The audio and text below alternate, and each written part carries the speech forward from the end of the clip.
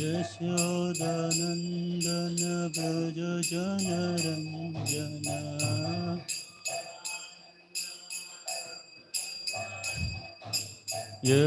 Yashodanandan Vraj जनरञ्जना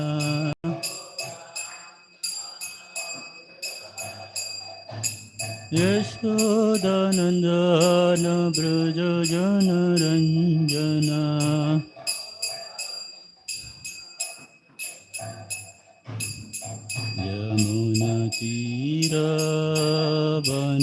यमुनतीरवनचारी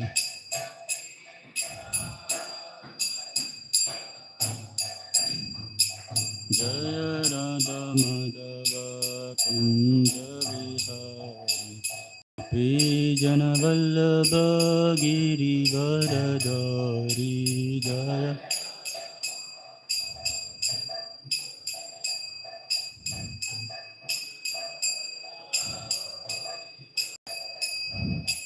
Hare Krishna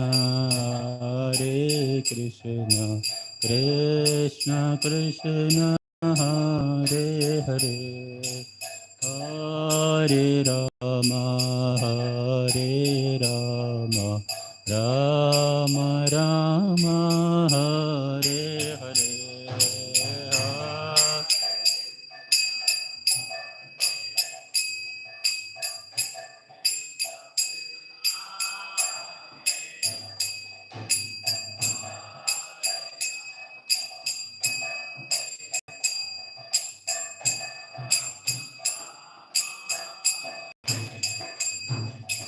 Hare Krishna Krishna Krishna Hare Hare Hare Rama Rama Rama Hare Hare Hare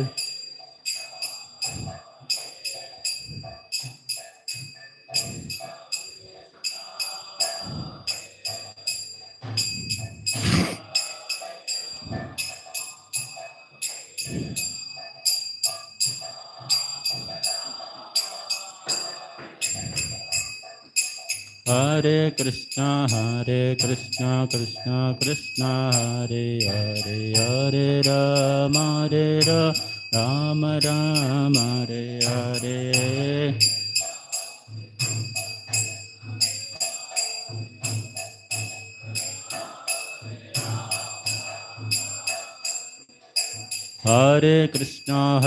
Hare Krishna Krishna Krishna Hare Hare Hare Rama Rama Rama Hare Hare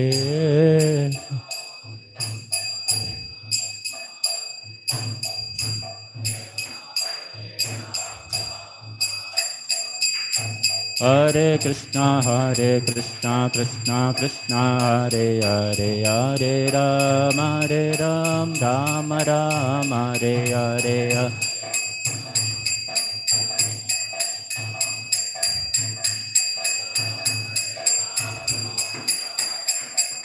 Hare Krishna Krishna Krishna Hare Hare Hare Rama Rama Rama Hare Hare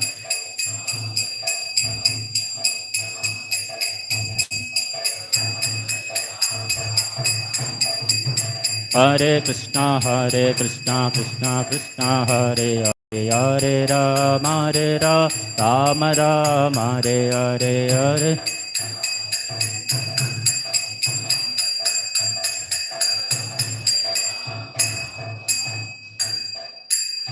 Shri Ram Sankirtan ki jai, Shri Prabhupada ki jai. Om Namo Bhagavate Vasudevaya. Om Namo Bhagavate Vasudevaya. Om Namo Bhagavate Vasudevaya. Om Jnanatimidandasya Gnananjana Shalakaya Chakshurunmilitam Yena Tasmai Shri Gurave Namaha. Shri Chaitanya Manobhishtam Sthapitam Yena Bhutale Swayam Rupa Kadamaiham Dadati Swapadantikam Vandeham Sri Guru Sri Yuta Padakamalam Sri Gurun Vaishnavamscha Sri Rupam Sagrajatam Sahagana Raghunathanvitam Tvam Sajivam Sadvaitam Savadutam Parijana Sahitam Krishna Chaitanya Devam Sri Radha Krishna Padan Sahagana Lalitan Sri Vishakanvitamsya Nama Om Vishnu Padaya Krishna Prasthaya Bhutale Srimate Bhaktivedanta Swaminiti Namine Namaste Saraswate Deve Gauravani Pracharine Nirvishesha Sunyavadi Paschatya Deshatarine Namo Mahavadanyaya Krishna Prema Pradayate Krishnaya Krishna Chaitanya Namine Goratvise Namaha He Krishna Karuna Sindhu Dinabandhu Jagatpate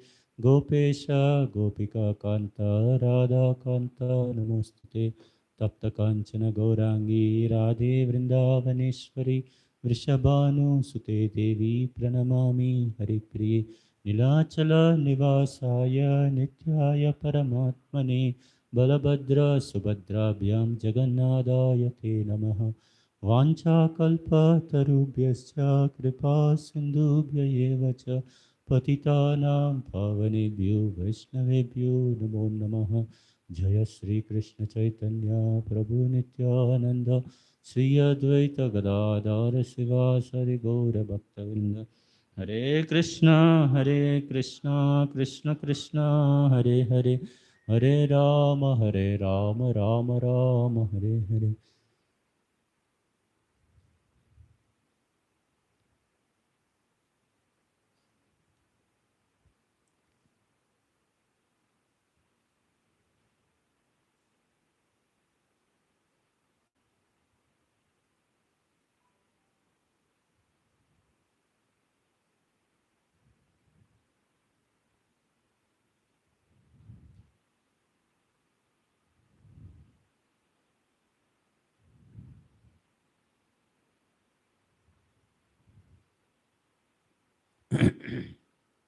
Hare Krishna.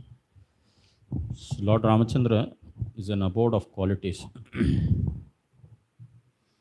One of the prime reasons for which Lord Ramachandra had descended is to exhibit exemplary character and to set an example for all generations to come. He is called as Maryada Purushottam, just as Krishna is called as Purna Purushottam. So similarly, Lord Ramachandra is called as Maryada Purushottam. So he has come in order to exhibit an ocean of good qualities. Valmiki repeatedly refers to Lord Ram's oceanic qualities. Repeatedly he speaks about it. So there are several qualities which we can discuss, but the quality which we are going to discuss today is how Lord Ramachandra offers shelter and faith to his devotees. Lord Ramachandra and his devotees as well, Hanuman or Lord Ramachandra. How they offer shelter and faith to his devotees. On this topic we are going to discuss today. Ramayana, if we see, very interestingly, the Balakanda, which is very small actually. I mean to say, Lord Ram's Balya Leela is not, very few slokas are described, that's all. But that is the lengthiest period probably, because more than 25 years Lord Ramchandra has spent Balya Leela. And in fact, around more than 25 years, So, but still, very few slokas are given. On the other hand, Sundarakanda is only for 5 days. So Hanuman leaped. The point where Hanuman leaped, that is Sundarakanda, and he came back. That's only for hardly 5 days. But each and every detail is so much described that it is one of the 6 kandas. Similarly, Yuddha Kanda is also not very big, not very lengthy. It's for a few days, but still, it will be, there is one whole Kanda for it. So in this way, because one of the prime reasons for Lord Ram's descent is to kill Ravan. So that has to be highlighted very much. And therefore, it has been microscoped in a very, and it has been enlarged in a very beautiful way. So when Lord Ramachandra had, since we are discussing a particular quality, we'll go and discuss a few pastimes here and there. We'll not get into the whole Ramayana, otherwise we don't know, So we'll go into Dhandakaranya. So Lord Ramachandra is traveling in Dhandakaranya. He goes to Sharabanga Rishi's ashram. So once he goes to Sharabanga Rishi's ashram, so after Sharabanga Rishi's ashram, he goes to Sutikshna Rishi's ashram, and after that he goes to Agastya Rishi's ashram. And after he goes and resides, after that he goes and resides in Panchavati. So Sharabanga Rishi, when he reaches Sharabanga Rishi's ashram, he sees that Indra is coming out of the kutir, small kutir, somewhere deep in the forest, and Indra is coming out of that kutir with all his paraphernalia and associates and Indra, whatever he has, his chariot and all of that. First of all, these are manavas, these are human beings, Ramachandra, Sita and Lakshman, they are human. Of course, they are Supreme Personality, but they are playing the role of human being. So they were surprised, what is Indra doing here? First of all, who can identify Indra? Imagine if Indra comes and sits here, we will not probably be able to identify, we may not identify. So they were all wondering. So Sita asked, it appears that, from Shastras we have read the descriptions of Indra, this person seems to be like Indra only. So Ramchandra says, yes, what you are saying is true. Indra does not face them. As Ram is entering in, Indra sees them and he covers his face and goes away. He doesn't face them actually, Indra. So anyway, they go into Sharabanga Rishi's ashram, and Sharabanga Rishi becomes very happy. He says, my Lord, you have come, I have been waiting for you from thousands of years. I have been doing penance here, I have been waiting for you for thousands of years. Today my darshan, I am getting your darshan, that is the perfection of my life. So please let me know how can I serve you. So Ramachandra says, before I answer your question, you answer my question first. My question is that why Indra had come here out of the whole places, everywhere in this universe, this small kutir, what is the purpose of Indra's descent here? So Sharabanga Rishi frankly tells that actually I have done so much penance throughout my life, and the fruit of my penance had already come. So Indra had come to invite me to Brahmaloka. The fruit of my penance is that I will attain Brahmaloka, and of course he's a great devotee of Lord Ramchandra, he'll attain Vaikuntha, but still, he's saying that I'll attain Brahmaloka. So Indra had come to give me invitation to come to Brahmaloka. But then I thought that you are supposed to come. These all rishis, they have that Divya Gyan that Lord Ramchandra is soon going to come. So you are supposed to come, so therefore I'll wait for you. So I told Indra, you go ahead, I'll wait for some time and I'll take darshan of Lord Ramchandra. I have been doing penance upon him, I have been meditating upon him throughout my life. So the object of my fulfillment is going to come right now, in a few days. So you go ahead. So I told him to go ahead, and I stayed back to get your darshan. So now now I have got your darshan, so I want to offer you something. Now these rishis, what do they have? They don't have anything. They only have kandamul, fruits and roots, which they get everywhere anyway, which anybody gets anywhere anyway. So they don't have any riches, they don't have any sampati, they don't have ornaments, they don't have a palace, they don't have a good facility to offer to Kshatriya. Ramchandra is a Kshatriya, he's the king, emperor of the whole world. Whole world. So what can they offer? So what can I offer? But they have a particular sampatti. They have particular opulence. What is that opulence? They have the opulence which they have. The opulence which they have accumulated by their penance. So Sharabanga Rishi says, my Lord, I have got the opulence of attaining Brahmaloka, so I'll offer it to you. That means what he's saying, that my Lord, you accept this opulence which I have, and you be happy, you go to Brahmaloka and be happy there, because Svargaloka and Brahmaloka, they have superior happiness. So you be happy there, and this also means that Sharabanga Rishi will continue staying there, because if someone is giving away the opulence to someone else, that means he will continue with whatever. So he has been accumulating this opulence for thousands of lifetimes. So that is his sampatti, which he has been, just like, if somebody accumulates one's bank account, 10 years, it accumulates, 20 years, it accumulates, 30 years, 40 years, 50 years, it accumulates to some amount. And somebody, government wala comes, he will take the whole thing, in name of tax. Or some dacoits come, they steal away everything. He'll get suicide, heart attack, and he'll die. you know. So, so, but still in this world, if somebody comes, lot or great personality comes, then ordinary people, which they accumulate, their biggest treasure, they want to offer it. So, what is the treasure which this Sarabanga Rishi has? From thousands of lifetimes, he has been observing penance, and he wants to offer that tapobal, if he wants to offer that the fruits of that penance to Lord Ramachandra. Anyway, Lord Ramachandra denies. He says that we are Kshatriyas, we are not supposed to accept charity. Rather, on the strength of our own arms, we'll do our duties and attain results of it. Like that, he says, and he says, and then he says, then Sarabanga Rishi says, my dear Lord, give me farewell. Now, the purpose of my wait has ended.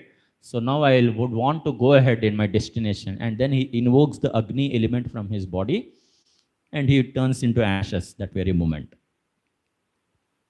And then he goes back home, back to Godhead. So this is the story of Sarabanga Rishi. So after Sarabanga Rishi, Lord, he's there in the Dhandakaranya. Ramachandra had come for a particular purpose to kill Ravan. That is the main reason why, one of the main reasons why Lord Ramachandra had come. So now that purpose is going to get fulfilled in a few days. So now the drama is being enacted. All the the pastime of Lord Ramachandra, all these sages are a part of this drama. So now all the sages of Dhandakaranya, they come together. They all come together. They go to Ramachandra and they come and offer prayers. So the prayers which they offer are very interesting and noteworthy. So the first prayer which they offer is that, my dear Lord, you are like the charioteer of our lives. And you are the Indra, you are like the Indra of this world. And then they go on to say the next prayer, Jai Shri Radha Govind Shri Chaitanya Mahaprabhu ki jai, Navami Subhadra Maharani ki jai, Sitaram Lakshman Hanuman ki jai. So, Shri Prabhupada ki jai. So they say that you are the charioteer of our minds, you are the charioteer of our lives, and you are like the Indra of this world. And then the second prayer which they offer is that, not only because this, certainly Lord Ramachandra is the king of this world, he's, Dasharatha Maharaj is the emperor, so he is the king of this world. But they rectify it. They rectify it means they repeat. I mean, the next sloka they say that not only are you the emperor of this world, but you are the Swami of all the three worlds. The whole universe is under you, by which they are actually saying that, you are the Supreme Personality of Godhead who has descended in order to, punish the miscreants and in order to protect the pious. So then they go on to say, my Lord, you are, then, after offering this prayer, after offering this heartfelt prayer, that how Lord Ram is the Supreme Personality of Godhead, and we are meditating upon this beautiful form. So like that, they offer this prayer, and then the next, then they start offering prayers. My dear Lord, you are a Kshatriya, we are all Brahmanas. The duty of a Kshatriya is to protect the Brahmanas. And then they start offering prayers. They say, my Lord, we are all troubled by all these demons. These demons, they come here and there. Dhandakaranya, that is the densest forest where Janasthan, Kara and Dushan and all his associates are staying there. And they would come, and then these sages, they would go and start doing penance. They would make a Yajna on the bank of Sarayu or whatever, Ganga, whatever. They would make a Godavari. They would make a Yajna on the bank of Godavari, and they would offer oblations to that in that Yajna. While they are offering oblations in that Yajna, some Rakshasa would come, some demon would come, and he would eat them alive. And then he would spit away the bones. So then these Rishis of Dhandakaranya, they go, they take Lord Ramachandra and Parikrama in that place, and they take him around. They show all the, bones, haddi, all these different lying here and there. Yes, they see, my Lord, you see, kindly see, how these demons have, killed the sages, and their bones are lying here and there. So they come and they offer prayers, my Lord. It's our humble prayer, we are extremely troubled and humiliated and embarrassed, and we are in extreme fear. So kindly protect us. We, other than you, there is no other shelter for us. Please protect us and And without you, how will we maintain our life? And these are not ordinary sages. It is said, some of these sages, they used to eat once in a day only. Some of these sages, they never used to eat. They used to drink water only. Some of these sages, they never used to drink water. They used to drink air only. Some of these sages, they never used to breathe air. They used to live on sunlight. Some of these sages, they never used, they once in a while, once in a while, they used to breathe sunlight. I mean, to experience sunlight.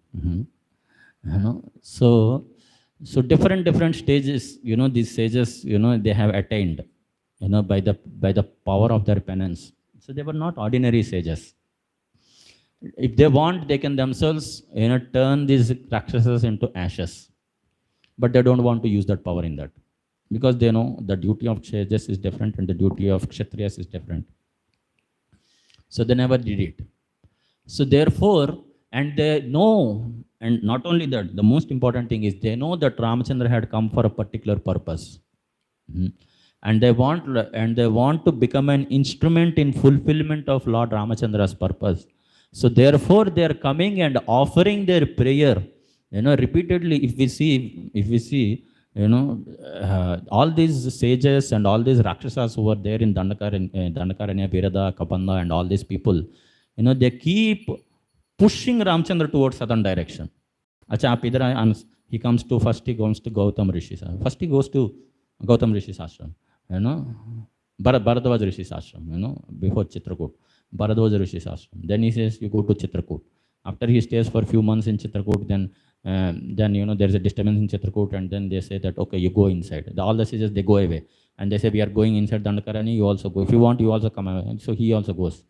And then he goes and he meets that Anasuya and Gautam Rishi, right? Gautam Rishi's ashram, he goes. He says, you go ahead, deep inside Dhandakaranya. So he goes. Then he meets Sarvanga. Then he meets Sutikshna. And then Sutikshna says he goes to Agastya. Sutikshna is brother of Agastya. Rishi's ashram. And he goes to Agastya Rishi's ashram. Agastya Rishi says, you go and stay in the gadda of all the Rakshasas, Janasthan. Right in the place where all the Rakshasas are staying, all the Rakshasas, they made their camp in Janasthan, 14,000 Rakshasas, you go and stay there. He gives them place. Agastya Rishi tells, of all the places in the whole universe, he gives them place there. So these Rakshasas are pushing Ramchandra because they know what is his descent, reason of his descent. So at the same time, not only are they pushing him towards that direction, but also they are offering prayers. They are go and supplicate, they are rendering heartfelt prayers, my Lord, other than you, who else can give us shelter? These devilish Rakshasas, we don't know when they will come, when they will kill us, when they will eat us. They will come, somebody is doing, as we were discussing, somebody is doing penance, all of a sudden they will come and they will, live person, they will eat, and they will, uska, खून चूस के उसको हड्डी को फेंक देते. Such kind of activities they used to do, all these Rakshasas. And then they are showing, just see, there's a big pile of bones, they never destroyed them because they wanted to show to Lord Ram. There's a big pile of bones, they go and show, just see this pile of bones on this river bank, Godavari's river bank. So kindly protect us. So that kind of prayers they offer. Then Ramchandra becomes very humble. He says, my dear Brahmanas, why are you offering prayers? You are supposed to give me command. You are supposed to command me. You are superior to me, Kshatriya. Brahmanas are supposed to command Kshatriyas. So you are supposed to give me command. Today I will make a solemn prayer. This is how Lord Ramchandra gives shelter. He gives that vow. He gives that promise to all the Brahmanas. He tells, today I will make a solemn vow. Today I take a oath that I will exterminate all the Rakshasas in this earthly planet. Like that he takes a vow. And he just doesn't say. After that, there's a conversation. We'll get into it. So he, once he proclaims that vow, then all the Brahmanas, they become happy. So they go ahead, they go to Sutikshna Rishi's ashram. On the way, Mother Sita says, my Lord, there are 3 avagunas in any person.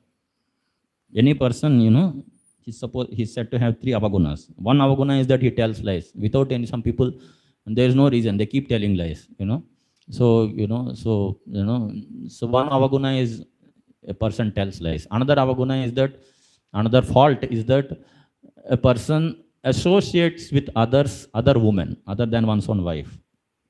And third fault is that a person gives himsa, person does violence to others, without any reason. So these are the three faults. As far as you are concerned, you never tell lies. For the sake of truth, you have given up the kingdom and you have come, you are experiencing vanavasa. So there is no fault in you. And the second thing, there is no question of, there is no spot, there is no blemish only. You don't have any other, you never even look at other man's wives. So there are no two faults. But this third one, I am little concerned. And because you have made a promise to the Brahmanas, and these Rakshasas, they are not doing anything to you. They are doing their own activities. They are not doing anything to you. So this third one, I am worried, that, without doing any violence to you, why do you want to do violence? Anyway, these Brahmanas are powerful enough. If they want, they can kill the Rakshasas. So why do you want to? And then she goes on to tell a story. She tells a story. There was one sage. There was one sage who was doing a intense penance. So as usual, Indra had become very insecure. Of course, that is Indra's duty also. We can't say just that he's insecure. That is his duty also to test people. So Indra, one sage was doing intense penance. Then Indra thought that, this person is doing a lot of penance. So we have to do something. So then he goes in disguise of a traveler. He has a sharp sword with him.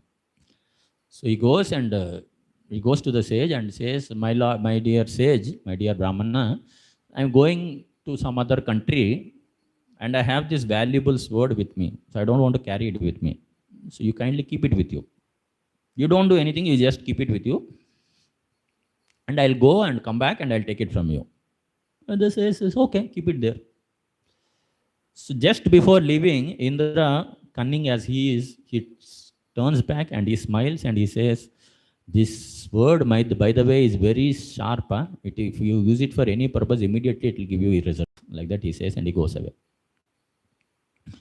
He says he does not worry so much. He keeps that sword there and he is doing his penance. And this sage, he used to go and, because they pluck roots and fruits and all that. And there is some endeavor in plucking those fruits and roots and all that. So that day also he went and he was plucking and there was some more endeavor probably by Indra's desire, So then he thought, maybe I'll use that sword, he thought. He goes and he tries to pluck it. Just he does it like that, immediately everything comes out.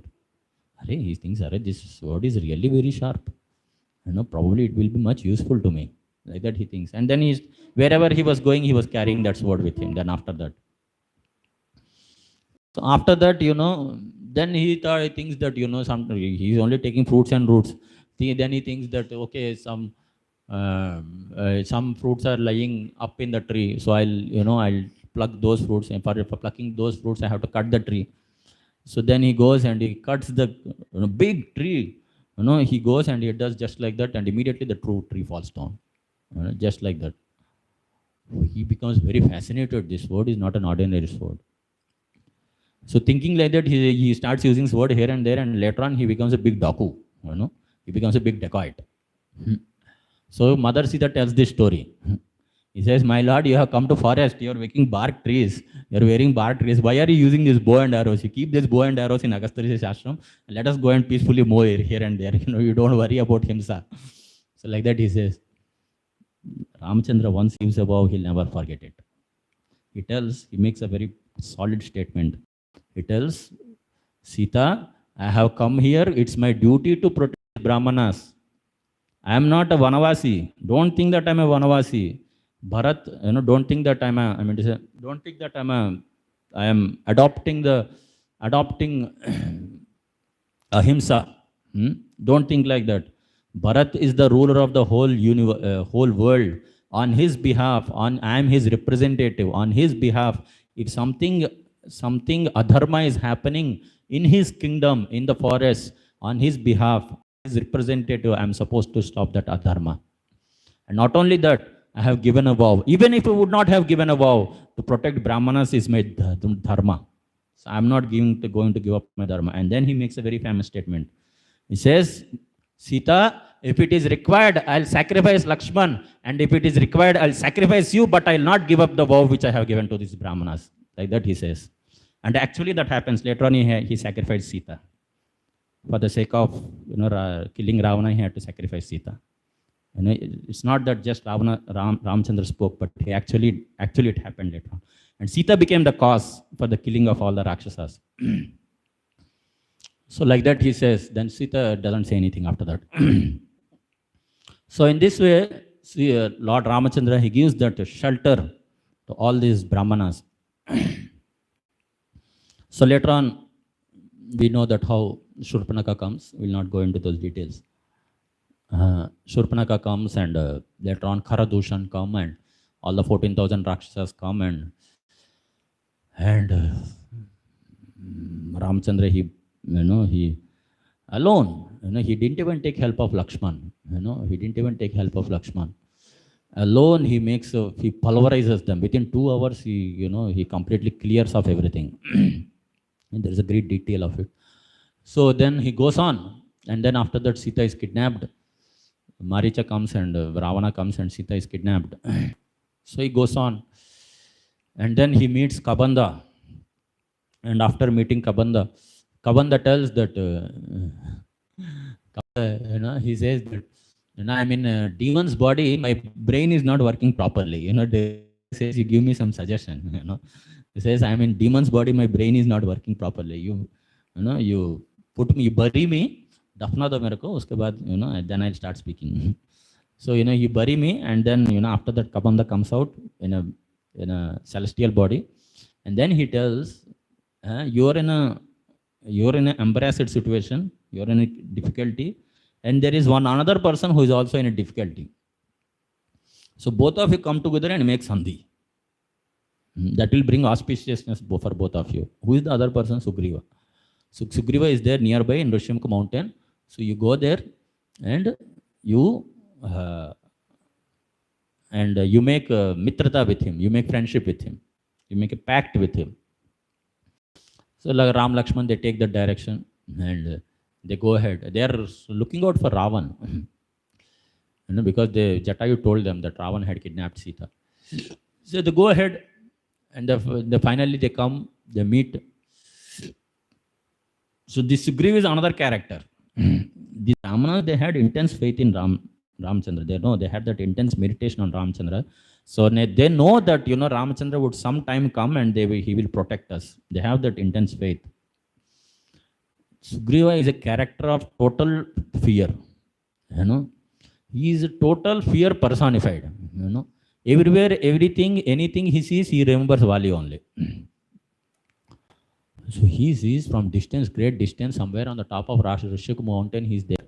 And from there, he sees 2 personalities, 2 Rajkumaras are coming, and they are wearing bark clothes, and they are having sharp arrows and sharp bows, and this sword and all these different kinds of weapons. And he then immediately starts jumping up and down, like a Vanara. He's a Vana only anyway. He starts jumping up and down, like a monkey. He says, "Arey, what to do? He catches hold of Hanuman, and he says, Hanuman, go and find out these people. We don't know who are they. Probably Vali has sent them.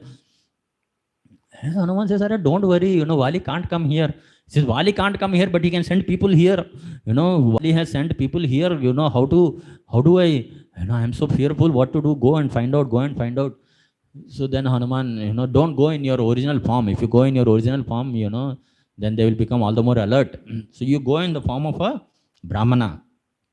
So go in the form of a Brahmana, change your form and go there and find out what are they up to. What is their purpose?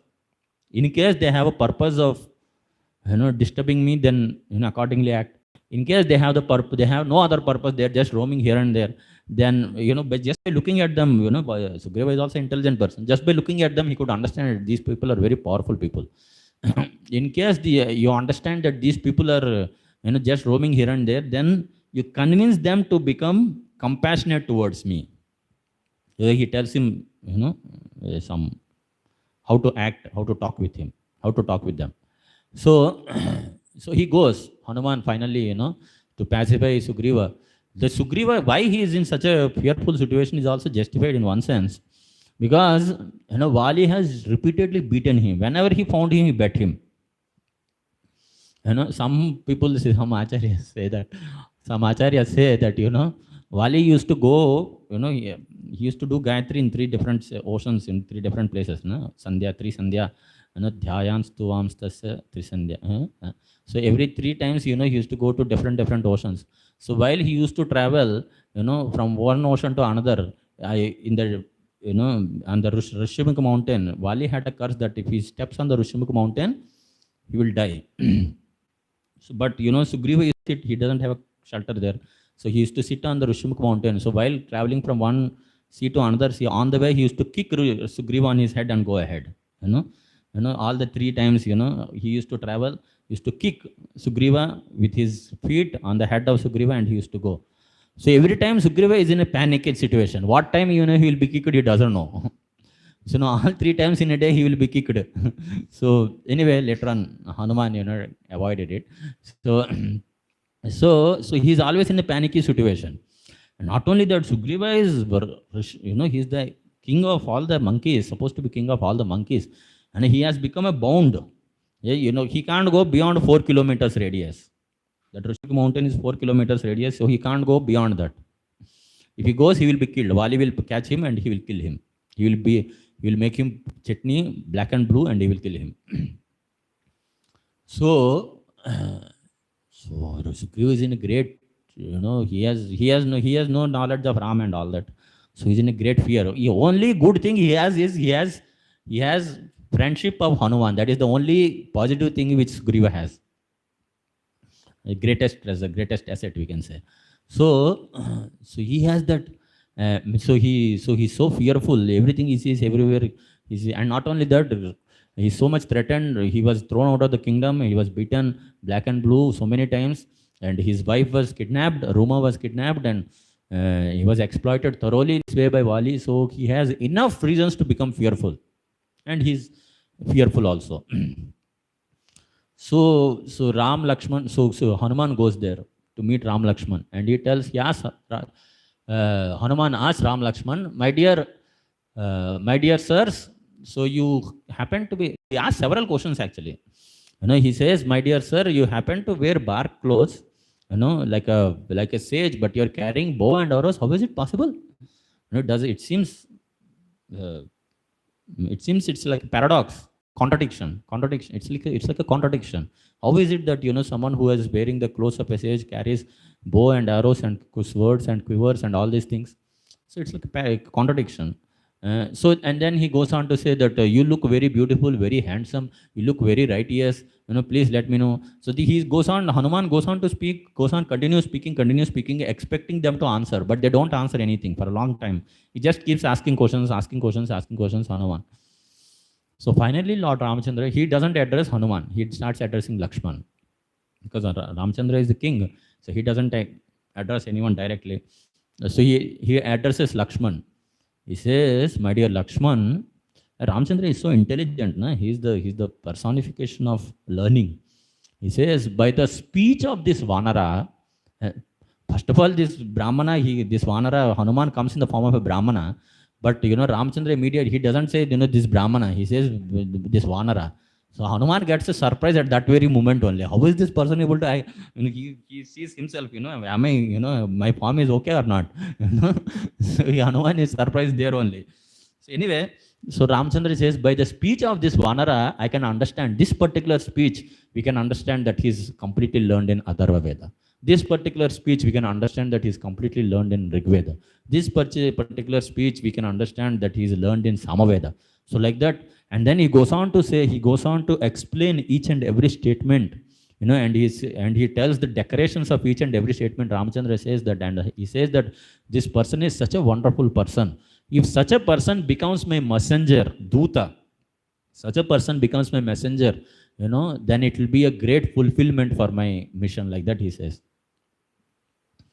And then Lakshman, he goes on to tells the story of the whole story to Hanuman as to how they were Dashrath Sutta and how they were exiled, and the whole story he tells. Then Lakshman says that the king of the person who is supposed to be the king of the whole universe, earthly planet, he has come to take shelter of Sugriva. Like that Lakshman says actually. He has come to take shelter of Sugriva because he is in need of Sita, search for Sita. So Hanuman, so we want to meet Sugriva, so please arrange for that meeting. So Hanuman becomes very happy because, these are no ordinary souls and they can help Vali a lot. Probably they can kill Vali. They can help Sugriva a lot and they can kill Vali. And and they are also in need. So certainly they will, there will be a mitrata. There will be a friendship pact. So Hanuman he carries them on his shoulders and he takes them to the top of Rishimik mountain and he convinces Sugriva, don't worry, these are not your friends, these are not your enemies, they are your friends, they have come to become allies with you. So, and then they come, they do a yagya and of course, Sugriva is little, he understands Ramchandra, but he doesn't offer sufficient respect to Lakshman from the beginning. And he gets a good punishment also for that. We'll see later on. So, so he comes. So he, so they do a yagya and they make a formal friendship pact. So after the formal friendship pact, Ramchandra asks Sugriva. Actually, Sugriva asks Ramchandra. So my dear Ramchandra, since now we have made a formal friendship pact, so my distress is your distress. He only says, Sugriva only says, my distress is your distress and my happiness is your happiness. So I am distressed by this Vali, completely distressed by this Vali. So please tell me how I can be freed. Please free me from this distress please free me from distress of this Vali. So Ramchandra, he says, this is the fruit of friendship. And then again he makes a vow. He says that I will exterminate Vali, you don't worry. And because he knows, that this Vali is on the path of adharma, he knows that. So he says that I will kill Vali, you don't worry. He gives that promise again. But Sugriva, foolish as he is, he's not like those Brahmanas of Dhandakaranya. They are all like self-realized souls. Sugriva, foolish as he is, he hears that promise, but still he doesn't believe in that promise. He starts doubting the strength of Ramchandra only. He's so fearful. He's so fearful that, he feels that even Supreme Personality of Godhead cannot remove my fear. That is the problem of Sugriva here. Of course, he's displaying that patra, he's displaying that character here. So, he's so fearful that he feels that even Supreme Personality of Godhead, Ramchandra, can also cannot free me of this fear. So he says, my dear Lord, though I have faith in you, still I have some doubts. Because this Vali is very powerful, he is not an ordinary soul. He says that when Dundubi had come, so Dundubi is a big Rakshasa who had come in the form of a bull. He had big horns and he had come in the form of a bull and he challenged Vali and Vali had beaten him black and blue and he made, what do we say, ऐसे घुमा के फेंक दिया उनको, so he encircled him like this and he threw him away, and when he threw him away he flew to 10 yojanas far, 80 miles far. This Dundubi had flown 80 miles far. He was a very powerful Rakshasa and he had fell here in this particular Matanga Rishi's ashram, Rishimuk mountain, after which Vali got a curse anyway. So, so he had fallen here, and so when he threw this Dundubi, so he had fallen 10 yojanas far. So just see how powerful Vali is. Now can you, so the Dundubi's bones are lying there. So can you also throw them away 10 yojanas far? So like that he asked. He wants to test the strength of Ramachandra, because now the problem is that Ramachandra is going to tell Vali, Sugriva, you go and give challenge to Vali. Imagine Ramachandra is not able to support him. Then he is dead and gone. He is gone. So Sugriva is doubly careful now, to protect himself. So he tells that, can you kick these bones away far off? So Ramachandra does not, actually he says, can you throw them away? So Ramchandra does not even use his hands. He doesn't even use his leg. He uses his toe. Toe, toe, no, feet ka samne wala portion, you know. So, he doesn't use his leg completely also. He doesn't raise his leg completely also. The feet, this, the front portion of the feet, the toe, he does like this, and he does it like this. Those bones, he does it like this. So these bones, they flow 100 yojanas far off. When Ramchandra just uses his toe and he kicks them away. This Sugriva, fool number one as he is, still he doesn't have faith enough. He says when Dundubi had come, he had, full blood and bones and flesh and marms and all these different things in his body. And now everything is dried up, only bones are there. So, though you did a remarkable feat, still, I didn't get that sufficient faith. So then what to do? Then he says this. Then now different Ramayanas, different poets, they say different ways. One poet, he says that there are 7 salt trees. They are in a circle. So they are in a circle, and Wali has a particular, he has these are big salt trees. These are not like, these are different trees which he see here. Not like these trees. Big salt trees. Such big salt trees. And at that time, Ramchandra had pierced them, and they were delivered by Lord Chaitanya recently. Such big salt trees they are. They have lived for millions of years. So anyway, so he tells, Sugriva tells, so they are in a circle. So what is the sport of this Vali? I'll tell you. So he used to catch one salt tree, big salt tree, used to bring it down like this. Bend it and bring it down like this. Put it in one hand. He used to fly, catch another salt tree, bring it down like this. Put it in that hand. He used to fly, bring down the third salt tree, put it in his hand. Like that, he used to bring all the 7 salt trees, put it in his one fist, and he used to catch them like this. All the 7, which are in a circle, all the 7 salt trees, catch them in a fist like this, and then all of a sudden, he used to release it like this.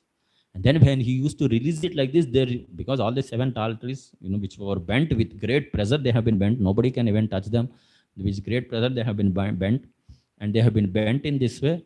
And when he releases them, there's a huge thundering sound, heavy thundering sound.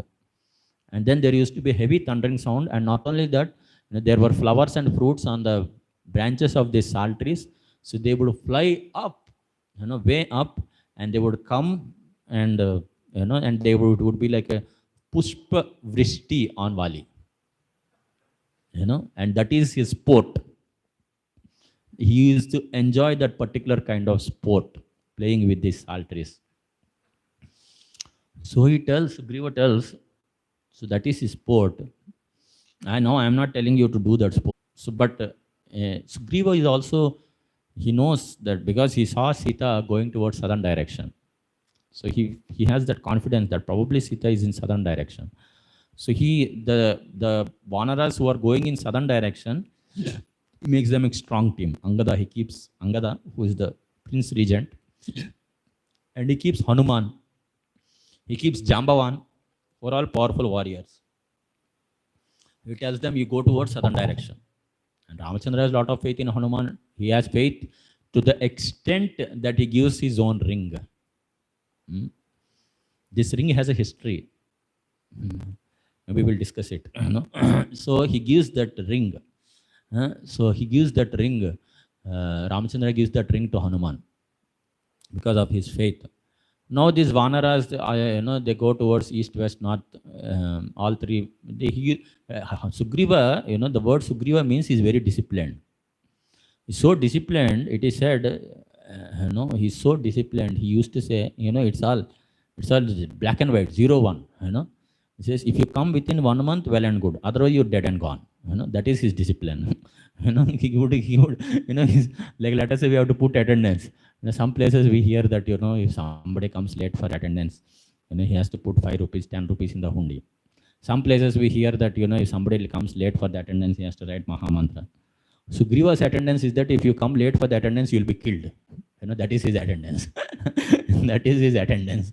Sugriva, such disciplined he is. So he tells these Vanaras that, if you come more than 1 month late, you'll be killed. So they went east, west, north, they searched everywhere. They came back, they said Sita is not found.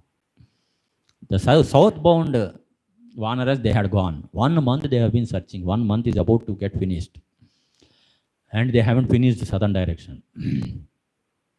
So they haven't finished southern direction. They are searching. There is no, they have entered Vindhya, the region of Vindhya. So there is no food, there is no water. All these millions of monkeys, they don't have any subsistence.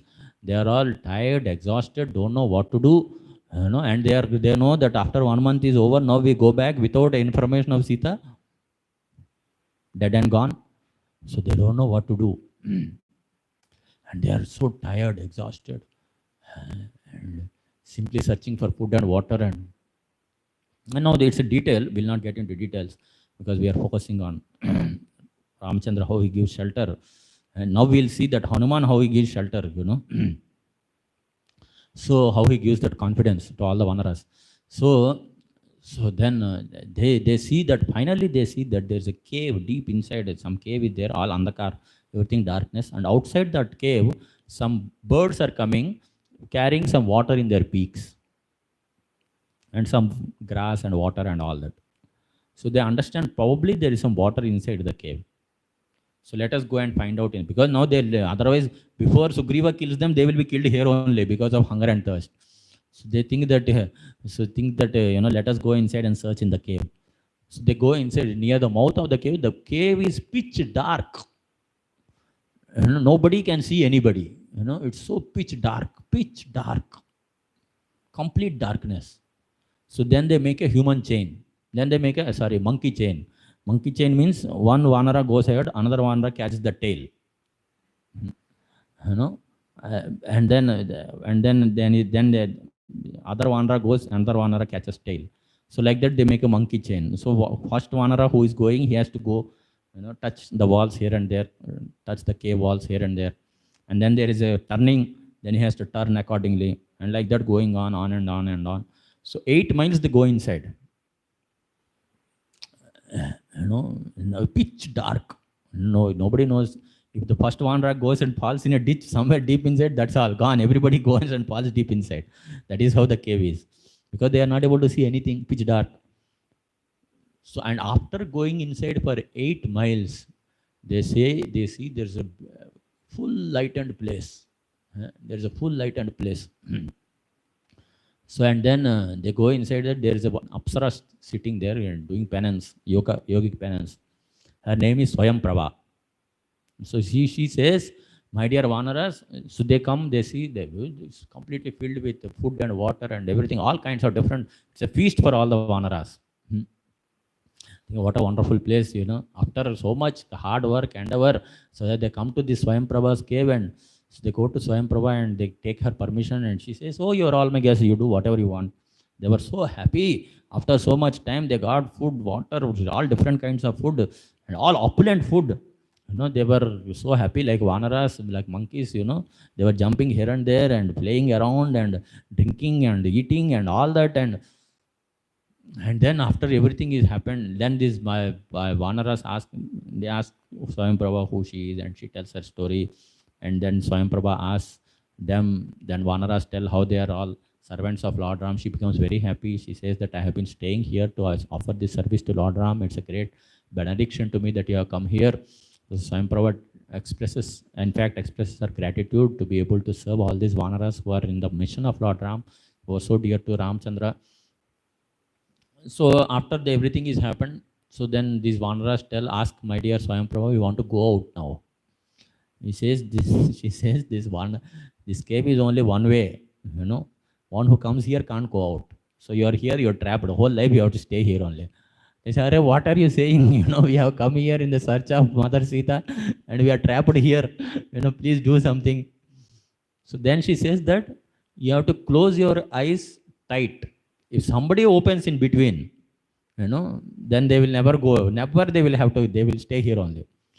So then what they do, Vanaras are they're fickle-minded. Na? Imagine they want to see what is happening in between, they don't know. so, so they not only close their eyes, they also close their eyes with their hands. They close their eyes with their hands also. And then she says, now you don't open your eyes. And after that, so they close their eyes in that way. And then after some time she says, now you open your eyes. And then they open their eyes and they see that they're outside the cave in the other direction. So, and then she says, okay, now my job is done, I'll go back. And she gives a benediction to them, you'll become successful. Like that, she gives a benediction to them. So meanwhile, they come out, so they took one meal. How much time one meal will happen? Imagine even if it's an opulent feast, it will not go beyond half an hour. बहुत करेंगे तो ठीक है, 1 घंटा थोड़ा बात करके उसके साथ खेल के उसका इतना मजाक करके ये करके वो करके तो but it so happened that 2 months have passed by. 1 month they have been searching, and after going, this cave is a magical cave. Just like if you go to heavenly planets, when heavenly planets, 1 minute in heavenly planets is 1 day in heavenly planet is 6 months of earthly planet. Similarly, this is a magical cave. So half an hour in this magical cave is 2 months outside. So they came outside, the spring season has come. When they left after rainy season. And now they have come, spring season has come. 3 months have passed by. So what to do now? Sita is nowhere. They have only enjoyed Swayam Prabhu's food, and what to do now? If we go back, Sugriva, now there is no question only. Sugriva is, now there is no question only. Earlier there was at least a doubt. Probably within 1 month we'll go back. Around 1 month we'll go. Probably there is some doubt. Now there is no doubt only. So what to do? All these Vanaras are super confused now. Including Angada. Super confused. So they are all saying what to do. Instead of going back and being killed by him, better do fast here and kill ourselves here only. So one of the Sarnaras, he gives a suggestion. Let us, instead of being killed by Sugriva, let us commit suicide here only. Now what is the problem? One of the Vanaras, they are so dispirited. When we are confused, when somebody is confused, they don't know what to do. They get all these nonsense suggestions. So one suggestion. And Vanaras take it very seriously also. Not only this person's suggestion is accepted, but they take it very seriously also. So meanwhile, once Vanara, he out of nowhere he gives a suggestion. Acha, you are saying committing suicide. Why to commit suicide? That cave is anyway very beautiful, and somebody who goes inside that cave can't come out also. So let us go back into that cave only, na? One Vanara leader, he gives this suggestion. And the problem of democracy is very dangerous, All the Vanaras, they become very happy hearing this suggestion. They all say, very good suggestion, thali bajao. Angada also. He also about, he is the Prince Regent, he is the leader of the command, leader of the army. He says, very good suggestion. I think this is a very good suggestion. Let us go inside. If we go back, Sugriva will kill us. And Hanuman is devotee of Lord Ram. He knows the problem of these nonsense suggestions, Vanara-like suggestions, monkey suggestions. He says, he has to stop them now. What to do to stop them now? Hanuman is all alone. And he has Jambavan, who is little intelligent person along with him. Otherwise, everybody else is giving these foolish suggestions. And they are ready to go inside the cave also. So he tells, my dear Angad, he uses a principle of Bheda there. He says, my dear Angad, you are thinking very intelligently. Now think what is going to happen. You will go inside, and all these foolish wanderers, they are also going along with you. They are all like, darpok aadmi hai sab log. They all go along with you. But the main warriors, I and Jambavan, we will not go. We are not going to side with you for sure. We are not going to side with you because we know what Ramchandra wants.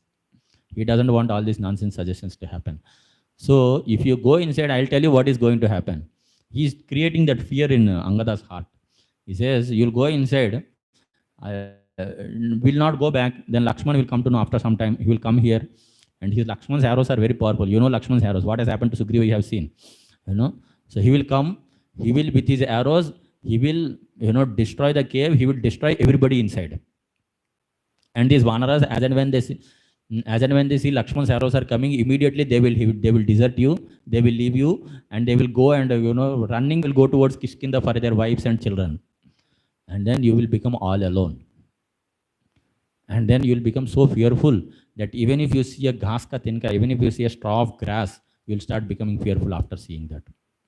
So you decide what to do now. So Angada becomes thoughtful. He's intelligent, na? He's a prince, so he becomes thoughtful. He says, what to do now? If I go back, Sugriva will kill. If I go inside the cave, you will desert me. You will not support me, and Jambavan will not support me. So I don't. ना घर का ना घाट का बन गया, क्या करूँ पता नहीं हमको. तो हम क्या करेंगे, इधर ही बैठ जाएंगे, सुसाइड करेंगे. अब that is the resolution. All monkeys, he sits there, Angad sits there, he says, I'll commit fast till death, satyagraha till death. No other recourse. Suicide, that is the only recourse now. No, also so discouraged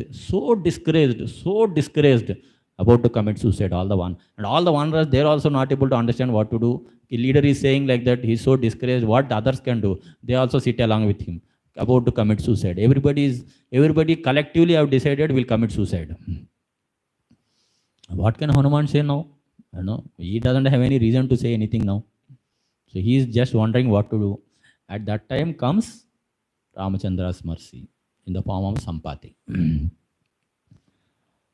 So, and he delivers the monkeys from their fear. The story goes ahead. So finally Sampati delivers them from that fear. So now they all go to the ocean, shore of the ocean. Again another problem. Again confusion. They see that ocean is 100 yojanas. That is one problem. That is smaller problem, because when Sugriva, he sent them, he said, all you monkeys are very powerful. I know that you can vault, you can make a jump, thousands of miles. So you don't have any fear in your hearts. So you go ahead and search Sita. Like that he's told, Sugriva told and sent them. Ramayana says that. So now these all wanderers, they have come, and 100 yojanas, that is one problem. But the bigger problem is other side. Who is there? Ravana. That is the bigger problem. So when Angada asked, so who can jump over the ocean? So everybody, probably they were having bigger capacity, but they were thinking, imagine if I tell 100 yojanas, they will tell you jump. And then I'll go there, Ravan will catch me by my neck and he will make a chutney out of me. He will massacre me. So better I'll tell I only can jump 10 yojanas. So one monkey says I can jump 10 yojanas. Another one thinks if I tell 10 yojanas, if I tell 8 yojanas, then they will think, you can jump much more. Why you are telling 8 yojanas, 10 yojanas? So another monkey says I can jump 20 yojanas. Another one says, let me tell little more, but less than 100. 30, so somebody else says 40, somebody else says 50, somebody else 60. Nobody says beyond 60, because if somebody says 70 or 80, they think you put little more energy, you can jump 100. And then Ravana will kill. So everybody is so fearful. Nobody is saying, in their hearts, they are all completely fearful. What will happen? What is going to happen? So they are all so fearful. Oh, now jumping is one thing. Going other side, dealing with Ravana, finding out Sita, who will do that task? So fearful. The problem here is the monkeys have lost all confidence throughout the whole, the whole thing, whole incidents, circumstances which had happened. Monkeys have lost all confidence. So they don't have confidence on themselves. So who will do that job? So somebody has to give confidence. So then, on the inspiration of Jambavan, Hanuman rises to that occasion. So as and when Jambavan had inspired Hanuman, Hanuman stood up and he started enlarging his size. So Hanuman says the size which he had, say he was 6 feet tall or something like that. So he made it 50 times that of his size. That means he became 300 feet tall and similar bodily proportion. So all the Vanaras are just seeing that how Hanuman's size is increasing. 50 times he became. And then he says, my dear Vanaras, you need not fear. I am the son of Vayu. I am the disciple of Surya. So you need not fear. I will go and bring Sita. I will go and find out about Sita. So then he joins both of his palms and he offers prayers to Surya, who is his spiritual master, and he offers prayers to Vayu, who is his father.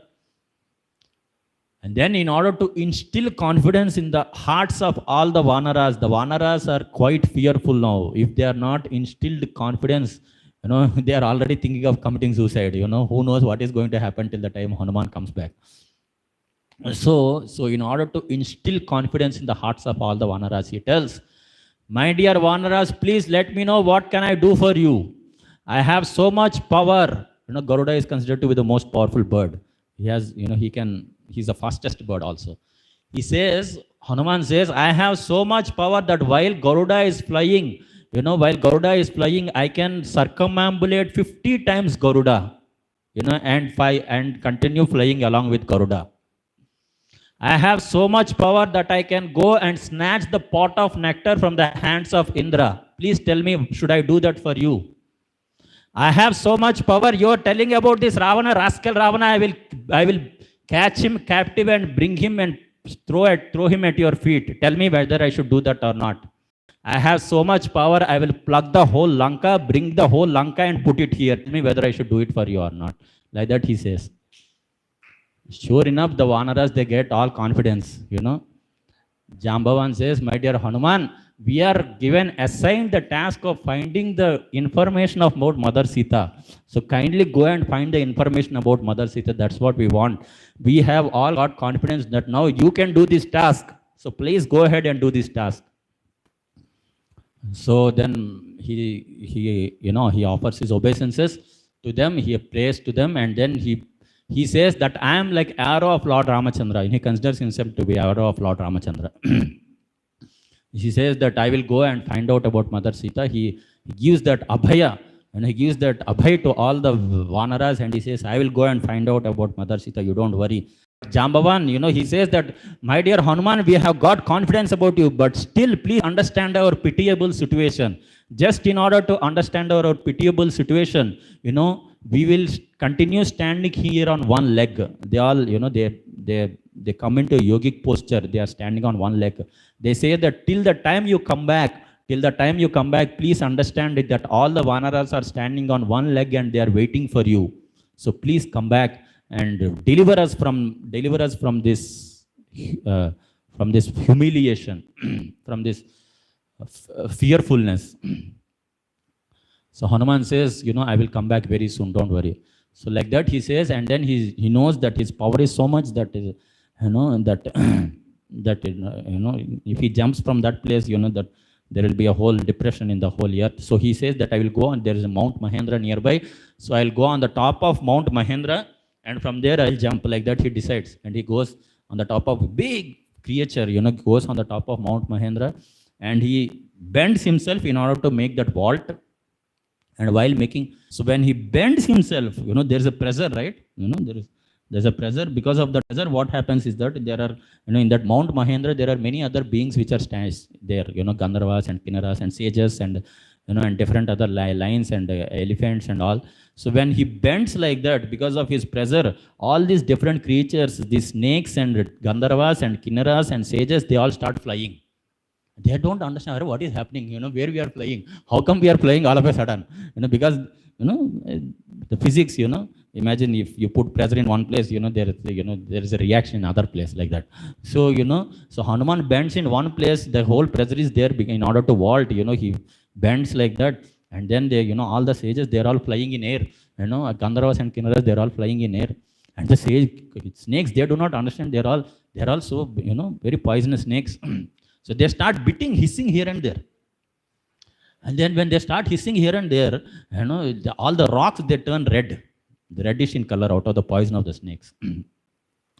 So in this way, Hanuman makes a jump. And when Hanuman makes a jump, When Hanuman makes a jump, Allah, by the pressure of Hanuman, there were trees around nearby. So they also, fly along with Hanuman, for some distance.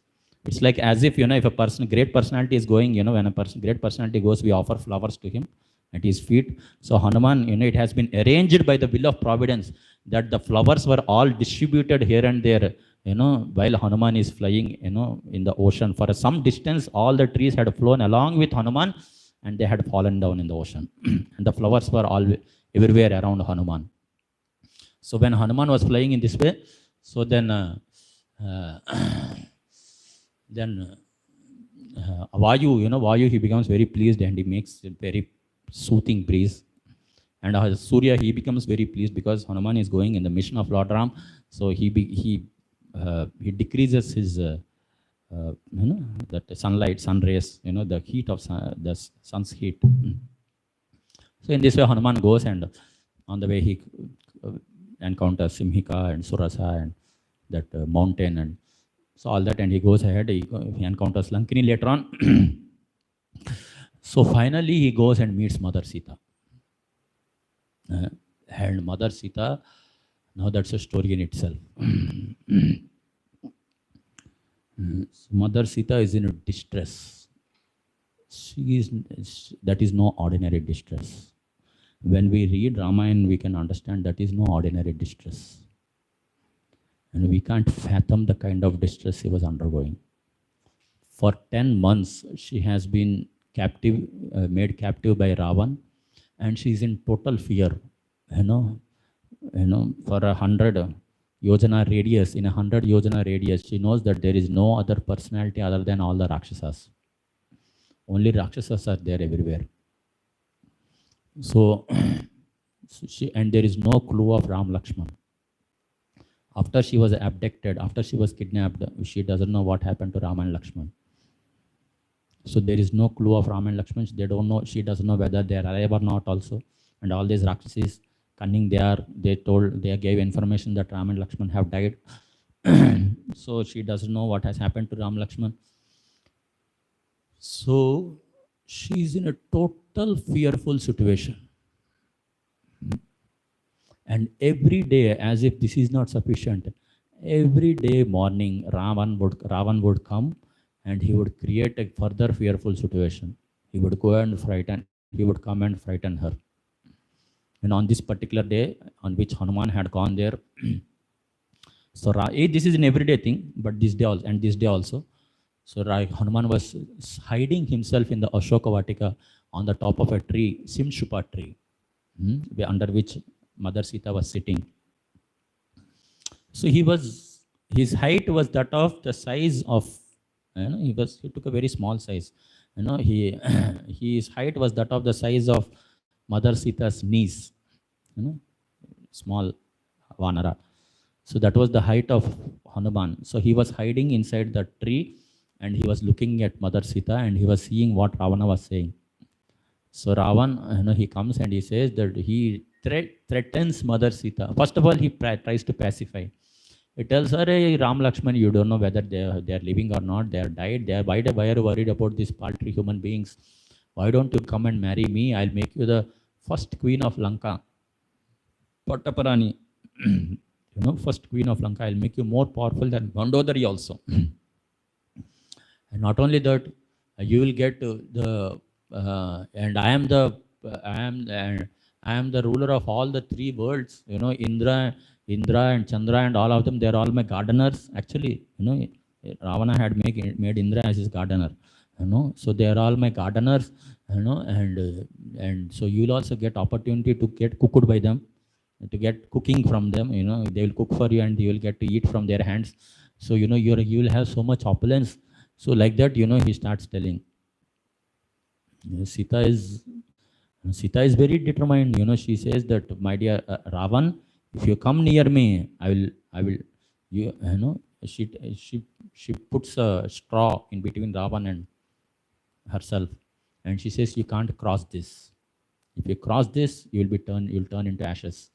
And she goes on to say, I have that power enough to turn you into ashes, but I know Ram Lakshman will soon come and they will kill you. So then Ravan becomes very angry. He says, he threatens her, do you think that Ram and Lakshmana are alive? They have died long back. They have died long back. The only reason, only, uh, you only have 2 months more. 1 year he had given time and 10 months have passed by. So you only have 2 months more. And the only reason for you to live is to become my queen, first queen. So in case you don't, you're a foolish woman. You're being given so much opulence and so much fortune, and still you're not accepting it. So if within 2 months you don't accept it, then he says that then I will cut you into pieces. I will cook you for my own breakfast, and they will eat you for my breakfast. Like that, he says very violently. He speaks.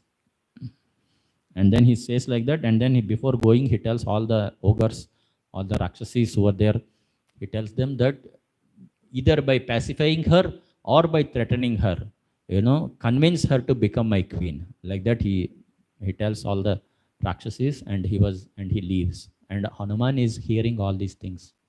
He becomes so angry, he was about to pounce upon Ravan only, at that time only, but he controls himself. So after that, Ravana leaves. And then, and then all these Rakshasis, they come and they say, the one Rakshasi says, starts pacifying. She says, my dear Sita, your Ravana is so powerful. He has Lanka. You will become first queen of Lanka. Why don't you marry him? You're such a foolish woman. You'll get so much power. You'll get so much opulence. You'll get so much comfort. Just accept it. Another says, you'll be more than Sachi. Like that, they all start pacifying, and she doesn't listen as usual. And then they go on to threaten her. She says, Sita, your liver is very tasty. I will cut your liver and eat it for my breakfast. Such violent remarks they keep saying. So another says, your kidney is very tasty. I will cut your kidney and I will eat it for my breakfast. Another says, I will cut your spleen. Like that, another says, your throat is very tasty. I am able to see your throat. I will cut your throat. Like that, they all, and these Rakshasis are very fearful. One Rakshasi has, has 3 legs. One Rakshasi has, head of a donkey and legs of a horse. Another Rakshasi has head of a horse. Another Rakshasi has head of a tiger. And they have head of a tiger and one eye in between. So like that, all fearful faces, all fearful forms, and they are all surrounding around Sita and all speaking all these nonsense, violent remarks. And Hanuman is sitting there. His anger is increasing minute by minute.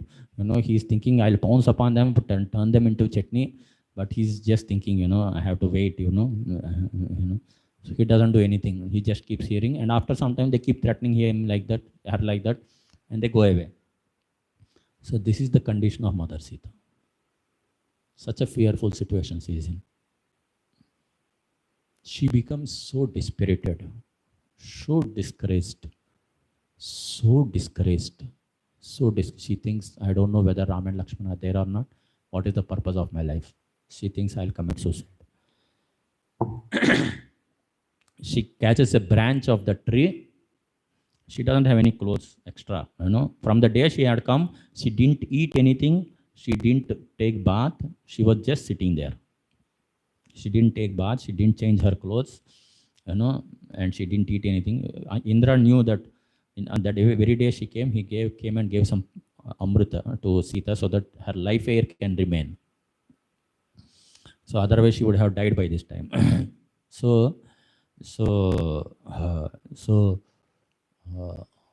Yeah. So then she thinks that Ram and Lakshman would not come, and she doesn't have any extra clothes. She thinks that I will commit suicide. How she will commit suicide? She catches the branch of a tree, and using her own braids in her hair, using her own braids, she ties herself to that branch, and she ties around her neck, and she was about to commit suicide. Because she was in such a fearful situation, being threatened by Rakshasas all the while, and Ravana every day he comes and she's always being fearful about Ravana. Anytime he may come, anytime he may eat me, anytime he comes and threatens. And all these Rakshasas are 24 hours guard around, several Rakshasas around, and there is no way, she has no information about Ram Lakshman, there is no devotee around, there is no one to sympathize with her around. And 10 months, this is not 1 day or 2 days, 10 months have passed by like this in this situation. What confidence can she get? So there is every reason for her to commit suicide. So Hanuman is seeing that her situation, pitiable situation. She was about to commit suicide. But then she thinks that, because Hanuman is there, she gets some auspicious omens on her body. Has her left eye starts twitching.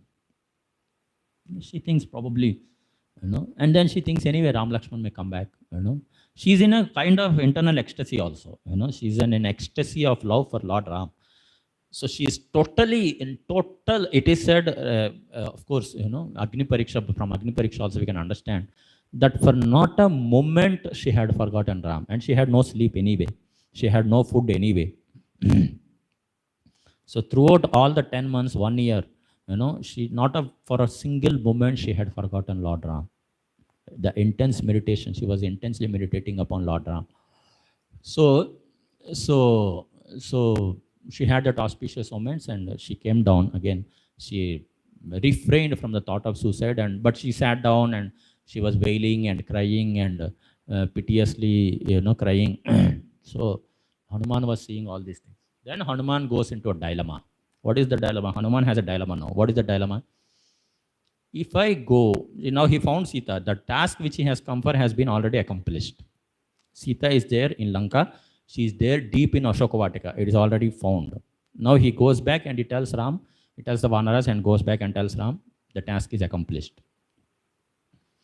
What is the problem? Problem is, he'll go back, tell Ram. Ram will take some time to get all the army back, fight with Ravan, and there will be some time.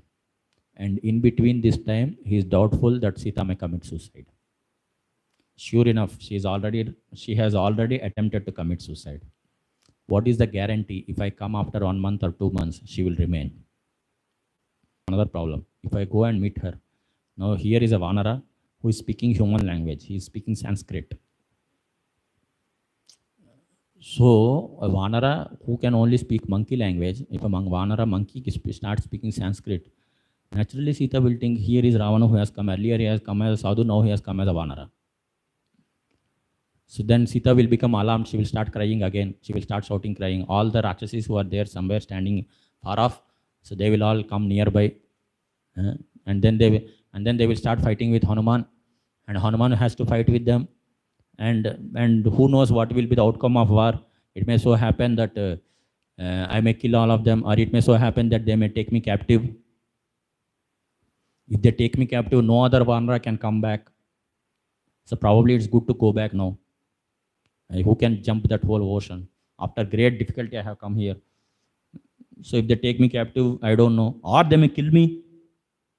And if I become killed, then Ram Lakshman, what will happen to them? They will also, be in a, they will not get information of Sita. Or if I continue fighting with them, I become very tired. I may not be able to jump back. So all these thoughts are going on. But on the other hand, if I don't talk with Mother Sita, I'll go back to Ramchandra and I'll tell Ramchandra I had seen Mother Sita. She is in this pitiable situation. And Ramchandra will ask me, so what message had she given me? The only thing is I haven't talked with her. Ramchandra will become very angry. He will destroy me. He will destroy me like fire. Fire will come out of his eyes. So then he thinks, what to do now? आगे उनके साथ जाके बात करेंगे, पता नहीं क्या होने वाला. सारे राक्षसी लोग आके मारेंगे, पता नहीं. और रामचंद्र का वापस ही नहीं जा पाएंगे शायद, पता नहीं. Who knows the outcome of war, what it would be. If I don't talk, I go back. The biggest problem is Sita may commit suicide by the time we come back. And Ram will ask what has happened to Sita. What is Sita saying? What message will I give to Ram? So Hanuman is in a dilemma. What to do now? So now the task of Hanuman begins. The main, the task Hanuman had, Ramanujacharya says here in this whole episode, Sita is like a conditioned soul. Hanuman is like Guru. Sita is in a fearful situation in this material world. Totally frightened because of the fear of Ravan. totally frightened. She is totally in a state of total fearfulness and seeking shelter. Now Hanuman has a duty, the Guru's duty. What is the duty of Hanuman? He has to give that faith, and he has to give that experience, that anubhava. He has to give that experience in the heart of Mother Sita, that you don't worry. Lord Ram is there for you. Krishna is waiting for us. Lord Ram is there for you. You need not worry. So he has to give that shelter and faith in the heart of Mother Sita. So that is the task which Hanuman is up to now. And if he doesn't do it, then he doesn't know that the other Sita will remain or not. So he has to do this very difficult task, because Sita is in such a constant fear. She may think that he is Ravana or something like that. So then Hanuman starts thinking what to do now.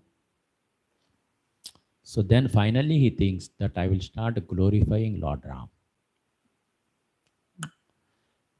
With a great devotion, with all devotion within his heart. And he thinks that I'll start glorifying Lord Ram with great devotion and in a beautiful meter. With Hanuman as such is a great poet, as a great musician. He has learnt all the skills from Surya Deva. So, with a beautiful meter, with beautiful poetic composition and music, and with great devotion, these compositions which are laden with devotion and love. And if I start singing the glories of Lord Ram in this way, then Mother Sita will become, and she will experience that love of Lord Ram, and she will gain faith and conviction that Lord Ram is there for her.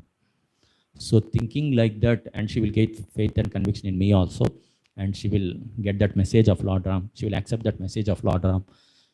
So thinking like that, he starts glorifying Lord Ram. He tells from the beginning how Dashrad, the great Dashrad, the Emperor Dashrad, he had 4 sons, Ram, Lakshman, Sita, Ram, Lakshman, Bharat, Shatrugna. And then, the whole story he tells. How, by the instruction of Kaikeyi, by the desire of Kaikeyi, Ram and Lakshman and Sita have been sent to forest, and Bharat had come. And so Sita was mesmerized after so many months.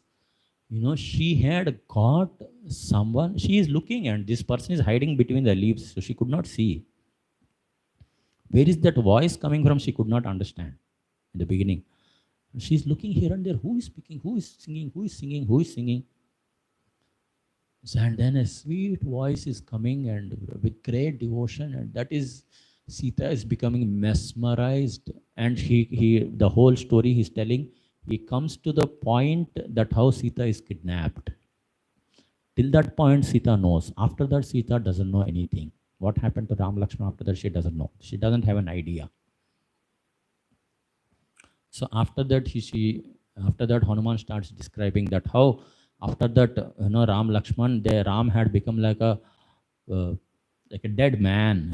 Here and there, he was asking, पत्थरों को पूछते थे, नदियों को पूछते थे, पत्थरों को, नदियों को, पेड़ों को पूछते थे. He was asking the trees and rivers and pebbles and stones, where is Sita? Where is Sita? Where is Sita? Where is Sita? He has become like a dead man, asking here and there. So like that. So he is telling all this stuff. Sita is surprised. She was not knowing about all these things. She is surprised. Who is speaking this? And it is so wonderful, so enriching, such a divine experience I am having. And this personality is speaking all these stories which I do not know about. So wonderful, so wonderful. She was surprised and mesmerized. And then she continued hearing. He tells that how, Sugriva had sent a search expedition, and all the Vanaras, they were all there on the other side of the ocean. They are all waiting for you, and they have sent me. And they are waiting for me on one leg. So, and I have come here searching for you, and I have finally found you, O Mother. please don't worry, Ram is there for you, like that he was speaking. So finally Sita got a glimpse of this monkey. Has a wide mouth, monkey's form, they have a wide mouth, like that. So this monkey has a wide mouth, and she sees monkey. How monkey is speaking all these things? She thinks, and monkey, how they can speak? She's in fear, na? She's in a situation of fear. She thinks, probably it's a dream. Probably I have seen a monkey in a dream. Oh, dreaming a monkey, it is considered very inauspicious, Ramayana says. It's very inauspicious. She starts praying, oh, may my husband and may Lakshman, may my husband Ram be safe, may Lakshman be safe, may Janaka, my father, be safe. She starts praying, I have seen monkey in a dream, I don't know what is going to happen. But then she's in a state of ecstasy, now she doesn't know what is speaking also. She thinks, but the dream can happen only when one becomes asleep. And I am not able to sleep from last 10 months. So how is it possible that I have dreamed when I couldn't sleep? So maybe it's a reality. But how can a monkey speak Sanskrit? So it's not a reality. So she is confused in this way. Whether it's a dream or whether it's a reality, she is not able to understand. She is confused in this way. So Hanuman is understanding all these emotions. He comes down finally. He comes down in front of Mother Sita. And when somewhere in the deep inside the tree, she thinks it's a dream. He's coming in front, then she thinks probably it's a reality. She might be thinking. So then Hanuman starts conversing with her. So then Mother Sita, she starts asking her. And then Hanuman, he asks Mother Sita, my dear mother, you are like you're looking very splendid. You're looking like a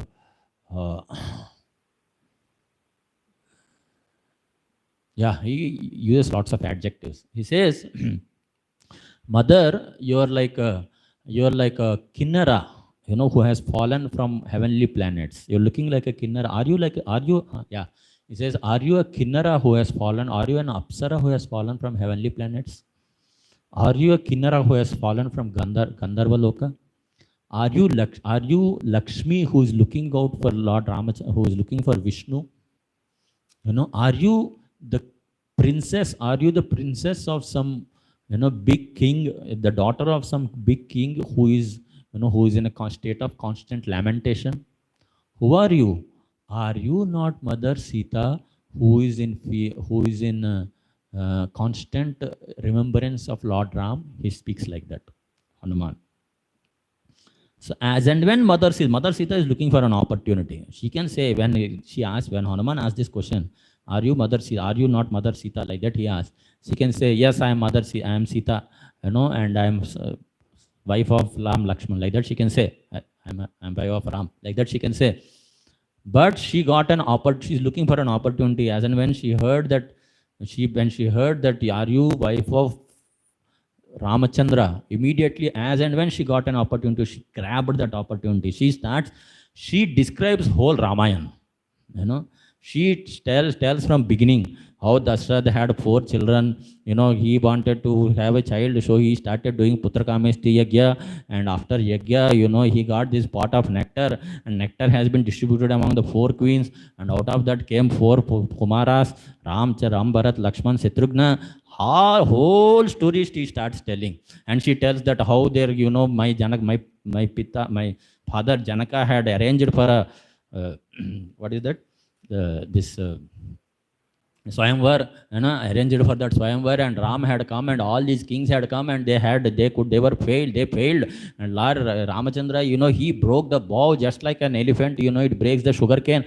All the whole story she starts telling, full story she starts telling, because she's in a great ecstasy, she's in a, she got to meet Hanuman. She is in great ecstasy, great fulfillment she's experiencing. She tells the whole story, how she was abducted, and she is in constant threat, and she is remembering Lord Ram, and she's waiting for Lord Ram. Like that she tells the whole story.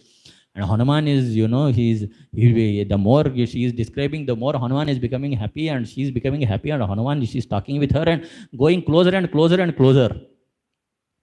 All of a sudden she stops. She says, rascal Ravana, you have come in disguise. You have come in disguise. You have come here. You have made me guilty. You have made me, in this way, you have disturbed my chastity. Get out, get lost from here. Why are you disturbing me again and again? And because of you, I have become emaciated. I have become thin. You see, I don't have any happiness within my life, and you are disturbing me again and again. Get lost from here, like that, she says. She's in such a constant fear what she can do. She thinks Ravana has come in this disguise again. Hanuman doesn't speak anything. While speaking all these things, in between she says, while speaking all these things, if you are actually Ramchandra's Duta, messenger, which Hanuman explains earlier, if you are actually Ramachandra's messenger, then please tell me the physical characteristics of Lord Ramachandra, and tell me how, actually Hanuman explained how he and Ramachandra met. But still she again says, you also tell me how your meeting had happened, Lord Ramachandra, and how these two questions she asked, how you have been sent here. So she asked these two questions, and then she becomes very angry in this way. But then after she becomes angry, Hanuman is silent, because her emotions have to come out. So Hanuman is silent. She starts thinking, but this cannot be Ravan. Because Ravan, whenever he spoke something, it created great fear within my heart. This person, he had spoken something, it created great happiness within my heart. By my experience, I can understand that he is messenger of Lord Ram. Like that she thinks.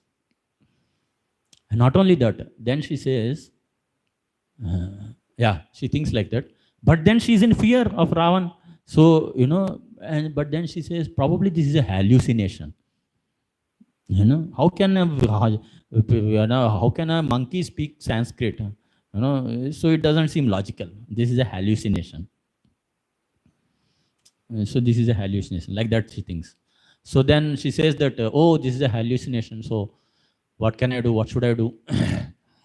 So, she starts weighing positives and negatives. And finally, she thinks that, this is Ravan only. She stops speaking. She thinks that this is Ravan only, and she stops speaking. So Hanuman allows her to come to her conclusions in this way. And then her two questions, which Sita had asked, please tell me the beautiful characteristics of Lord Ram. That is the life savior for Hanuman. This question, the answer for this question gives total confidence to Mother Sita. There is not a single doubt remained after Hanuman answers this particular question.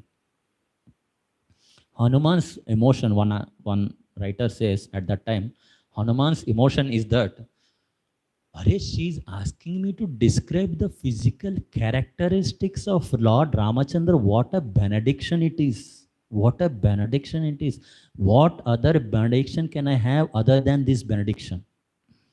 That is one side of heart, it is saying. Other side of heart, he is thinking, if I start meditating upon Lord Ramachandra, and I have to, because if someone tells us you go and touch the sky, who can touch the sky? We can jump. Somebody who is a good jumper, he can jump for 3 feet. Somebody is a super high jumper, he can jump for 6 feet. Somebody is super high jumper, he may jump for 7 feet. Not more than that, or I don't know, whatever, high jump. But, some feet he can jump, single digit, But who can jump till the sky? Or some birds, some distance they can go. Eagle, it can go some few hundred feet. But who can jump, who can touch the sky? So who can describe the characteristics of Lord Ram? Lord Ram is so beautiful. This jumping the ocean is more easier for me. Describing the characteristics of Lord Ram is so more difficult. How can I describe the characteristics of Lord Ram? But anyway, such an opportunity has been given. Let me describe the characteristics of Lord Ram. Like that he thinks. And he closes his eyes and he starts describing the characteristics of Lord Ram. It's great detail it is given. He says that Lord Ram's eyes are like lotus petals. He says that Lord Ram's complexion, at least in this place he says, Hanuman says, Lord Ram's complexion is Shyama Varna. He says that his forehead is very broad. His chest is very large. His chest is very large. His shoulders are very broad. His collarbone is deep inside. His arms reach very long. They reach to the knees. And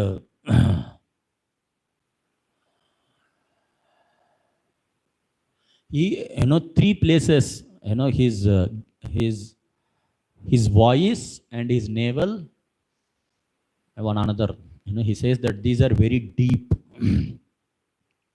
And three places are very, very enlarged. His chest is very enlarged, and his this part, the part above his navel, that is also very enlarged, very, very raised, not enlarged, very raised. Chest is very raised. His this part is very raised, just above his navel, and I think his thighs, he says, is very raised, like that he says. And then he says his gait is that of a lion, an elephant, and a rishab simultaneously. When he's walking, it appears that all these three animals are walking simultaneously: lion, elephant, and a rishab. So like that, he described the characteristics of Lord Ram. In great detail, it is much more details he describes. So, and then he describes the physical characteristics of Lakshmana also. And then he describes the qualities of Ramachandra also. He says that he is more sacrifice. He is the upholder of dharma. He is the sacrificing. He is the personification of sacrifice. He is the protector of all the brahmanas. Like that, he describes the qualities of Lord Ram. With great devotion, he describes. And while all these descriptions are going on, thus happiness, bliss knew no bounds, and her bliss which is coming out from her heart is being exhibited and manifested in the form of her tears constantly dropping out. Constantly she has been crying. All these 10 months she has been crying out of fear of Ravan, and now is the opportunity for her to cry out of love for devotion and experience of Ramachandra. And she is constantly manifesting her symptoms of bliss. Yeah, and in this way, Hanuman had won the heart of Mother Sita. And as if that is not sufficient, to put a nail in the coffin, at the end he says, Mother, Ramachandra had sent me here. After Mother Sita is totally convinced, there is not a trace of doubt within her heart that this is Ravan or some Ravan's trick or something like that. So Hanuman says, Mother, Ramachandra had sent me here, and along with me he has given me this ring. He presents that ring to Mother Sita. It's already 10 o'clock. I'll just finish it maybe in 5-10 minutes and we'll wind it up. This story. And so he presents that ring to Mother Sita. Mother, so this ring has been offered, and so I'll tell you, we were discussing about the story of that ring. I'll just tell in brief the story of that ring. This ring, when this ring was the engagement ring of Mother Sita. Ramachandra had offered it to Mother Sita himself. So this ring, on that ring, the name Rama is engraved. So when Ram and Lakshman and Sita had left Ayodhya, so then they and Kevat had he took them to the other side of Sarayu. So the Ramchandra wanted to offer him something. The Kshatriya, whenever someone offers some service, immediately he offers back much more valuable, supposed to. So Ramachandra wanted, but he's in bar clothes, he doesn't have anything. He left all the treasure back. But Mother Sita, she did not have that restriction that she has to leave her treasure back. So she had some ornaments and all that. So then Ramachandra asked Sita, can you give him something? So then Sita gives her ring to Ramachandra to offer it to Kevat. So Ramachandra takes that ring and he was offering it to 𝐂𝐻𝐈𝐍, and 𝐂𝐻𝐈𝐍 says, "Arey, I have offered my devotion to you. I don't want anything in return. I am not going to accept it. Please keep it with you. You don't have anything with you. Why I am not going to accept? Please keep it with you." So then Ramachandra, instead of giving it back to Mother Sita, he keeps it with himself. That ring unites Mother Sita and Ram now. That ring unites Mother Sita Ram now. So there is one another story also of this ring in Panchavati, in Chitrakoot. In Chitrakoot, it so happened one day Ram and Sita were playing. So while playing, something happened, and Ram had by mistake, he had erased the vermilion, kumkum, which is their mother and ladies they put. Married ladies, they put on their forehead. Nowadays they don't put also. So anyway, so mother, like Ram had accidentally had erased that vermilion on her forehead. Sita became very angry. She said, "Arey, this is not this is not appropriate. How can a vermilion be erased by someone? It brings inauspiciousness to the husband. I am not going to talk to you."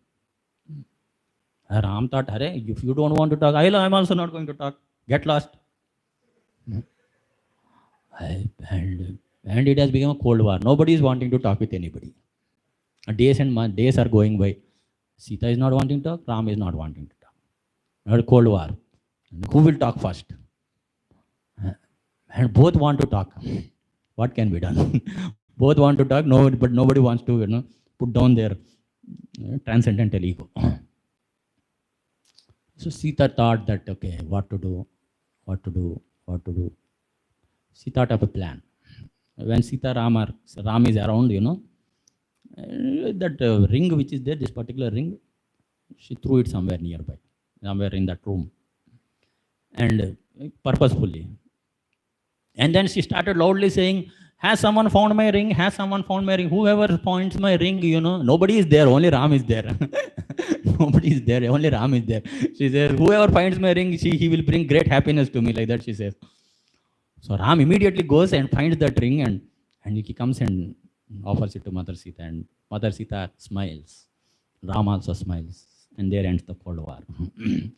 So this story happened. So this Sita, this ring in this way is the uniter. So it's a very special ring. So this particular ring Hanuman gives to Mother Sita. Mother Sita immediately takes that ring. She puts it to her eyes in this way, and then she puts it to her cheeks in this way, constantly sobbing out of affection for Lord Ram. She puts it to both her cheeks and constantly sobbing out of affection for Lord Ram. She thinks, "Hanuman, what you have done? How have you done?" Actually, Hanuman, while describing in between, he says, in order to give that confidence to Mother Sita, he says, "My dear mother, all these Vanaras, they're all on the other side of the ocean, and it is I who have come, crossed this Lanka, put my feet on the head of Ravan, and I have come near you," like that he says, in order to give that confidence to Mother Sita. So he then, constantly sobbing, Mother Sita says, "Hanuman, how have you done this? You're such a, you're a Vanara, and how have you crossed this mighty ocean? Nobody in this world can cross this mighty ocean. How have you crossed it? How is it possible for you to do this impossible feat? How is it possible? How have you done it? What an incredible task you have done, Hanuman." She starts offering, showering praises upon Hanuman like anything. What an incredible task you have done, Hanuman. And then she says, and then she gets into a fit of ecstasy on remembrance of Lord Ram. And then she goes on to say, "How is Lord Ram? How is Ramachandra? How is my husband? How is he doing? How is Lakshman doing? Are they doing well? Are they eating well?" And then she starts she starts asking about the well-being of Ram and Lakshman. She says, "Are they performing their principle, dharma well?" And then she asks, "Are they doing well with their friends? Are they doing well with their friends? Are their friends, they are having friendly relationship with their friends? How are they managing the principles of Sama, Dana, Beda, Danda, while dealing with other people? So like that, she starts asking so many questions about Lord Ramachandra. And then she goes on to explain her lamentation. My dear Hanuman, that the greatest lamentation which she has there in her heart, that, she's in constant fear and threat of Ravan. So she asks, why haven't Ramachandra come here to rescue me from this ocean of Rakshasas? Why had Ramachandra, she had that some kind of doubt within her heart. Had Ramachandra forgotten me? Did Ramachandra, is he thinking about some other woman? Had he forgotten me?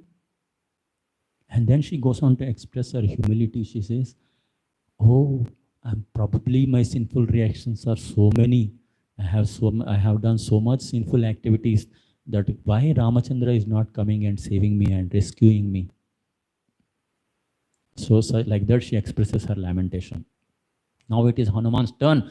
Hanuman has to give that confidence to Mother Sita. He wants to tell Mother Sita that Ramachandra has just not forgotten you, but he has to give that confidence to Mother Sita that Ramachandra is forget about forgetting. He has no other life other than Mother Sita, other than Sita. So he has to give that conviction to Sita. It is said, Hanuman, when he was dealing with Ram, he was dealing with Ram. He understood that Ram is worried about Sita. But Ram is constantly, crying and all this. And he used to fall here and there. And Hanuman, being a brahmachari, he used to think that, ठीक है, थोड़ा बहुत रह सकता है, इतना नहीं रहना चाहिए. इतना नहीं रहना चाहिए. ऐसे करके उसको थोड़ा, he had the doubt. Hanuman had the doubt. So after seeing Mother Sita and after experiencing her love for Ram, he thought that Ramachandra, the kind of love he has for Sita is very less. He should have more love for Sita. Like that he felt. So now it is Hanuman's turn to give that confidence to Sita that Ram is constantly thinking about you. Imagine he would have said, हाँ ठीक है, रामचंद्र को कोई परवाह नहीं है, he is very happy, he is having a feast every day, and like that, if he would have said, Sita would have been happy, but she would have been broken-hearted, because she is broken-hearted now, being under the constant threat of Ravan. So now Hanuman has to explain that Ramachandra is totally in a state of emotional imbalance in remembrance of you. So he starts explaining. Sita, he is conducting his religious principles very nicely, but then this ring has become a bangle for him. He has become so emaciated. This ring, his hand has the what do we say, that wrist, yeah, the width of the diameter of that wrist, it has become so narrow, it has become so thin that it has become like his finger. So this ring had become like a bangle for him. And he has become emaciated. He is not able to eat anything. If we go give him some food, he is constantly in remembrance of you. He is not able to eat that food. And then he would go here and there, and remembering you, he would fall here and there, and then he would just, become in the mud, he would lotpot karte the. Mitti mein lotpot karte the. He would roll around in the mud. And he sees some flowers, he sees yellow color flowers. Oh, there is Mother Sita. There is Sita. And then he sees clouds. Oh, there is Sita. He sees spring season. Oh, there is Sita. Everywhere he sees, anything he sees, he only sees you. And then when he is lying down, he doesn't anyway accept any luxuries. He doesn't accept. He was not able to sleep all these 10 months. There was no sleep in his life all these 10 months out of lamentation for you. And when he is lying down, mosquitoes would come and bite him. and he's so much lost in you, he even forgot, you know, uh, driving away those mosquitoes. You know, this is the condition, pitiable condition of mother of Ramachandra. But mother, he doesn't know where you are. He doesn't know where you are. He is in such a lamentable situation, but he doesn't know where you are. How can he come and rescue you? For the sake of your rescue, he has sent millions of wanderers all over the world. And I have come here in order to, I'll just finish it. So, you know, he has sent me here to, what do we say? And I have come here in order to find you out. So this is the situation of Ramachandra. So he doesn't know where you are. How can he come and rescue you? Even now he knows you are here. So he will come with all the Vanara Sena. Don't think Hanuman says very interesting thing. He says, mother, do you know who goes for errands? Who goes on the job of a messenger? The most significant person in the army goes as a messenger. So I am an insignificant person in the Vanara army. So I have come as a messenger to find you out. This means that every other Vanara in the Vanara army is more powerful than me. They will come here. Ram and Lakshman's arrows will come and fall on Lanka, and whole Lanka will become ashes. You don't worry. Like that, he gives that promise to Mother Sita. He gives that confidence to Mother Sita. And then, and then he gives that confidence to Mother Sita. And then he asks Mother, do you have any message for Ramchandra? I have to go now. So I have spoken to you, and I have, now it's time for me to go back, and I'll go back and bring back Lord Ram. Like that he says. So Mother says, Sita says that I'll tell you one story which nobody else knows. She gives her chudamani, you know, this hair ornament. She says that this when Ramachandra sees this, he will remember me, and he will remember my, I believe, my mother, she says. Yeah, she says that he will remember both of us, because this has been offered in front of both of us. So you produce this jewel, and then she tells a particular beautiful story. We'll not get into the story. She tells the story of Jayanta, you know, how he became a crow and he was pecking. You all know the story. He was pecking on Mother Sita's cheeks, and later on he was picking on Mother Sita's different bodily parts, you know. So then Ramachandra becomes very angry.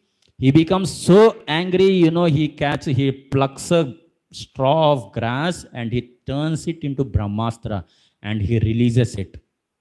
Jayanta is not an ordinary person. He's son of Indra. And he runs everywhere. He goes to Brahma, he says, अरे तुम जाके रामचंद्र के साथ किया और कोई मिला नहीं क्या तुमको, जाओ यहाँ से. You know, he goes to Shiva, he says, I can't do anything. Goes to Indra, forget, get lost from here. Nobody says anything. He comes back, falls at feet of Mother Sita. Mother Sita says, you know, protect him. Then Ramchandra says, anyway, my astra, it can't be retracted back, but it can make one eye blind. So he blinds one eye of Jayanta. So then Mother Sita tells, nobody else knows this story other than me and Ram. So you tell this story to Ram, he will identify that you have met me. She goes on to say, again she expresses her lamentation. She says, Ramachandra, he had picked a straw of grass and he had turned it into Brahmastra. Why is he not bothered about me? Why is he not bothered about me? I am here, you know, being threatened by Rakshasas again and again. Why is he not bothered about me? Again she expresses her lamentation. Hanuman again has to give her that confidence. It is, Mother, please understand, you know, whole army can't come and find you. In order to find you, I have come here.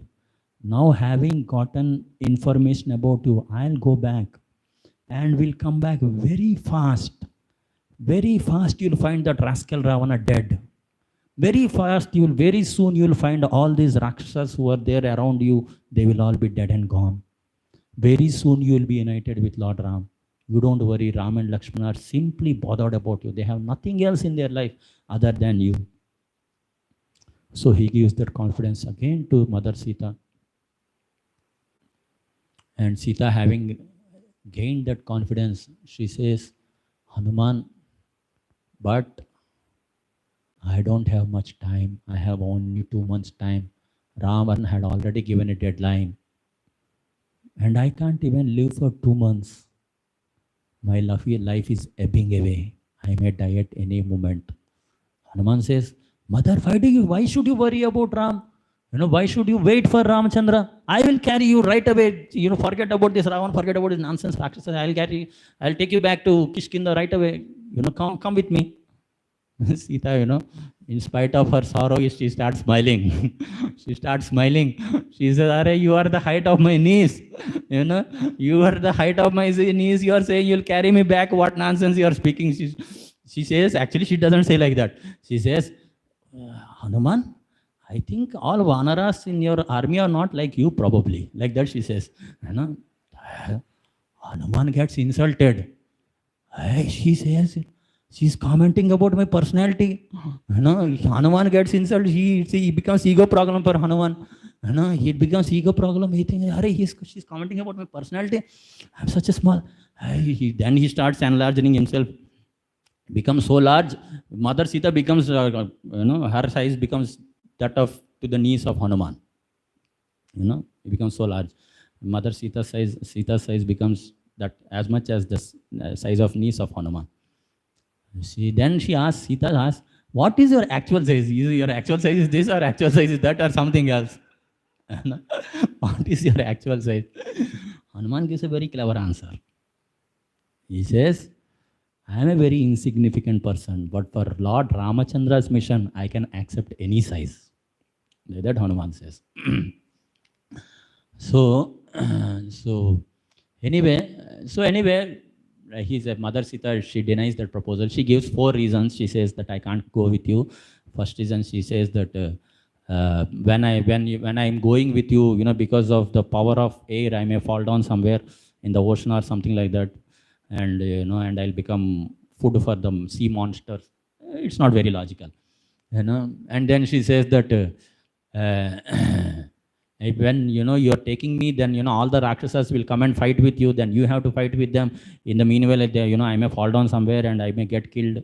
That's also not very logical because Hanuman is so powerful. Then she says that if I touch you, Ravana had touched me. That is, that he had done it out of force. What can be done? But I don't want to touch anybody else. In one sense, that's also very not logical because Hanuman is like son of Mother Sita. But still that has some logic. Then she gives the most logical reason. She says, Hanuman, this rascal, he has abducted me. Historians in future will say, one rascal had come and abducted Mother Sita. Sita had been abducted by one rascal, Ravana. And later on, one Vanara had gone and come back, picked her and come back to Kishkinda. What will they say about Ram? What had Ram did?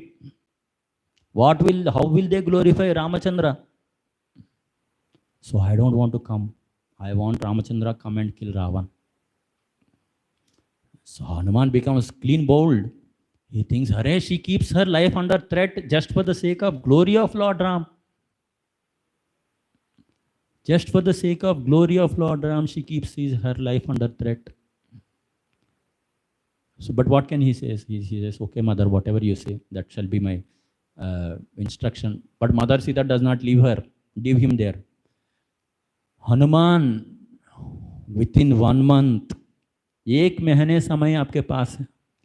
If you don't come back within 1 month and kill this Ravana within 1 month, I can't keep my life. This has become a deadline for Hanuman. 1 month, हम लोग वहाँ से निकले 3 महीने लगा यहाँ पर आने के लिए. हम लोग, only few Vanaras were there, not all the Vanaras were there. 3 months it took for them for coming from Kishkinda to here. Now he has to go back And before going back, he has to do some tasks also, as we'll see. Before going back, he has to do some task also. He has to go back, give that message to Vanaras, and tell them, and all the Vanaras have to go back to Ram, and all the whole Vanara team along with Ram, Lakshman, Sugriva, everybody has to come back, come to the shore of the ocean, and they have to cross the ocean, and they have to kill Ravan all within 1 month. Something which had taken 3 months just to come near the ocean, everything has to happen within, and there's a deadline. Hanuman is shocked, surprised, what to do, and they can't do anything now. So he goes back, and actually, because the deadline has been given, has been given by Sita, all other activities happens around this deadline. The ocean has been crossed in just 5 days. All the 100 yojanas ocean has been crossed in 5 days. And yes, and Ravana has been killed and all that. So basically, yeah. And then anyway, Hanuman asked that, mother, I'm feeling little hungry, so let me, quench my hunger. So like that he says, okay, you do whatever you want. She gives her blessings, and he does whatever he wants. We know what he does. And even that is also an expression of giving faith to Mother Sita, because Hanuman, he destroyed Lanka. Do you know? 33% of the army, 1/3 of the army has got destroyed by Hanuman alone at that point of time, Lanka Dahan. During Lanka Dahan, Hanuman had destroyed 1/3 of the army. Everywhere, everything is in fire. Who can remain? Only Ravana's palace and Vibhishana's palace remained. Right? Vibhishana's palace because he is devotee of Lord Ram. Ravan's palace because fire god is afraid of Ravan. Therefore, he did not touch Ravan's palace. Other than that, all other palaces are, they have become, they haven't become ashes. They haven't become ashes because all these palaces are made of gold and diamonds and lapis lazuli and emeralds and pearls, and all of them, they have got melted. There was an ocean of melted gold in Lanka. And all these Rakshasas are falling down in that ocean of melted gold. And these Rakshasas, there was a lot of fat in their body. So their fat was becoming fuel to this melted gold. So in this way, the fire was increasing because of the fat of the Rakshasas. So in this way, and when Hanuman was flying back, nobody had that thought nobody had that understanding or alertness to hunt Hanuman. They were only worried about, what is happening in Lanka. Nobody had gone behind Hanuman. So such a fear he had created in the heart of Ravan. And he had also found out the strength of Ravan's army. And before going back, he tells, Ravan, you have taken Mother Sita captive. Just by taking Mother Sita captive, you have kept a snake around your neck. Very soon, Ram and Lakshman will come and destroy your whole Lanka. Like that, he gives a warning and he flies back. So in this way, he gives great confidence to Mother Sita and gives great fear to Ravan. So today, Ramnavami, we can pray to Ramchandra. Similarly, just like he has created that fearlessness and faith in the hearts of his devotees, be they Dhandakaranya rishis or Sugriva or Vanaras or Sita or whomsoever. Similarly, for all time to come, he creates that, we pray that, he creates that faith and he offers that shelter so that we can offer our lives and devotion without any interruption and without any motivation at the feet of Lord Ramachandra. Let us pray. And kindly forgive me, I have crossed the time like anything.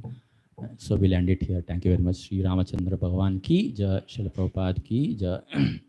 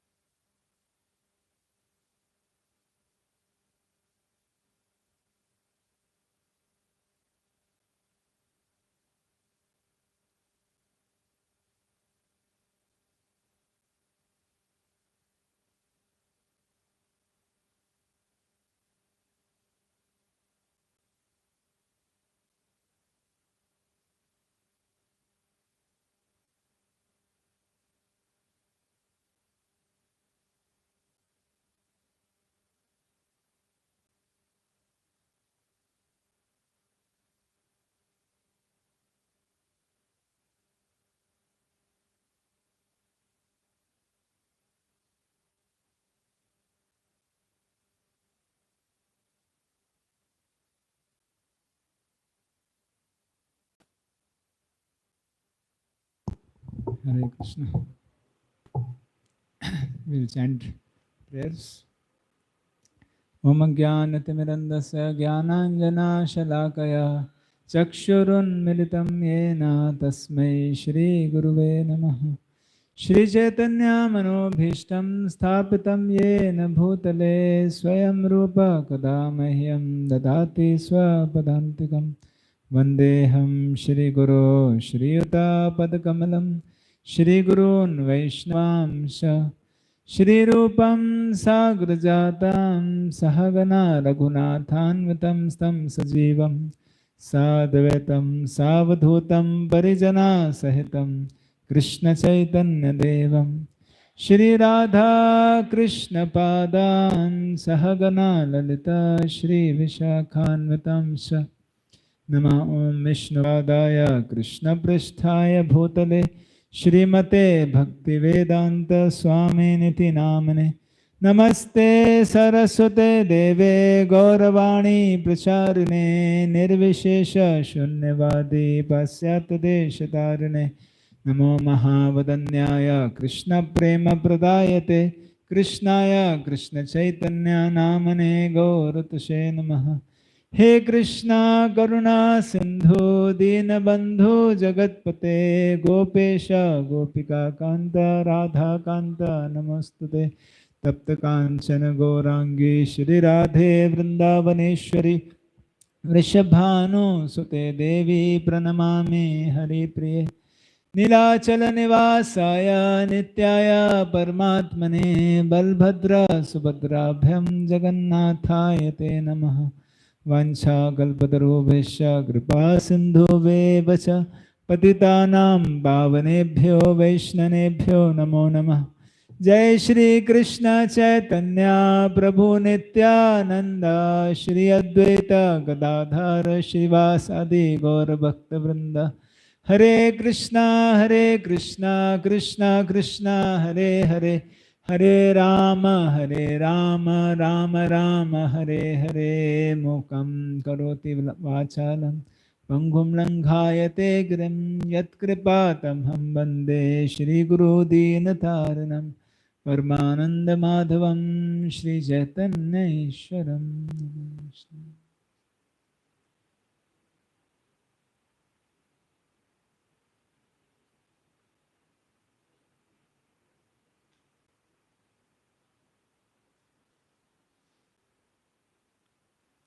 Hare Krishna. So Hindi में बोल रहे हैं हिंदी बोल English सब तो English में ही everyone is English.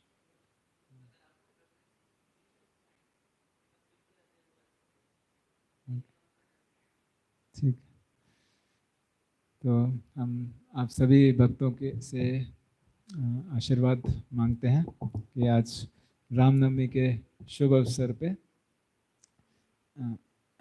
हम कुछ कथा करें. हम इंग्लिश हिंदी थोड़ा मिक्स करेंगे क्योंकि हम शिला प्रभुपाद जी की किताब से भी पढ़ेंगे तो हम उधर पे इंग्लिश भी बोलेंगे हिंदी भी बोलेंगे. और स्पेशली अभी आनंद भगवान प्रभु जी ने इतना सुंदर कथा बोला, मुझे तो लग रहा था कि ये ख़त्म नहीं होना चाहिए ना. हालांकि उन्होंने 2 घंटा 20 मिनट बोला, लेकिन लगा कि इतना कम क्यों बोला. हमको लगा कि क्यों 5 मिनट, लगा कि सिर्फ 5 ही मिनट बोला. अभी कम से कम 2-3 घंटा और चलता तो कितना सुंदर रहता. तो कथा में विराम हो गया. बहुत आनंद भगवान प्रभु की कथा मुझे बहुत अच्छी लगती है. हमेशा इतना डीप पॉइंट्स के साथ बोला उन्होंने. तो और कुछ भगवान राम जी के अरेंजमेंट से मैं जिस कथा का वर्णन करने की इच्छा था और जिसके बारे में मैंने पढ़ा था वो इसके बाद की ही कथा है, जस्ट इसके बाद की. तो उस प्रकार से हम कथा को आगे भी बढ़ाएंगे और कुछ साथ ही साथ कुछ तत्वों के बारे में भी समझेंगे. तो आप सभी की आशीर्वाद की आशा करता हूँ. सभी मेरे ऊपर आशीर्वाद करिए कि रामनवमी के शुभ अवसर पे मैं कुछ भगवान राम का गुणगान करूं.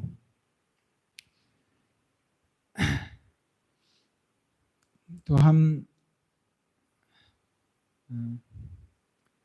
भगवान रामचंद्र अवतार लेते हैं, जैसे कि हम अभी सुन रहे थे कि वाल्मीकि मुनि बताते हैं कि भगवान रामचंद्र गुणों के सागर हैं, ocean of all good qualities.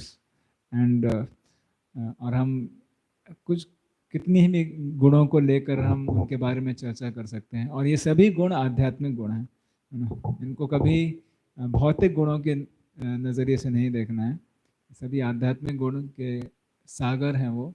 और उसमें से एक गुण के ऊपर थीम रहेगा हमारा आज का डिस्कशन का। जैसे अभी पहला गुण प्रभु जी ने बताया कि किस प्रकार से भगवान सभी भक्तों को शरण देते हैं और भय से मुक्त करते हैं। तो ये बात हमने देखा। और श्रद्धा देते हैं, faith, give shelter and faith to his devotees so that they can go on practicing devotional service. So now we will be also seeing another very important quality, एक ऐसा गुण जो कि सभी अवतारों का सार है। तो भगवान का मुख्य कारण है अवतरित होने का उनकी करुणा, compassion for all the living entities, अनुग्रहाय भक्तानाम।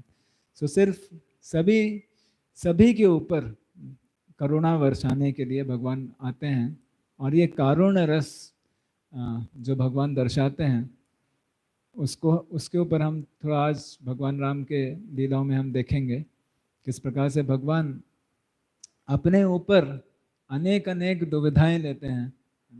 He takes lot of troubles for his personal life to teach very important and wonderful lessons to his devotees and to the whole world. So अभी हम हनुमान जी के बारे में सुन रहे थे, how Hanuman ji give such wonderful glorification of Lord Ramchandra to Mother Sita. So in this regard, इसी बारे में श्रीमद् भागवतम के 5वें स्कंद में 5th canto 19th chapter text number 3 onwards Hanuman ji बहुत ही सुंदर प्रेयर्स को ऑफर कर रहे हैं। और ये प्रेयर्स को हनुमान जी एक किम पुरुष वर्ष है वहाँ पर रेगुलरली हनुमान जी ऑफर करते हैं। तो अभी हम उन प्रेयर्स को थोड़ा सा पढ़ेंगे और उसके माध्यम से राम जी का गुणगान सुनेंगे, और उस गुणगान के माध्यम से हम भगवान राम की लीलाओं में भी प्रवेश करेंगे। ठीक है, तो हम पहले श्लोक को बोलेंगे। ओम नमो भगवते उत्तम श्लोकाय नाम आर्य लक्षण शिलवृत्ताय नमः उपशिक्षामना उपासित लोकाय नमः साधुवाद निकषणाय नमो ब्राह्मणाय देवाय महापुरुषाय महाराजाय नमः इति। ये एक प्रोस है। Let me offer your lordship by chanting the Bij mantra Omkara. I wish to offer my respectful obeisances unto the personality of Godhead, who is the best among the most highly elevated personalities. Your lordship is the reservoir of all good qualities of the Aryans, people who are advanced. Your character and behavior are always consistent, and you always control your senses and mind.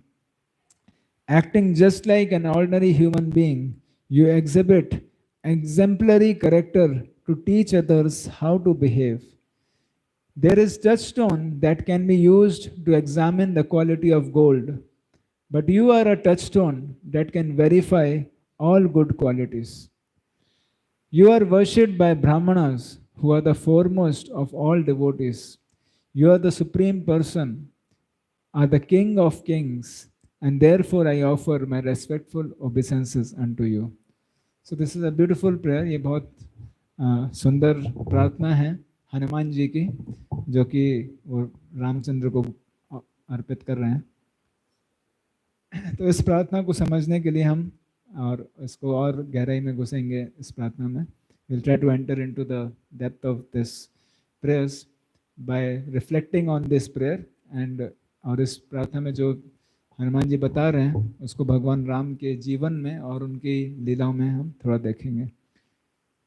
यहाँ पर बता रहे हैं कि I wish to offer my respectful obeisances unto personality of Godhead, who is best among most highly elevated personalities.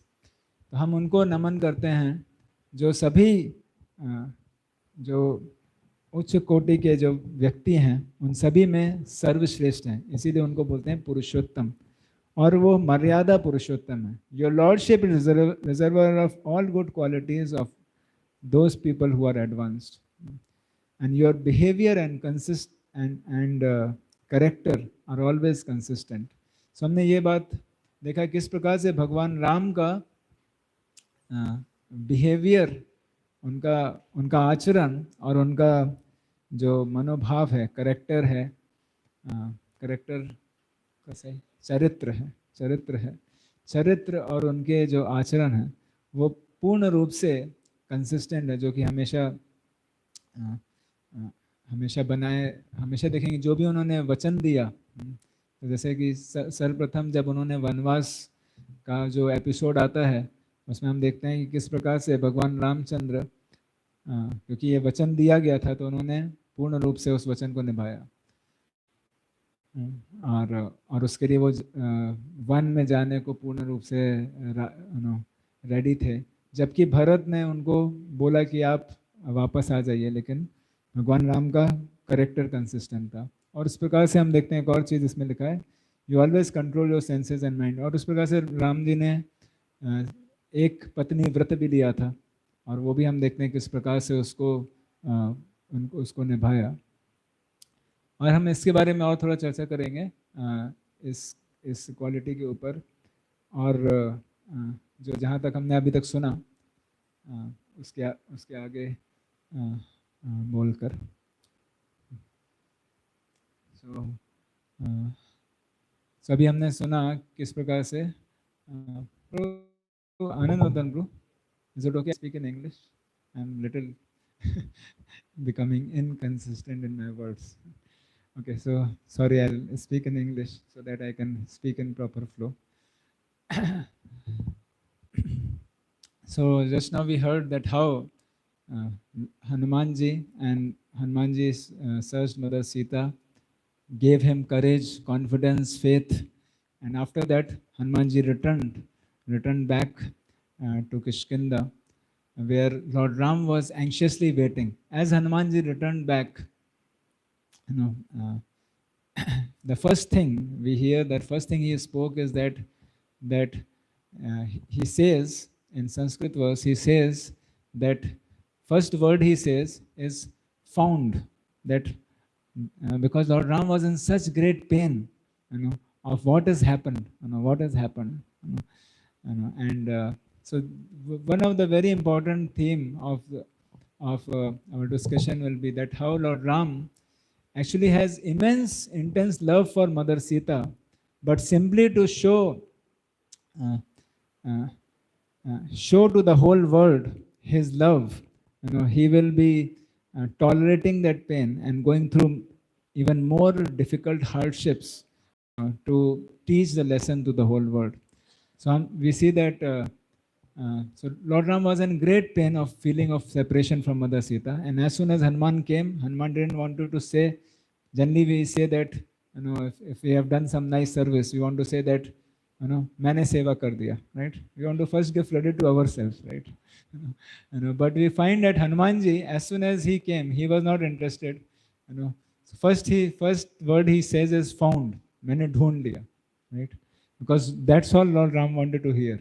Because there was all hopelessness everywhere, and because all the three sides monkeys have returned, and the south, those monkeys have gone to south, they have not returned only. So as soon as Hanumanji came, immediately he said found, so to give a hope. And then second word he says that Sita, so that it's clear that whom he has found. And the third word he says I. So inconsistent in one sense, right? Sita found I. Doesn't make sense, but it makes a lot of sense from point of giving pleasure to Lord Ramchandra, right? So in that way, Hanumanji comes back and he gives this news, and gives that Chudamani which was brought, and Lord Ram was so happy that he said that all what I can give you in return, I have nothing, but but all I have is my loving embrace. And Lord Ramchandra embraced Hanumanji, which is the ultimate pleasure for Lord Hanuman, the highest reward for Hanuman to get love of the Supreme Lord. And after that, without delay, immediately the whole arrangement was made. So going a little fast forward, uh, and uh, and all the devotees headed by Lord Ramchandra, Angada, Sugriva, they all came to the uh, to near the ocean, and then the beautiful pastime of the ocean god happens, where the Samudra Devta comes and he becoming fearful of Lord Ramchandra's merciful glance, and and then he tells the method, and he tells that this ocean will have no obstacles, you can cross over the ocean. And then the devotees all over came and created the beautiful bridge simply to glorify Lord Ramchandra. Actually, ocean said that actually this ocean will have, ocean god said that actually this ocean will have no problem for you, you can cross without any problem, but still, just to just for your glorification, you may make a nice bridge over me, and in that way it will be a great pleasure for me also. So in that way actually, uh, so Lord Ramchandra with all the vanaras, and also to engage all the devotees. So one of the important thing also we can find that it was not necessary, another thing of Lord Ram's compassion we can see. For Lord Ram to kill Ravana to get Sita, as we were hearing that Sita was saying that if he can make Kushagras into Brahmastra, why can't Lord Ram just kill Ravana? So actually he could have done like that also. But then, and if he kills Ravana and get Mother Sita without much this thing, then all the Vanaras will have no seva, right? So Lord is very kind and merciful that he creates opportunities for all devotees to be engaged in service, right? Just like we hear that one devotee asked Srila Prabhupada that Prabhupada, you know, uh, that Shri Chaitanya Mahaprabhu himself is Supreme Lord. He could have spread Krishna consciousness all over the world, right? And so why he didn't did that, right? And Srila Prabhupada said because he wanted to give credit of doing this to me. With a great humility, Srila Prabhupada said.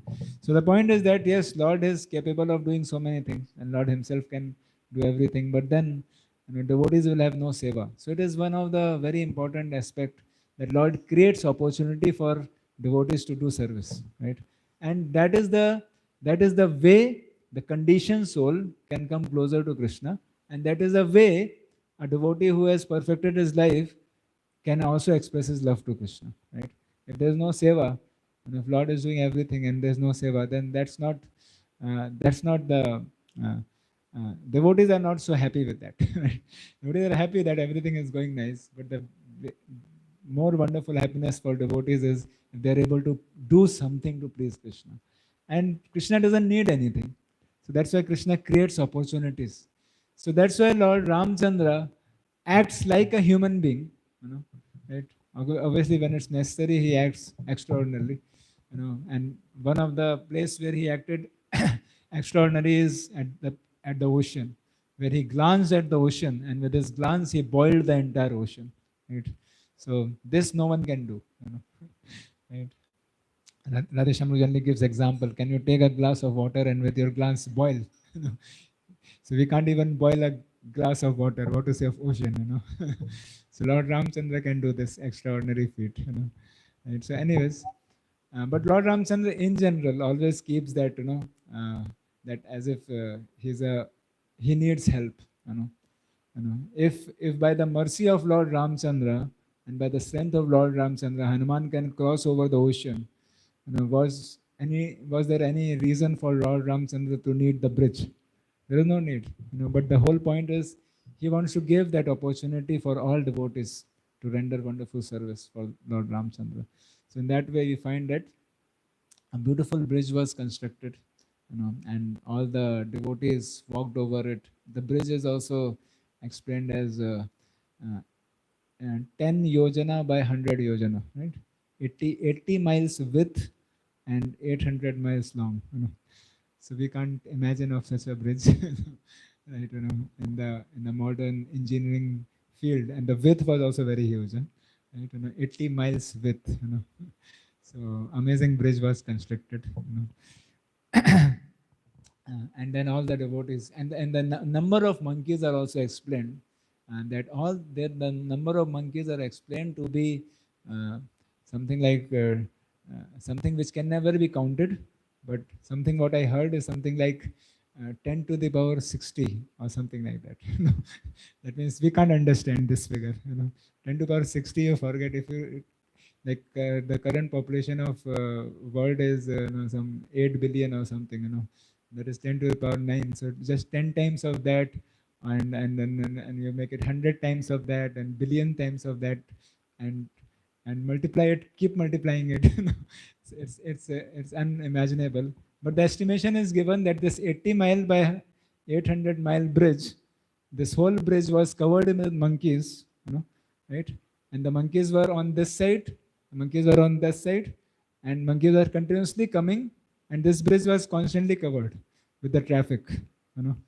So by that we can get an idea. So how many soldiers were there and how many monkeys were there? There's no count.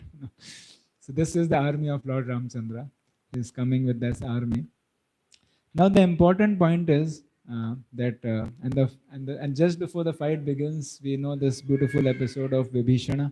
Vibhishan comes as Vibhishan gives an advice to Ravana that you are doing a very this happens obviously even before crossing. So Vibhishan comes and Vibhishan gives advice to Ravana, and Ravana throws Vibhishan out, and Vibhishan comes and takes shelter of Lord Ramchandra. And where the beautiful verse comes that Sakra Deva Prapannoyam, that anyone, Lord Ramchandra says that anyone who takes shelter of me, and just once he says, I am yours. So today, on this auspicious day, we can go to Lord Ramchandra and pray to Lord from our heart, not just formality. From our heart, we can pray to Lord, my dear Lord, I am yours. Even once, right? So Lord Ramchandra says, even once someone says that I am yours, then abhayam dadati. So I give him fearlessness always. Right? Such a person I'll give fearlessness. So you can pray to the Lord for this, so that we can be fearlessly serving the mission of Srila Prabhupada our whole life. So very important. Because there will be so many obstacles, so many problems. The obstacles will come from outside, obstacles will come from inside. And sometimes the inside obstacles are the bigger obstacles. Outside obstacles is more easy to face because there is so many devotees together. If we are in community of devotees, it's very easy to face outside obstacle.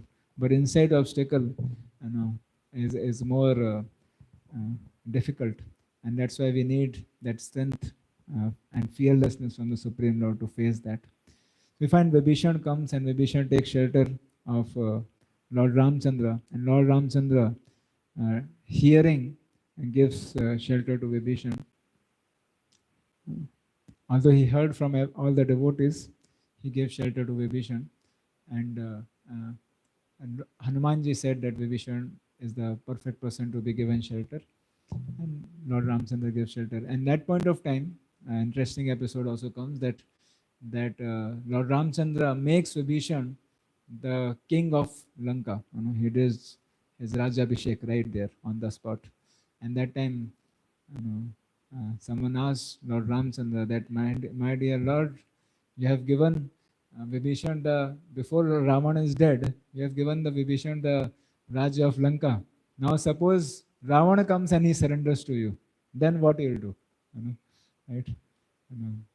Because you should give him also protection, right? So then Lord Ramchandra says, Ravana, I'll give him my kingdom of Ayodhya to Ravana.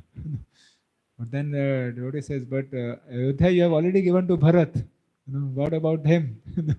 Right? And Lord Ramchandra says, Bharat, I'll give him Vaikuntha. I'll give him kingdom, make him king of Vaikuntha. So in that way, Lord Ramchandra never fails from his promises, right? So, anyways, and then Lord Ramchandra further, with the help of Vibhishan and with all the devotees, they crossed the ocean and they reached to the place. And now, when it comes to this whole fight in Shrimad Bhagavatam, ninth canto, the whole this pastimes in short is spoken by Shukadeva Goswami. So, a very beautiful verse comes there, where now the fight is going to begin. And so I'll read some of the verses translation. After entering Lanka, the monkey soldiers, led by chiefs like Sugriva, Nila, and Hanuman, occupied all the sporting houses, granaries, treasuries, palace doorways, city gates, assembly houses, palace frontages, and even the resting houses of pigeons. When the city's crossroads, platforms, flags, and golden water pots on its domes were all destroyed, the entire city of Lanka appeared like a river disturbed by the herd of elephants. So as soon as they all entered, they started creating so much troubles in the city because, as I told, they're unlimited monkeys. When Ravana, the master of Rakshasas, saw the disturbances created by monkey soldiers, he called for Nikumba, Kumbha, Dhumraksha, Durmukha, Surantaka, Narantaka, and other Rakshasas, and also his son Indrajit. Thereafter, he called for Prahasta, Atikaya, Vikampana, and finally Kumbhakarna. Then he induced all his followers to fight against the enemies. Lord Ramchandra, surrounded by Lakshmana and monkey soldiers like Sugriva, Hanuman, Gandhamada, Nila, Angada, Jamavan, and Panasa, attacked the soldiers of Rakshasas, who were fully equipped with various invincible weapons like swords, lances, bows, prasas, rishtis, shakti arrows, and khadagas and tomaras. So these Rakshasas, they had such heavy, deadly arrows and so many mystic powers. Whereas these monkey soldiers, they had, they had only trees and rocks to throw. So the next verse, this is 9.10.20, speaks something very interesting and very important.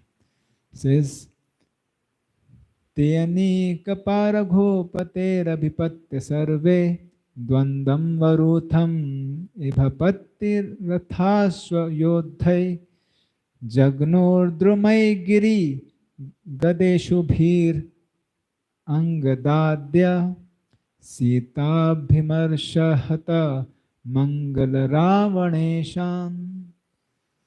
So this is the whole point. So what it says is that Angada and other commanders of the soldiers of Ramchandra faced the elephants, infantry, horses and chariots of the enemy hurled against them with big trees, mountain peaks, clubs and arrows. Thus the soldiers of Ramchandra killed Ravana's soldiers. So it's very difficult to understand how can the monkey soldiers who have no such hi-fi technology, whereas Ravana's soldiers are like completely prepared for the war, and these are monkeys. How can they be able to kill Ravana's soldiers? The answer is the soldiers of Ramchandra killed Ravana's soldiers who had lost all good fortune because Ravana had been condemned by the anger of Mother Sita. So Srila Prabhupada explains a very important thing and the purport to this, and the important lesson to be learned from this whole pastime. Prabhupada's purport I'll read. The soldiers of Lord Ramchandra recruited in the jungle were all monkeys and did not have proper equipments with which to fight the soldiers of Ravana. For Ravana's soldiers were equipped with weapons of modern warfare, whereas the monkeys could only throw stones, mountain peaks and trees. It was only Lord Ramchandra and Lakshmana who shot some arrows. But because the soldiers of Ravana were condemned by the curse of Mother Sita, the monkeys were able to kill them simply by throwing stones and trees. Hare Krishna. So then Prabhupada says, there are two kinds of strength, Daiva and Purushakara. Daiva refers to strength achieved from the transcendence, and Purushakara refers to strength organized by one's own intelligence and power. Transcendental power is always superior to the power of the materialists. Depending on the mercy of Supreme Lord, one must fight one's enemy even though one may not be equipped with modern weapons. Therefore, Krishna instructed Arjuna, Mam Anusmara Yuddhacha, think of me and fight. We should fight our enemy to the best of our ability, but for victory, we must depend on the mercy of the Supreme Personality of Godhead. So it is Krishna's mercy which decides victory or defeat, not our strength. And we see the same thing in the battle of Mahabharata also, that how Pandavas were only 5 and they had uh, almost half of the army compared to the Kauravas army, but still, and they had, the Kauravas army had personalities like Dronacharya, Bhishma, Karna, such powerful personalities. Still, they were all defeated because of siding the adharma. So we find because of not having mercy of the Supreme Lord. That's the main thing. So wherever is the mercy, there is a victory. It doesn't matter how much physical, financial, and all other kind of strength may be there. If we are on side of Krishna, then always victory will be ours. Right? So and here is a powerful example of this. They were all serving Lord Ramchandra. That's why they were all victorious. Whereas all these other demons, they were serving Ravana, who personified lust. So when one is on the side of lust, or one's desires are for sense gratification, for one's personal sense gratification, then there is no doubt of defeat. One will surely be defeating in that. Whereas when we are on side of the Lord, although one may be not qualified, one may be having so many problems he may be facing, but he is committed to this point that I want to serve Lord Ramchandra. I want to serve the Lord. Then he'll be victorious, right? So that's why it doesn't matter what is our qualification. So we may be like Vanaras, we may be very insignificant, we may be having so many difficulties. Recently I was hearing a wonderful discussion on the glorification of His Grace Jananivas Prabhu, and Jananivas Prabhu, he was sharing that how Jananivas Prabhu made a very wonderful point that a devotee should have only one idea in his mind, that I should serve the Lord. I should serve Lord Chaitanya Mahaprabhu. Because Sri Chaitanya Mahaprabhu knows that we have so much anarthas, we have so many disqualification, we have so many problems in our lives. So Sri Chaitanya Mahaprabhu knows it very well. So don't worry. Just ensure that we are serving the mission of the Lord, right? And if you are doing that, then that is the success of life, right? And one should not be worried, what is my qualification, whether I am a pure devotee, whether I am qualified, whether I have any strength. If one just follows the instruction, and that's why if we see Chaitanya Mahaprabhu saying, Jare dekhe tare kohe Krishna upadesh, amar agya guru hoye taro ides. That based on my strength, you become guru and deliver. So like that. So that is the mood, that it doesn't matter how much qualified, not qualified. If we are serving the Lord, by Krishna's mercy, we will do something great. Not by our strength. We should not be so much concerned about, I have this strength, I have that strength. We should be more concerned about on whose side I am fighting. Right? For whose pleasure am I fighting? Just like we see in the Ramayana also that Maricha, Maricha, one way he was approached by Ravana, and he was told, Ravana told him that you become a deer and you allure Mother Sita, or not mother, he might have not said mother. So you allure, and if you don't, and Marisha was so fearful because he had experience of the backside of the arrow of Lord Ramchandra. Right? I think Lord Ramchandra shot him, with a special arrow from backside, so that because he was not wanted to kill Marisha. So in such a way that Marisha fell into the ocean. From it was in the northern India. From there he fell into the ocean. Such was the strength of the arrow. And from that day he is always fearful of Lord Ram. Whatever he sees, he thinks Ram has come. Like that he is always fearful. So Marisha was very fearful and was not ready. So Ravan told him, either you become this golden deer and you elder, or I will kill you. So Maricha understood that I am going to be killed now. I have only two options, either to be killed by Ram or to be killed by Ravana. So he thought it's wise to be killed by Lord Ramchandra. If I kill by in the hands of Ramchandra, he's such a great man. That's better than to be killed by this wicked Ravana. So this is what he thought. You know. But his decision and this thought is not glorified, because it's not important in whose hand you are killed, but it's important for whose mission you were killed, right? For whose mission you were fighting for.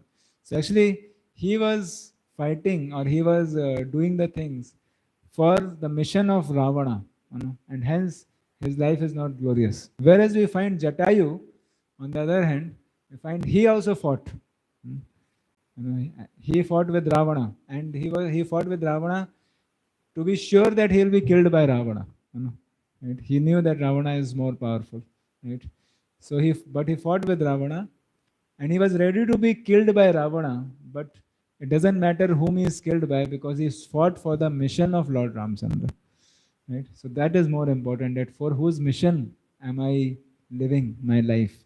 So similarly here we see that because everyone was living in that way, the success, ultimate success is there for one who fights for the mission of the Lord.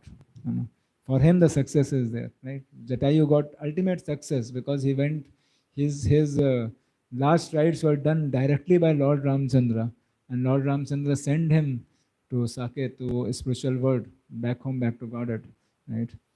So that is a very important point. So then after that, so find this whole fight happens, and one by one, we'll come to the climax of the fight. One by one, all these personalities, what we heard, were all dead and killed, by the, some were killed by Ravana, killed our Lord Ramchandra killed Kumbhakarna,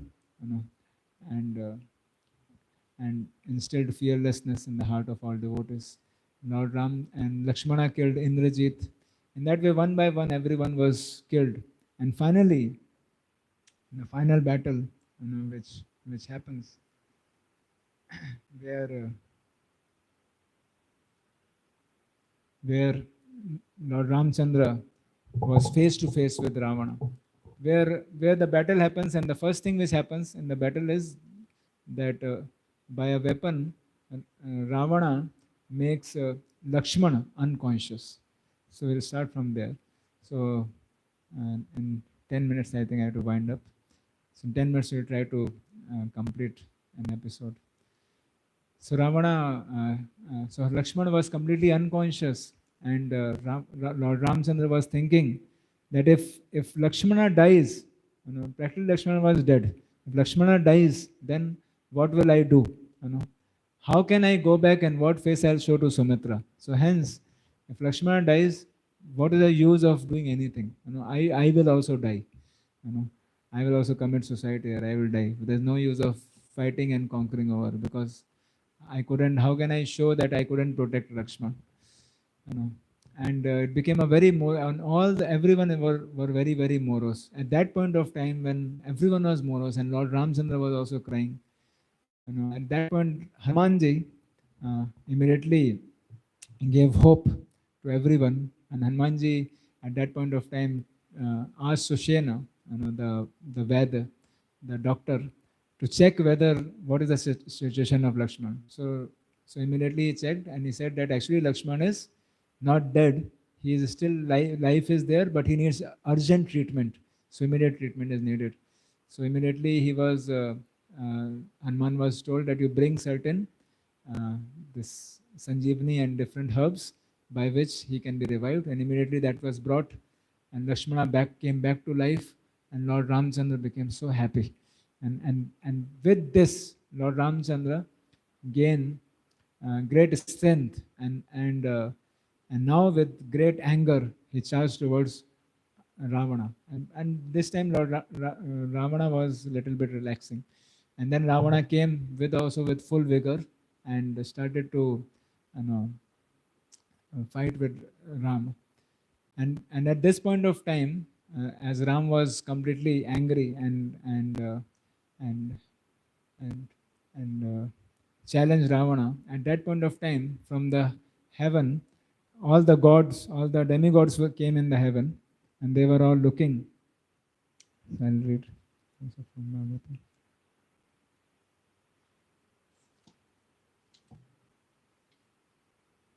They were all looking, and that time the Indra's. Thereafter, when Ravana, king of Rakshasas, observed that his soldiers has been lost, he was extremely angry.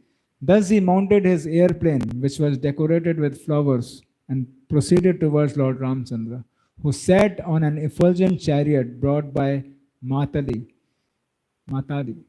the chariot driver of Indra. Then Ravana struck Lord Ramchandra with sharp arrows. and one point of time, these arrows were so powerful.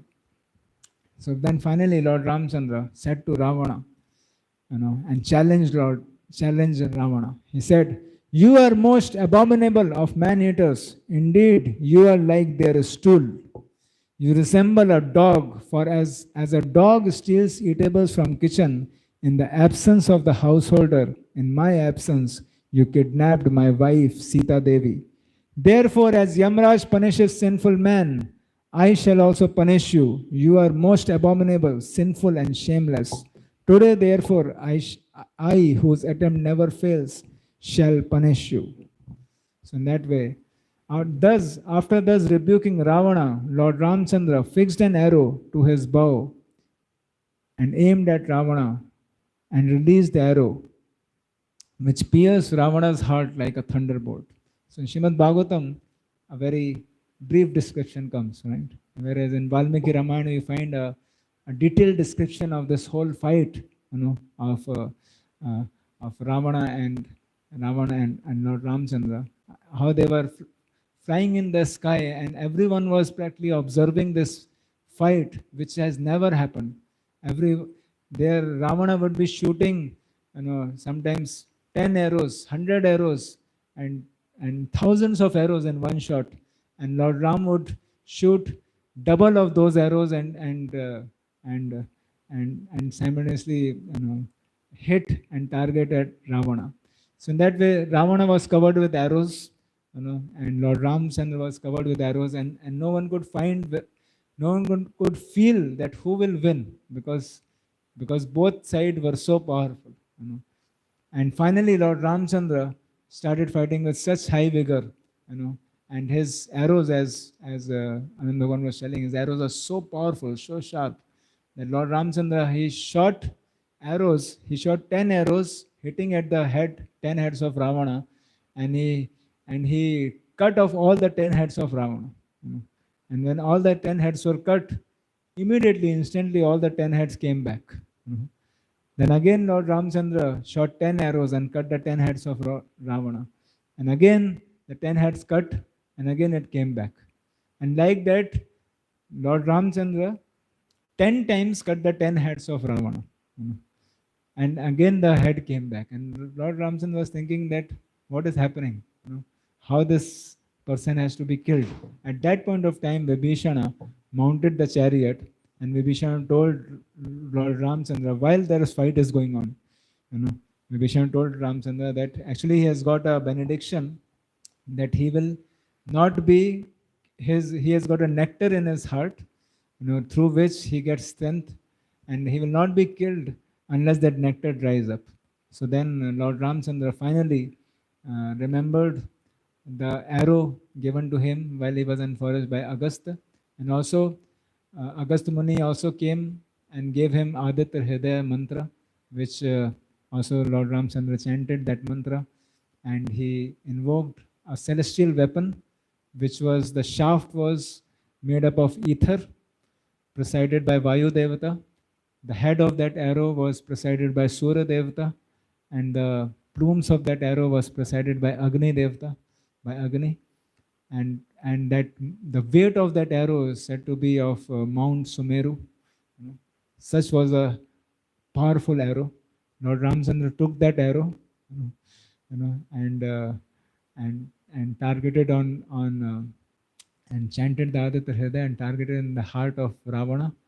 And this arrow went, pierced the heart of Ravana and and and dried up the nectar in the heart of Ravana and came out of the from Ravana. And in that way, Ravana, that powerful demon, lie dead on the ground. Shri Ramchandra Bhagwan ki jai. So that's what is said here. Thus, after thus rebuking Ravana, Lord Ramchandra fixed an arrow to his bow, aimed at Ravana, and released the arrow which pierced Ravana's heart like thunderbolt. Upon seeing this, Ravana's followers followed at Ravana, vomiting blood from his 10 mouths, fell from his airplane, just as a pious man falls to earth from the heavenly planets when the results of his pious activities are exhausted. Thereafter, all the women whose husbands had fallen in the battle, headed by Mandodari, the wife of Ravana, came out of Lanka, continuously crying. They approached the dead bodies of Ravana and other Rakshasas. And in that way, Mandodari spoke many beautiful verses. And Mandodari especially spoke that Ravana is today dead because of his impious activities, because of his lust. So in that way, to conclude, as time is not there, in that way we can see that Ravana, who personifies lust, is killed by Lord Ramchandra. So that's why there is a saying that jahan Ram hai wahan kaam nahi. Right? Where there is Ram, there is no kaam, lust. So that's why we can today also pray at the lotus feet of Lord Ramchandra, that on this auspicious day of Ramnavami, as he appeared on this world to deliver the world, or feeling compassion on all the great sages, on the devotees, setting such a powerful example, he destroyed Ravana. Similarly, may Lord Ramchandra on this Ramnavami day may appear in our hearts and destroy the lust and all the anarthas in our heart which obstructs us to render wonderful service to Lord Ramchandra. And if we always side with Lord Ramchandra, we can today take this commitment as we learn the lesson, that if we just take side of Lord Ramchandra, the ultimate victory will be there. Although we may be going through a lot of defeats in the small battles. In the small battles, we may not be able to win, but ultimately we'll be winning over the final battle of birth and death. Just like Jatayu externally looked like he got defeated, but actually he was ultimately a winner because he did a wonderful service to Lord Ramchandra, and simultaneously he went back home, back to Godhead. So in the similar way, we can commit ourselves that whatever problems may be there in my life, may I commit my life to the lotus feet of Lord Ramchandra. And if Lord Ramchandra is there, then there is no question of the demon Ravana, who is personification of lust, being in our heart. And in that way, we can be rescued back home, back to Godhead. Shri Ramnavami Mahamotsav ki jai. Shri Ramchandra Bhagwan ki jai. Nitai Gaur Premanande Hari Hari Gaur. Srila Prabhupada ki jai.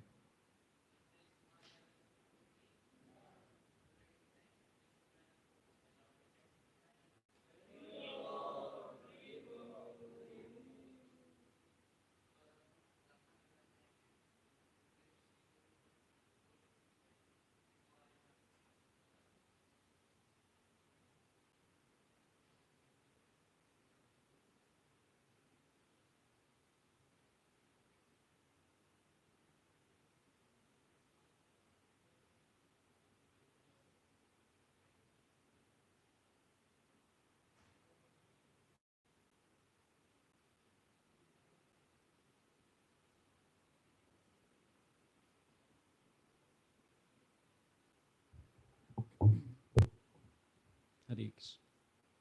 Look.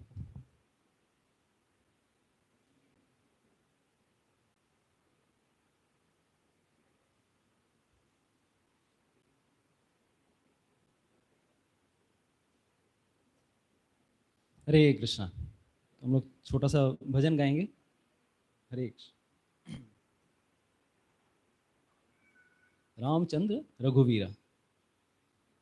सब लोग को पता है, ज्ञात है ये भजन, but कोशिश करेंगे हम लोग सब एक साथ ये भजन गाने का। रामचंद्र रघुवीरा, रामचंद्र रणधीरा, रामचंद्र रघुवीरा।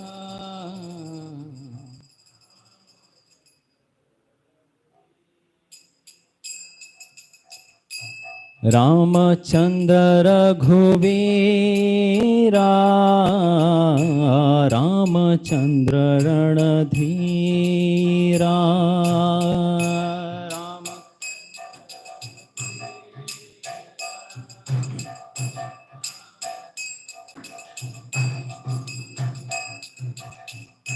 रामचंद्र रघुनाथ,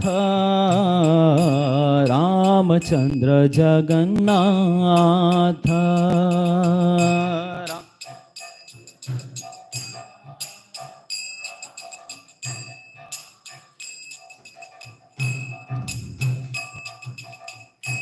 रामचंद्र रघुनाथ, रामचंद्र जगन्नाथ, रामचंद्र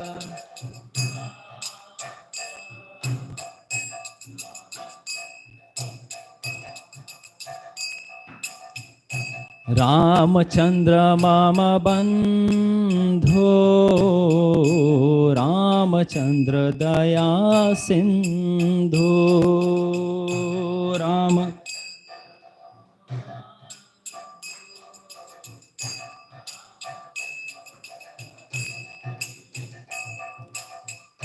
रामचंद्र मम बंधो, रामचंद्र दया सिंधु, राम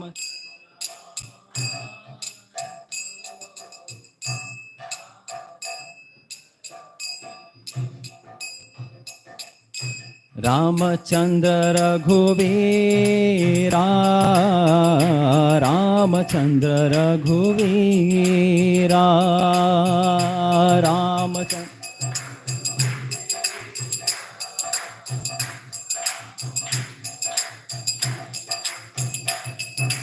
रामचंद्र रघुवीरा, रामचंद्र रणधीरा,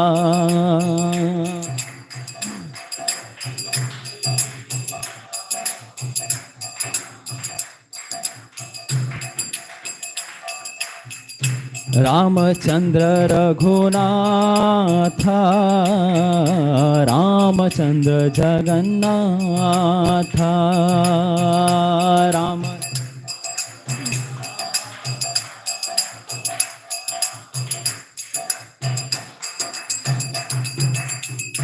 रामचंद्र मम बंधो, रामचंद्र दया Sindhu,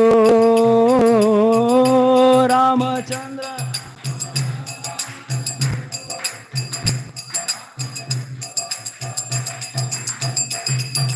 Ramchandra रघुवीरा, Ramchandra रणधीरा,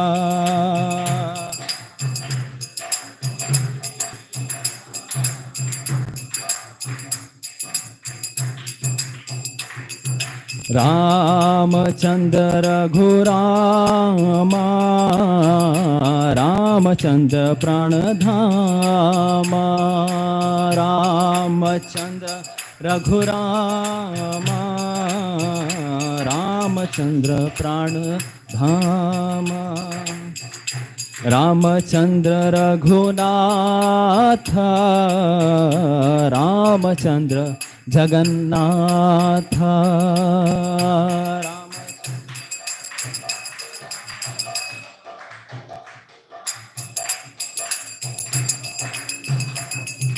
Hare Krishna Krishna Krishna Hare Hare, Hare Rama Rama Rama Hare Hare.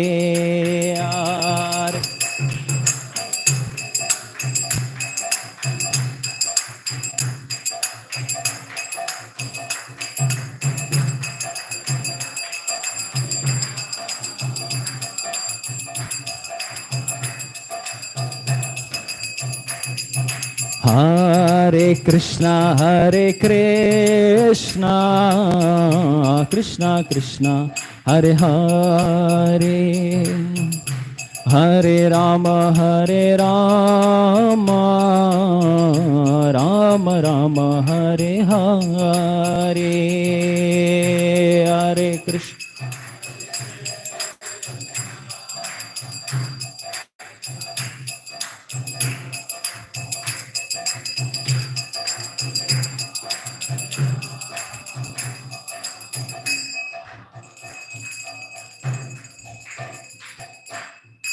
Siyavar Ramchandra की जय, श्री श्री रामचंद्र भगवान की जय, श्री श्री लक्ष्मण जी की, सीता मैया की, श्री हनुमान जी की जय, निताय गौर प्रेमानंदे, हरि हरि बोल। हम संक्षेप में मंगलाचरण करेंगे, उसके बाद प्रारंभ करेंगे।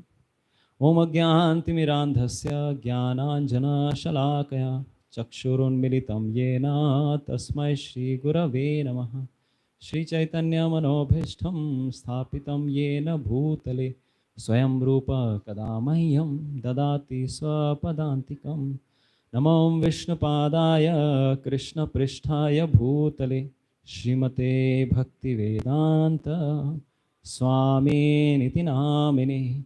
नमस्ते सारस्वते देवे गौरवाणी प्रचारिणे, निर्विशेष शून्यवादी पाश्चात्य देश तारिणे। जय श्री कृष्ण चैतन्य प्रभु नित्यानंद, श्री अद्वैत गदाधर श्रीवासादि गौर भक्त वृंद। हरे कृष्णा कृष्णा कृष्णा हरे हरे, हरे राम राम राम हरे हरे।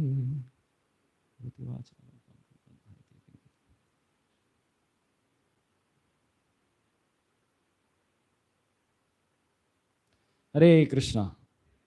तो आज रामनवमी का विशेष उत्सव है, राम जी की आविर्भाव तिथि। तो हम लोग शुरू करने के पूर्व कुछ प्रार्थनाएं हैं, हम कुछ प्रार्थनाएं डिसाइड करेंगे श्री राम जी के प्रति। तो सब लोग तैयार हैं? तो सबसे पूर्व रामायण के जो वक्ता जो लेखक हैं, जिनकी तुलना किनसे की गई है? कोकिल के साथ की गई है। ऐसी कोयल जो रामायण का बखान कर रही है अपनी मधुर ध्वनि के साथ। तो उनके लिए विशेष प्रार्थना है। तो आप लोग सब बोल सकते हैं। कूजंतम राम रामेति मधुरम मधुराक्षरम आरुह्य कविता शाखाम वंदे वाल्मीकि कोकिलम। कूजंतम राम रामेति मधुरम मधुराक्षरम। राम जी के नाम से कूजंतम क्या कर रहे हैं? कोयल की आवाज निकाल रहे हैं। मधुरम मधुराक्षरम, इससे मधुर अक्षर और कौन से हो सकते हैं? राम, 2 अक्षरों से बना हुआ ये नाम इतना मधुर। आरुह्य कविता शाखाम, कौन सी शाखा में बैठे हैं? कविता रूपी शाखा में बैठे हैं। और कोयल की आवाज में वंदे वाल्मीकि कोकिलम। हम किन्हें प्रणाम कर रहे हैं? वाल्मीकि नाम के इन कोकिल को हम प्रणाम कर रहे हैं जिन्होंने रामायण का बखान किया है। तो इस प्रकार से हम रामायण की कथा, राम जी की कथा के बारे में कुछ शुरू करेंगे। तो एक और श्लोक है, बहुत सुंदर श्लोक, आप लोग फिर दोहरा सकते हैं। चरितम रघुनाथस्य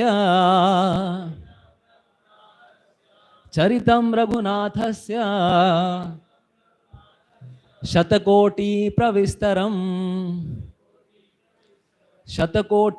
प्रविस्तरम एकैकम अक्षरम पुंसाम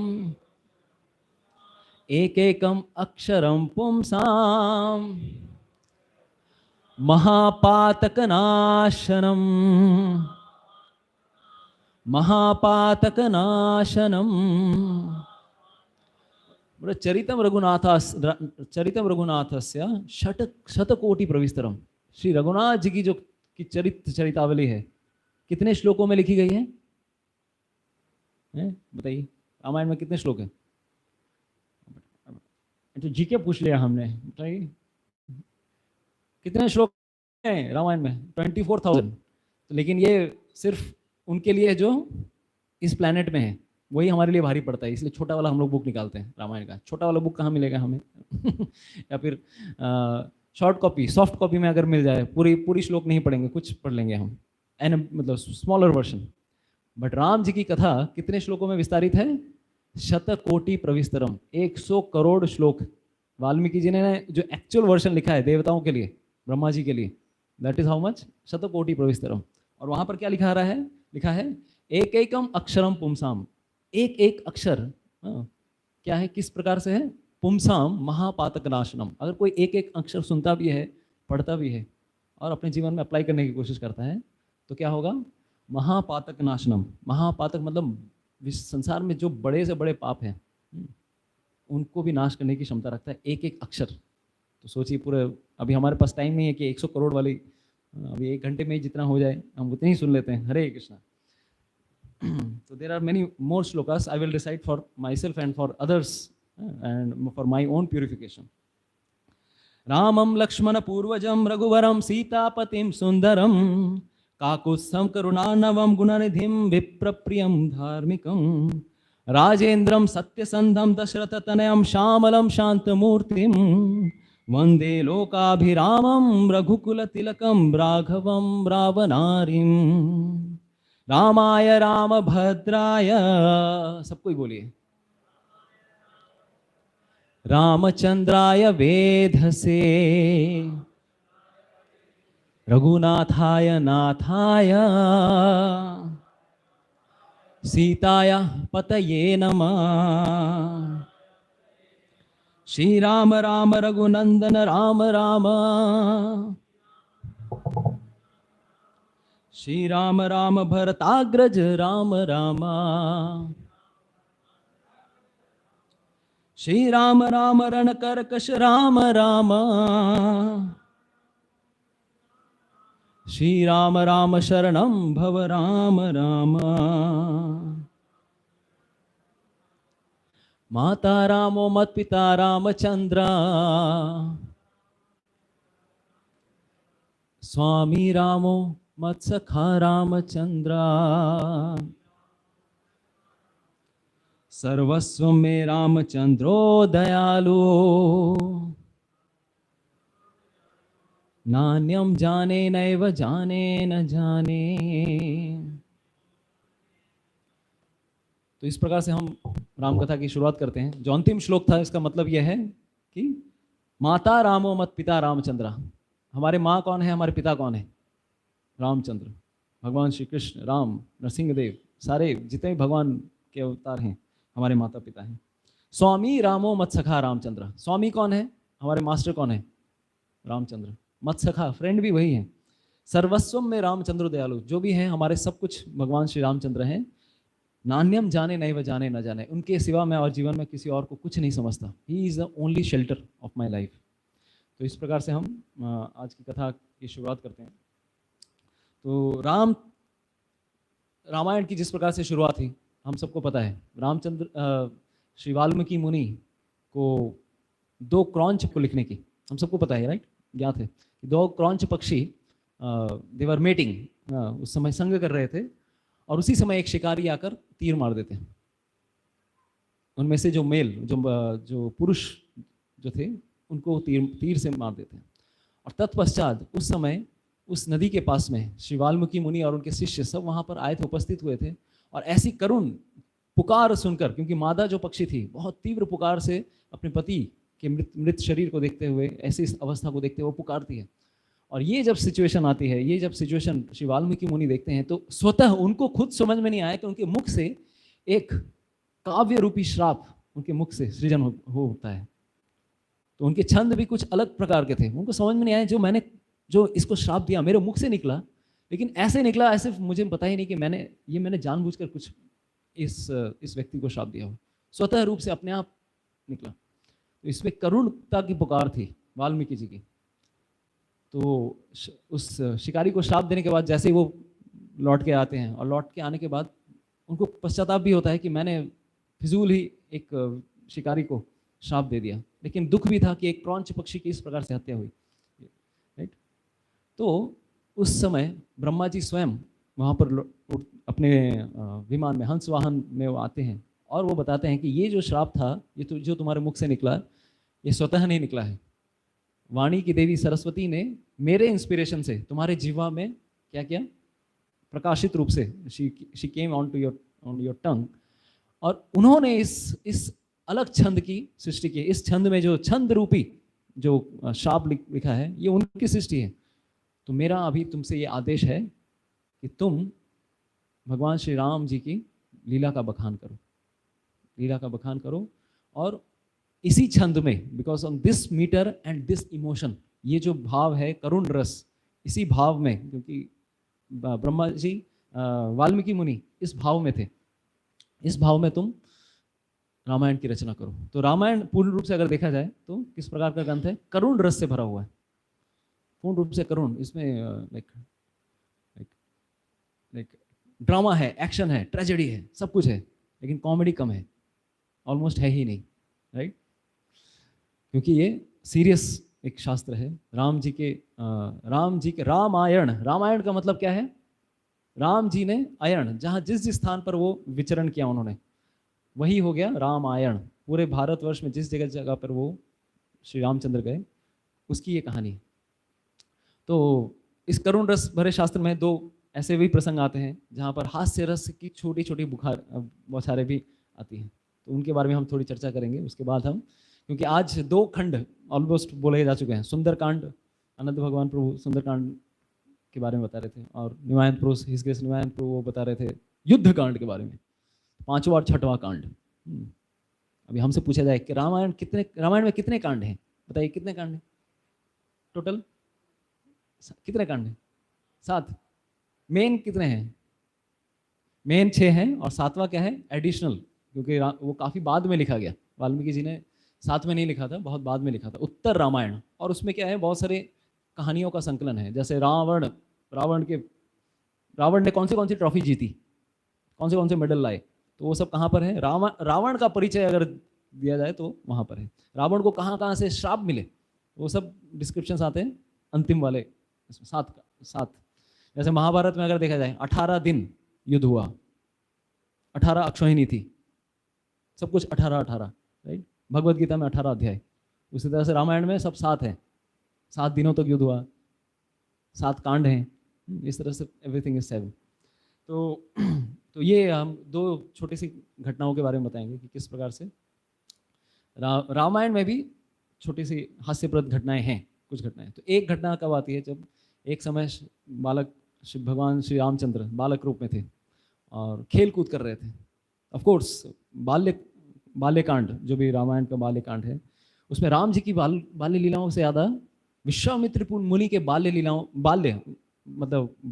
का मतलब क्या कि विश्वामित्र मुनि किस प्रकार से अपनी मैच्योरिटी को पहुंचते हैं, किस प्रकार से विश्वामित्र एक राजा से एक मुनि बनते हैं। तो मैक्सिमम जो, भले ही उस कांड का नाम है बाल्यकांड, राम जी के बाल्य की लीलाएं सिर्फ 24 श्लोकों में खत्म हो जाती हैं, बहुत संक्षेप में वर्णन आता है। तो बहुत सारे अलग अलग वृत्तांत है रामायण के, कंब रामायण और रामचरितमानस। तो भिन्न भिन्न जगहों में भी बहुत सारे राम जी की छोटी छोटी बाल्य लीलाओं का वर्णन आता है। तो एक समय से भगवान श्री रामचंद्र छोटे थे, तो अपने भाइयों के साथ खेल कूद कर रहे थे।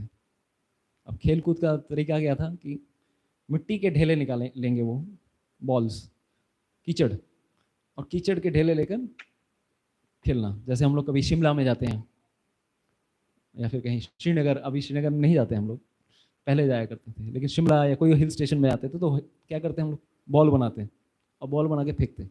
उसी प्रकार से भगवान श्री रामचंद्र बाल्यावस्था में भी इसी प्रकार से खेल रहे थे।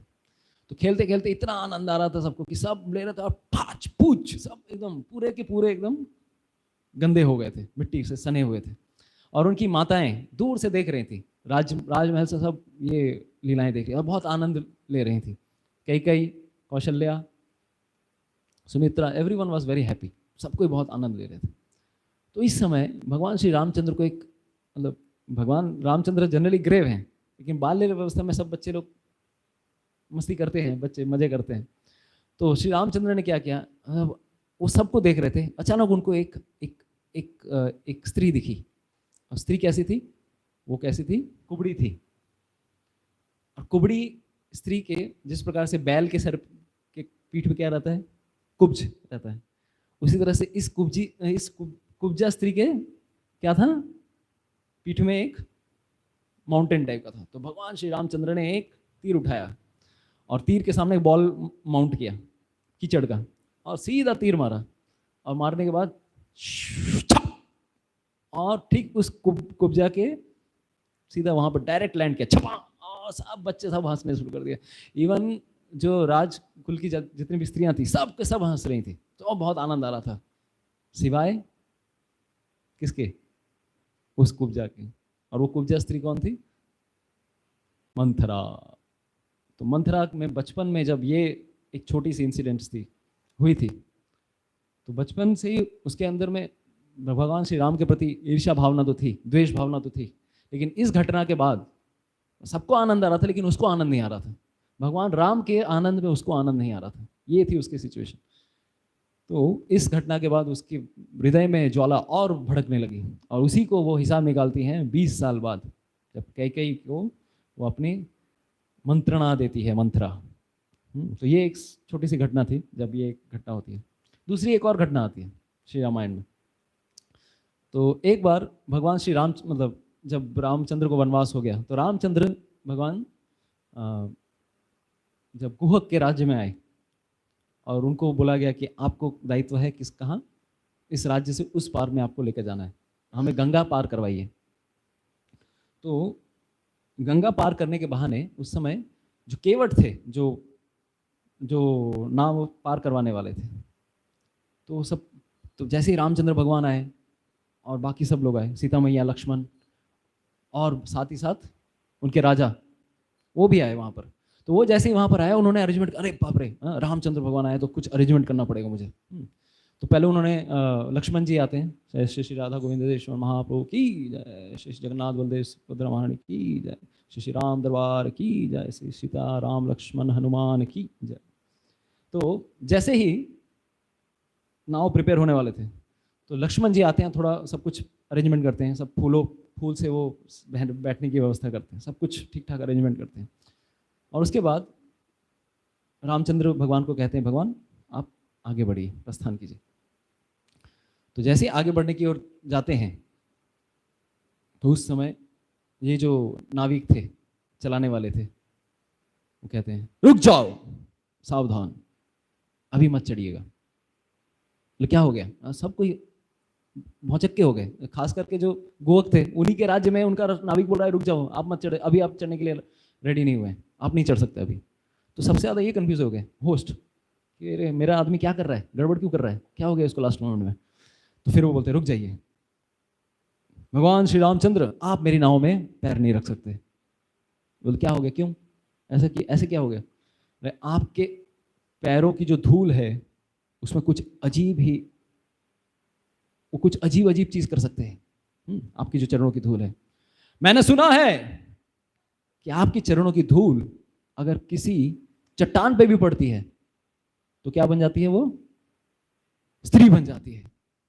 और अगर मतलब सोचिए बेजान वस्तु पे पड़े तो वो स्त्री बन जाती है, अगर मेरी नाव पे अगर पड़ गई आपकी चरणों की धूल, अरे मैं शादीशुदा व्यक्ति हूं, मेरे बाल बच्चे सब कुछ है, मैं इतने उन्हीं को मेंटेन नहीं कर पा रहा हूं, एक और स्त्री आ जाएगी, मैं कैसे मेंटेन करूंगा।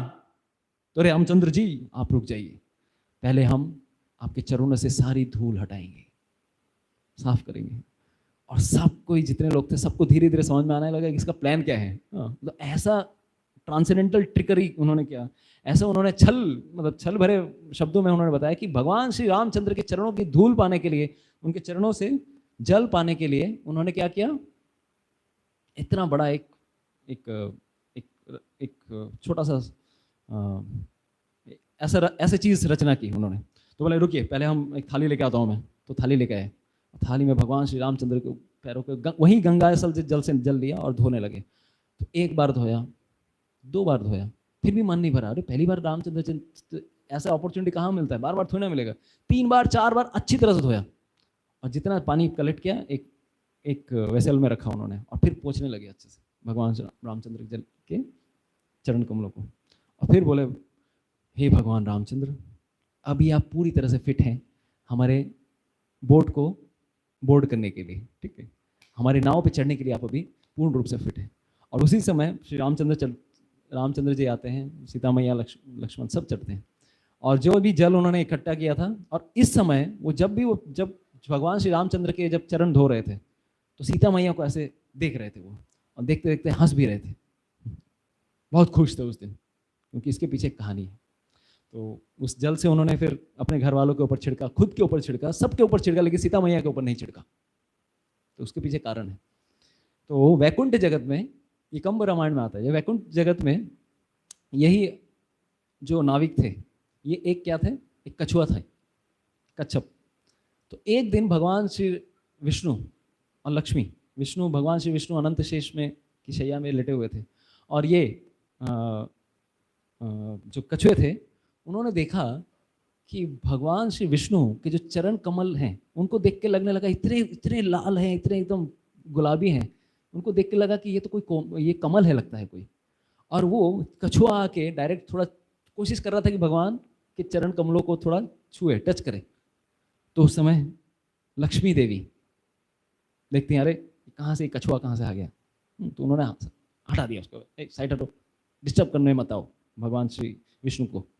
तो ऐसा जब उनको हटा दिया गया तो उनके मन में बहुत ही पीड़ा हुई कि मुझे भगवान श्री विष्णु के चरण कमलों की सेवा करने का मौका नहीं मिला, स्पर्श करने का मौका नहीं मिला। और यही जो नाविक थे ये क्या बने आगे चल के, ये कछुए आगे चल के नाविक बने, और वहाँ चल के उन्होंने पूरा हिसाब किताब बराबर किया। जितना उनको चरण कमलों पे जो स्पर्श करने का मौका नहीं मिला, इन्होंने अच्छी प्रकार से धोया। और लास्ट में सीता मैया को कहा कि उनके चरण कमलों पे सिर्फ आपका अधिकार नहीं, हम सबका अधिकार भी है, सारे जीवों का अधिकार है। तो इस प्रकार से उन्होंने एक और थोड़ी हंसी भरी एक हास्यप्रद एक वृत्तांत आता है श्री रामायण में।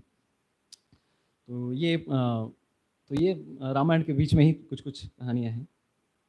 तो हम थोड़ा युद्ध कांड से कुछ चर्चा करना चाह रहे थे कि युद्ध कांड शुरू होता है किस प्रकार से युद्ध कांड की शुरुआत होती है। तो जैसे ही श्री हनुमान जी आते हैं, उन्होंने पूरी लंका दहाई। अभी हम लोगों ने सुना कि किस प्रकार से लंका किस प्रकार से दहाई श्री हनुमान जी ने। लंका की अवस्था ऐसी थी कि 1/3 लंका पूर्ण रूप से जल के राख हो चुकी थी, और सोने की नदियां बह रही थी, तप्त कांचना सोने की पिघलती हुई नदियां, और उसमें असुरों के पिघलते हुए मांस और चर्बी उसमें पिघले हुए, उसमें फ्यूल का काम कर रहे थे। तो एक वृत्तांत ऐसा भी आता है कि जैसे ही श्री हनुमान जी ने लंका दहाई और छलांग मार के वो पूरा लौट के आए बैक टू ट्रैक, उसी समय देखते हैं कि अरे पूरे आसमान में बादल घिर गए हैं, पूर्ण रूप से बादल घिर हैं, इतना घनघोर बादल हो गया और सब तरफ से पूरा अंधेरा छा गया।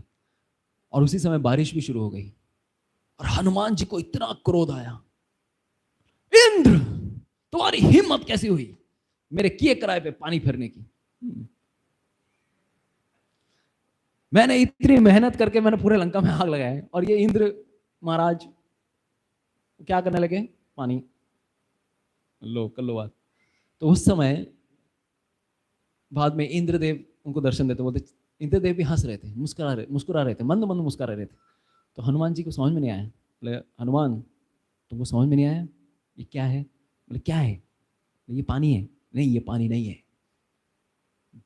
जरा गौर से देखो, ये पानी नहीं ये फ्यूल है, पेट्रोल पेट्रोल डीजल तो पूरी लंका को और जलाने के लिए उन्होंने और अच्छी तरह से ईंधन सप्लाई किया, जितना अच्छा से जलना है जलो, ठीक है। तो इंद्रदेव ने भी, अग्निदेव ने तो जलाया, अच्छे से जलाया, लेकिन इंद्रदेव ने भी पूरा खुंदस निकाला अपनी तरफ से और जला अच्छे से, पूरा अच्छी तरह से अपना जो भड़ास थी पूरी अच्छे से निकाली। तो इस प्रकार से लंका जली पूर्ण रूप से, 1/3 लंका जल के राख हो गई।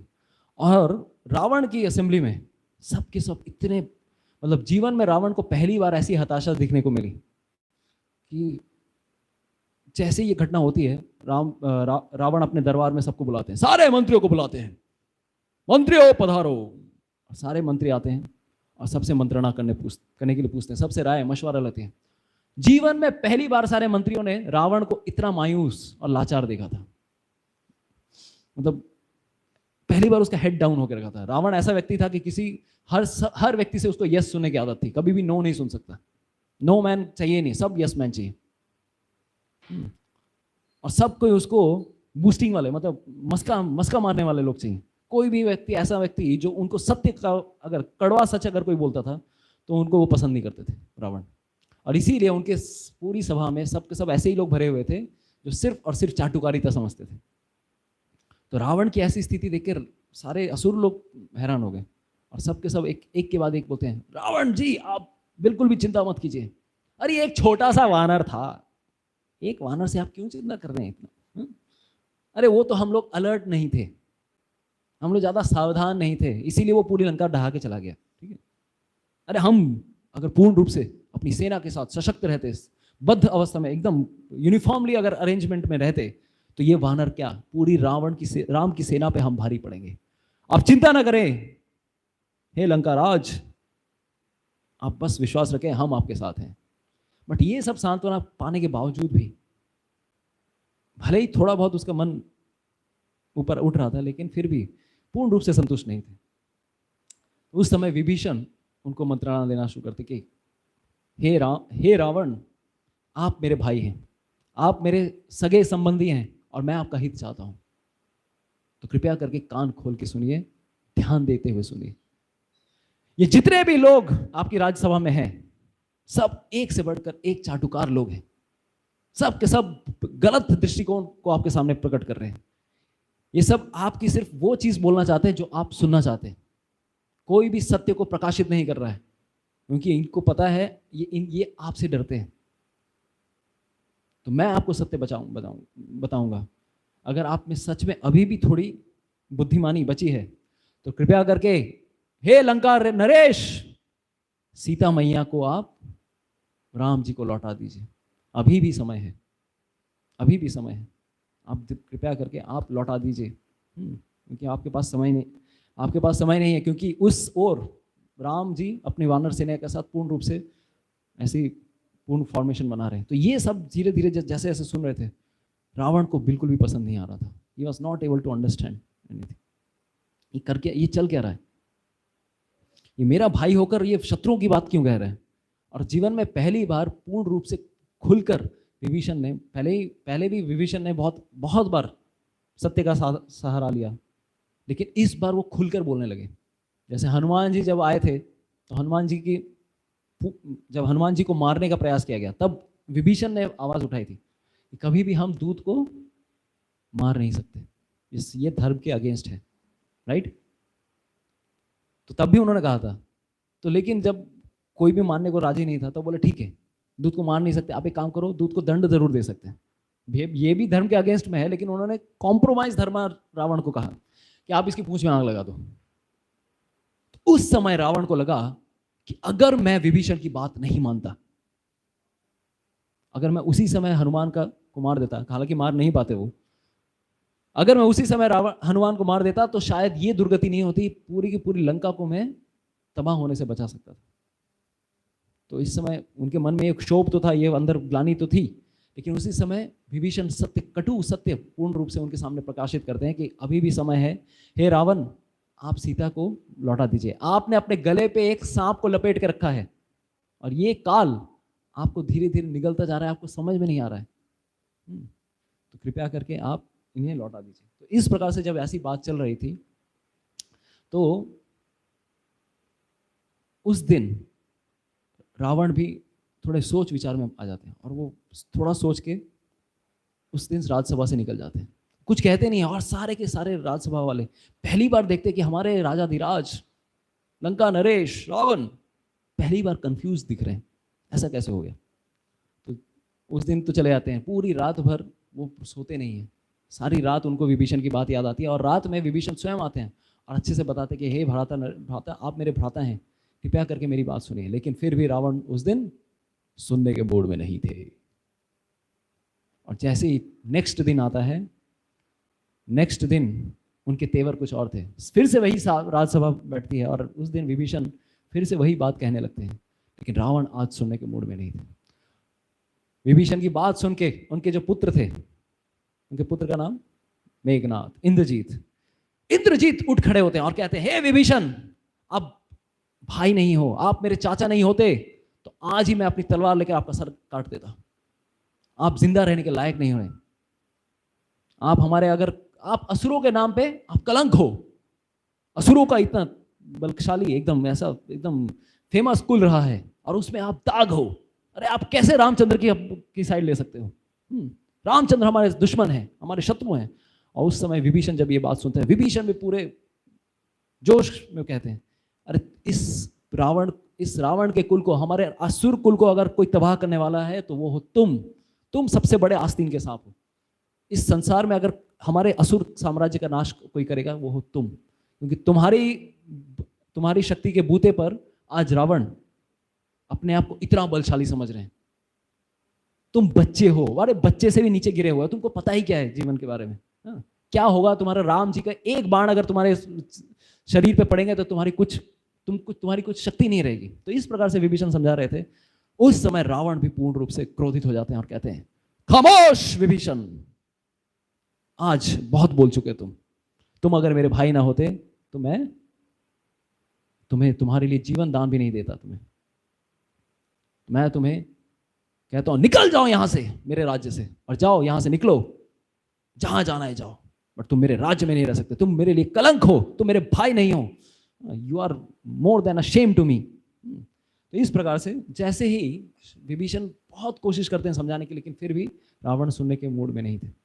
तब उनको समझ में आता है कि मैंने, भले ही मेरा प्रेम रावण के प्रति है, लेकिन रावण कोई सद्बुद्धि नहीं है। मैंने बहुत कोशिश की कि शायद कभी रावण बदल जाए, सीख जाए, लेकिन रावण ऐसा व्यक्ति है कि कभी भी कोई सीख नहीं सकता। इसको जितनी भी मौका मिल जाए उसके लिए कम है। तो उस समय वाल्मीकि जी कहते हैं कि विभीषण जी वहां से निकल गए, और जैसे ही निकले राज दरबार से, निकलने के पश्चात जैसे ही वो पहुंचते हैं, बाहर निकलते हैं, बहुत ही दिल से टूटे हुए थे। तो वाल्मीकि जी वहां पर एक संज्ञा यूज करते हैं विभीषण के लिए। वो कहते हैं श्रीमान, ऐसे श्रीमान, विभीषण को श्रीमान से संबोधित करते हैं कि श्रीमान यानी कि Shri goddess of fortune, Lakshmi Devi का निवास जिसमें था, जिनके साथ था विभीषण, क्योंकि हमेशा वो राम जी की भक्ति में हमेशा लीन थे। वही रावण की लंका से निकल गए, ऐसा वृत्तांत वो लिखते हैं। श्री पूरे लंका से निकल गई और उसी समय रावण की लंका का विनाश निश्चित हो गया, जिस समय विभीषण ने उस राजसभा से पैर निकाला। तो एक ऐसी घटना आती है, कुछ दिनों पूर्व ही ऐसी घटना होती है, जैसे ही आग जलती हो, जब आग से भस्मीभूत हो जाता है पूरी लंका, तो कुछ दिनों पूर्व, इस घटना के कुछ दिनों पूर्व रावण अपने राज्य में घूमने के लिए निकलते हैं और देखते हैं कितना डैमेज हुआ है, और सब जगह ढूंढते वो देखते हैं सिर्फ 2 घर बचे हैं जलने से बचे। कौन सा? अभी हम लोगों ने सुना कथा में, कौन से 2 घर बचे थे? अनंत भगवान पूर्ण कथा में बताया। एक विभीषण का घर और दूसरा रावण का घर। रावण का घर इसलिए बच गया क्योंकि अग्नि खुद डर रहा था कि मैं जलाऊं कि नहीं जलाऊं, थोड़ा कंफ्यूजन में था, जलाऊं नहीं, छोड़ देता हूँ, ठीक है, नहीं जलाऊं। और दूसरी और विभीषण, क्योंकि वो भगवान श्री राम के इतने अनन्य भक्त थे। तो रावण अंदर घुसते हैं और इस सरप्राइज एंट्री से संतरी लोग भी डरे हुए थे, अरे बाप रे कौन आ गए, रावण आ गए। तो पूरा एकदम सीधा एंट्री घुस गए, और जैसे ही सारे दरबारी सब घुस जाते हैं, रावण सीधे विभीषण के मेन रूम में घुस जाते हैं, और वहां जाकर देखते हैं विभीषण ध्यान में है और वो एक मंत्र का जाप कर रहे हैं, एक नाम के मंत्र का विभीषण जाप कर रहे हैं। वो क्या मंत्र था? राम राम राम राम राम राम। और ये सुन के रावण पूर्ण रूप से पूरा क्रोधित हो जाता है, विभीषण तुम मेरे भाई नहीं हो। और विभीषण भी पूर्ण रूप से बाहर निकल जाता है, ध्यान से बाहर आ गया, क्या हो गया कौन आ गया? अच्छा रावण आ गया। तो उनको भी समझ में नहीं क्यों इतना टेंशन में क्यों है वो। तो फिर बाद में पता चलता है अच्छा वो राम जी का नाम ले रहे थे इसीलिए। तो उस समय उनकी बुद्धिमानी का परिचय भी हम समझ सकते हैं। वो बोलते हैं अरे रावण आप ही फिजूल में टेंशन ले लेते हो। अरे मैं राम जी का नाम नहीं ले रहा हूं, मैं किन का नाम ले रहा हूं? अरे मैं तो रावण रावण और मंदोदरी, जो कि मेरे माता पिता के समान है, मेरे भ्राता, मेरी भाभी, मैं उनका नाम ले रहा हूं। अभी सोचिए, रावण मंदोदरी, रावण मंदोदरी, रावण मंदोदरी करूंगा मैं, कितना बड़ा मंत्र हो जाएगा। तो मैंने छोटा कर दिया, शॉर्ट फॉर्म, पहला टेक्स्ट फॉर्मेट ले लिया, राम राम राम राम राम। और रावण बड़ा खुश होता है, रावण खुश हुआ, लगे रहो, करते रहो नाम जप, अच्छा है, आशीर्वाद देके चले जाते हैं। तो ये सब सिचुएशन चल रही थी, क्योंकि उनको भी समझ में थी विभीषण जी भगवान के भक्त हैं।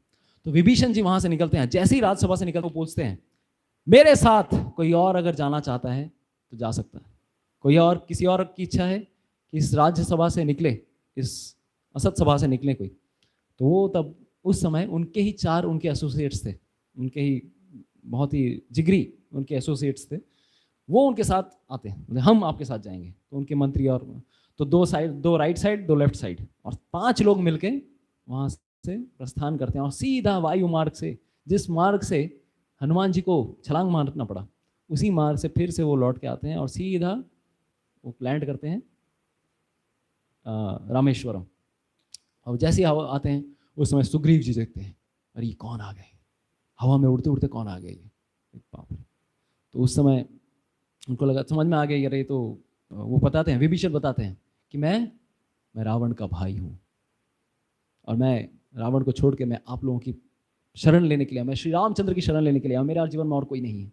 तो सुग्रीव भी थोड़ा कंफ्यूजन में आता है, अरे सुग्रीव बोलते हैं, अरे जो अपने भाई का नहीं हुआ वो हमारा कैसे हो सकता है?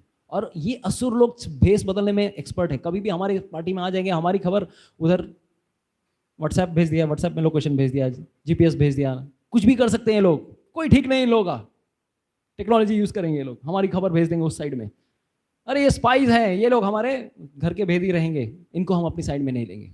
और पहले से ही इस भावना से वो लोग, लेकिन पहले सोचते हैं कि इनको रिजेक्ट करने से पहले मुझे रामचंद्र से पूछ लेना चाहिए। तो सीधा आते हैं रामचंद्र जी के पास और रामचंद्र जी से पूरा बखान रखते हैं। और इसी प्रकार रामचंद्र जी को जब ये बात बताते हैं कि एक व्यक्ति हैं जो कि अपने आप को रावण का भाई पहले बताते हैं, वो आपकी शरण लेने के लिए आए हैं, उनके साथ क्या किया जाए, व्हाट शुड वी डू। जब ये बात कहते हैं रामचंद्र जी को, तो रामचंद्र जी एक आदर्श लीडर, एक नेतृत्व करने वाले, एक आदर्श नेता को वो एक उदाहरण प्रस्तुत करते हैं। वो सबसे पूछते हैं, जनरली लीडर क्या करेंगे, अपने डिसीजंस खुद लेते हैं, लेकिन वो सारे वानरों से पूछते हैं, आप लोगों की क्या मंत्रणा है, कृपया करके आप सब बताइए। अंगद से पूछते हैं, सुग्रीव से पूछते हैं, बाकी जितने थे नल नील जितने लोग थे सबसे पूछते हैं, आप लोगों को क्या लगता है। तो सबको अपनी मंत्रणा देते हैं कि नहीं, इनको भरोसा नहीं करना चाहिए। सुग्रीव बोलते हैं इन पे भरोसा नहीं करना चाहिए, अरे अपने भाई का नहीं रहा। रामचंद्र बोलते हैं अगर ये बात तुम उस पर अप्लाई कर रहे हो तो सबसे पहले तो यही बात मुझे तुम पे अप्लाई करनी चाहिए थी। अरे तुम अपने भाई के नहीं रहे और तुम कह रहे हो कि ये अपने भाई का नहीं रहा। अरे तुमने तो अपने भाई को पहले ही छोड़ दिया, तुम्हारा भाई तुम्हारे पीछे पड़ा हुआ था। तो मैंने कभी तुम पे ये प्रश्न पूछा कि तुम अपने भाई के नहीं हो, तुम मेरे साथ मेरा साथ कैसे दोगे? मैंने तो कभी नहीं पूछा। तो सुग्रीव चुप हो गए।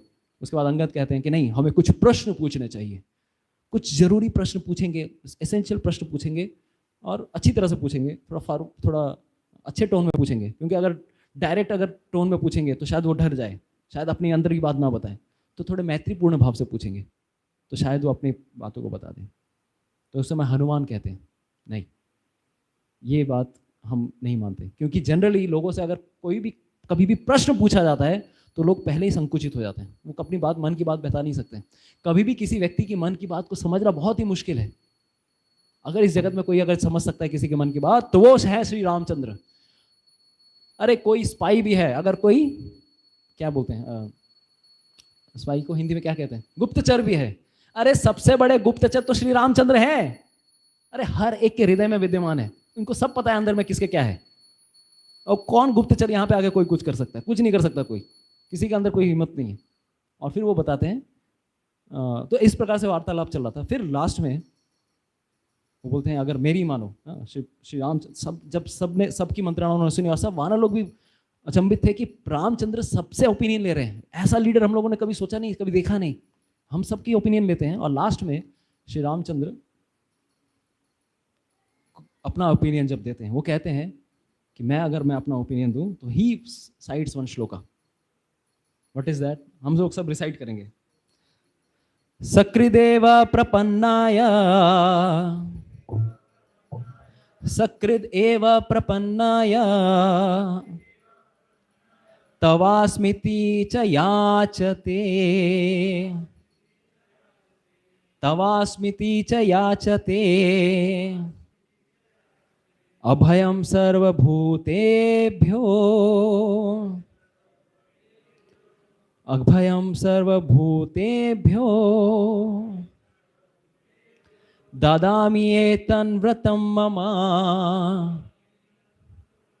ददामि एतं व्रतं मम।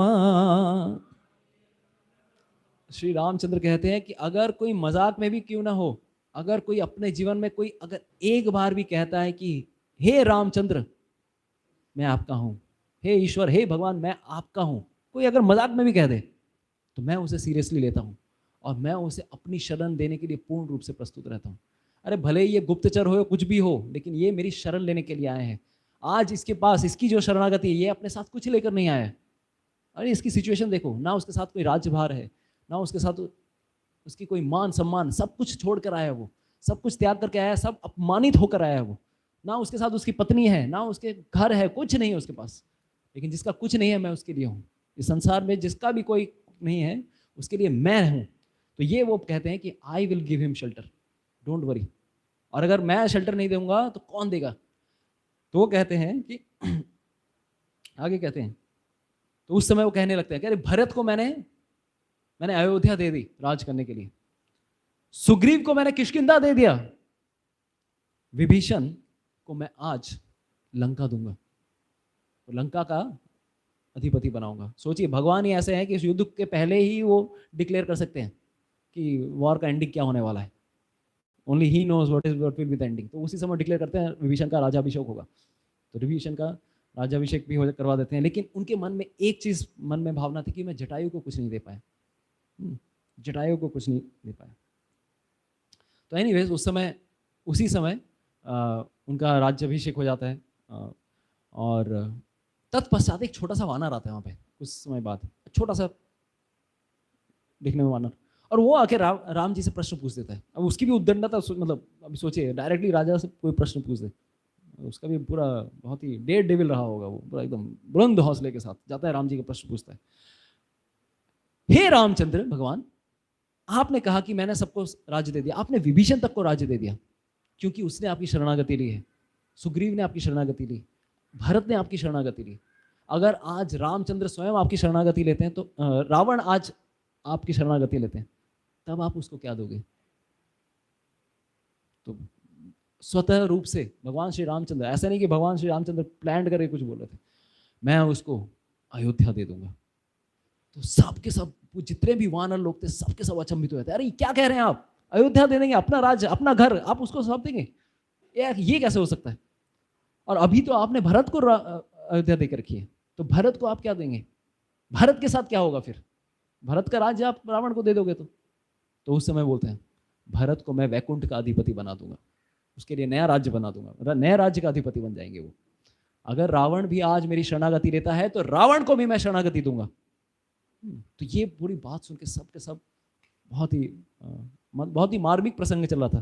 तो सब उसी वानर ने फिर से एक प्रश्न पूछ दिया, अच्छा आपने अयोध्या उनको दे दी, भरत को अयोध्या वैकुंठ का पति बना दिया, तो आप कहाँ जाएंगे, आप कहाँ घूमेंगे? तब राम जी क्या बताते हैं?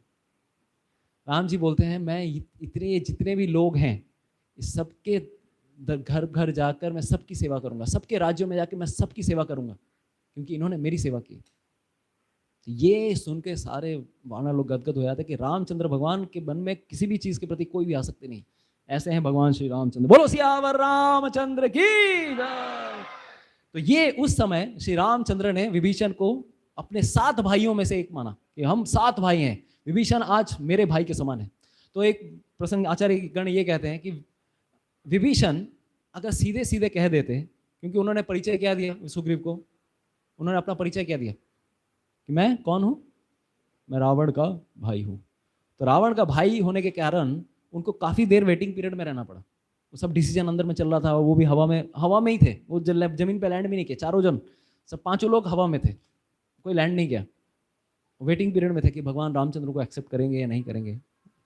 तो आचार्यगण कहते कि अगर वो कह देते उस समय कि मैं रावण का भाई नहीं हूँ, मैं हनुमान का भाई हूँ, तो पूरी की पूरी प्रॉब्लम ही सॉल्व हो जाती, क्योंकि उन्होंने अपना आइडेंटिफिकेशन फिर भी बनाए हुए रखा था, इसीलिए इतनी समस्या आ गई। तो उनका आइडेंटिफिकेशन पॉइंट क्या था।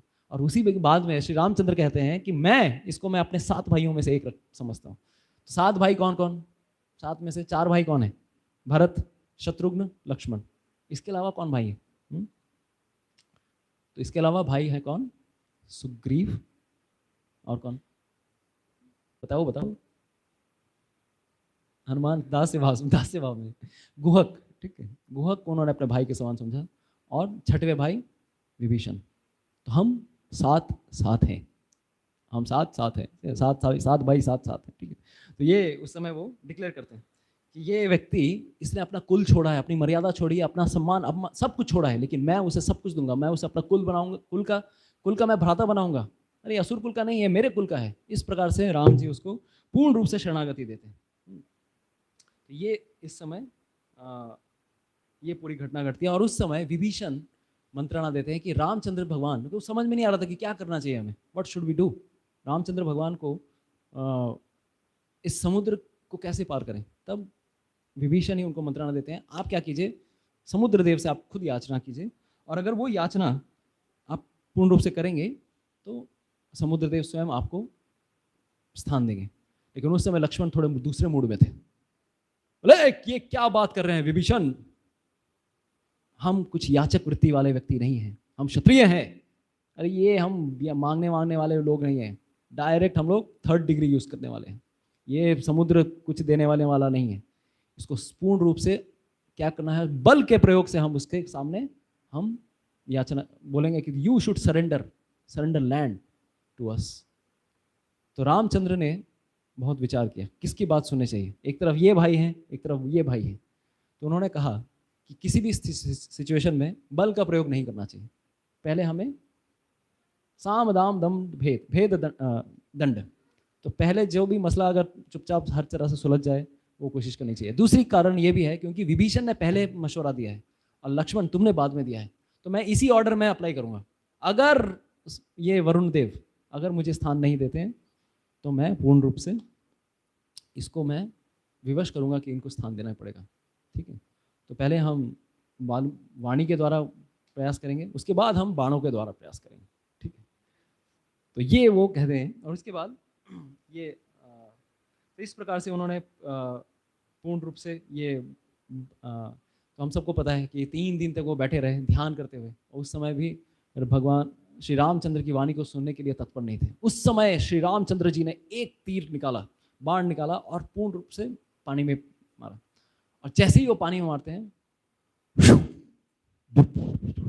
अंदर घुसता है पानी में, बुलबुले कुछ आते हैं, कुछ देर तक कुछ नहीं होता है, सब तरफ सन्नाटा था, और जैसे ही वो सन्नाटा खत्म होता है चारों तरफ से पानी खोलना शुरू कर देता है, और सारे मछलियां जितने भी जलचर थे, जितने भी प्राणी थे, जितने भी बड़े बड़े तिमिंगला मछली जो भी मछलियां थे सबके सब तड़पने लगे। पूरा का पूरा पानी बॉइलिंग हॉट, ऐसा पानी मतलब कभी किसी ने देखा नहीं। पूरा समुद्र का पानी, अगर मान लीजिए हमें ठंडी में पानी बॉयल करना होता है, गीजर का पानी, अब गीजर नहीं है तो क्या करते हैं हम, इमर्सन रॉड लगाते हैं। अब इमर्सन रॉड देखते रहते कितना 1000 वोल्ट का रहता है, वो वाट का रहता है, 1000 वाट 2000 वाट, कितना समय लगता है, आधा घंटा लगा देता है, 20 मिनट लगा देता है पानी गर्म करने में। और यहाँ पे क्या देख रहे हैं हम, भगवान श्री रामचंद्र ने एक बाण दिया और एक बाल्टी पानी नहीं था, इधर करोड़ों गैलन पानी था, और पूरा का पूरा पानी उफनने लगता है, सब तरफ अफरा तफरी का माहौल था।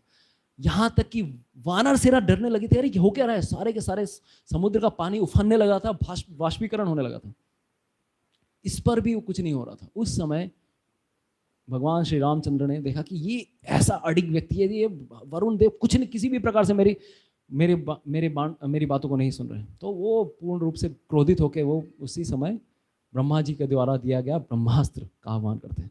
और वो उसी ब्रह्मास्त्र को उसी समय छोड़ने ही वाले थे कि वरुण देव आते हैं, पानी से निकलते हैं।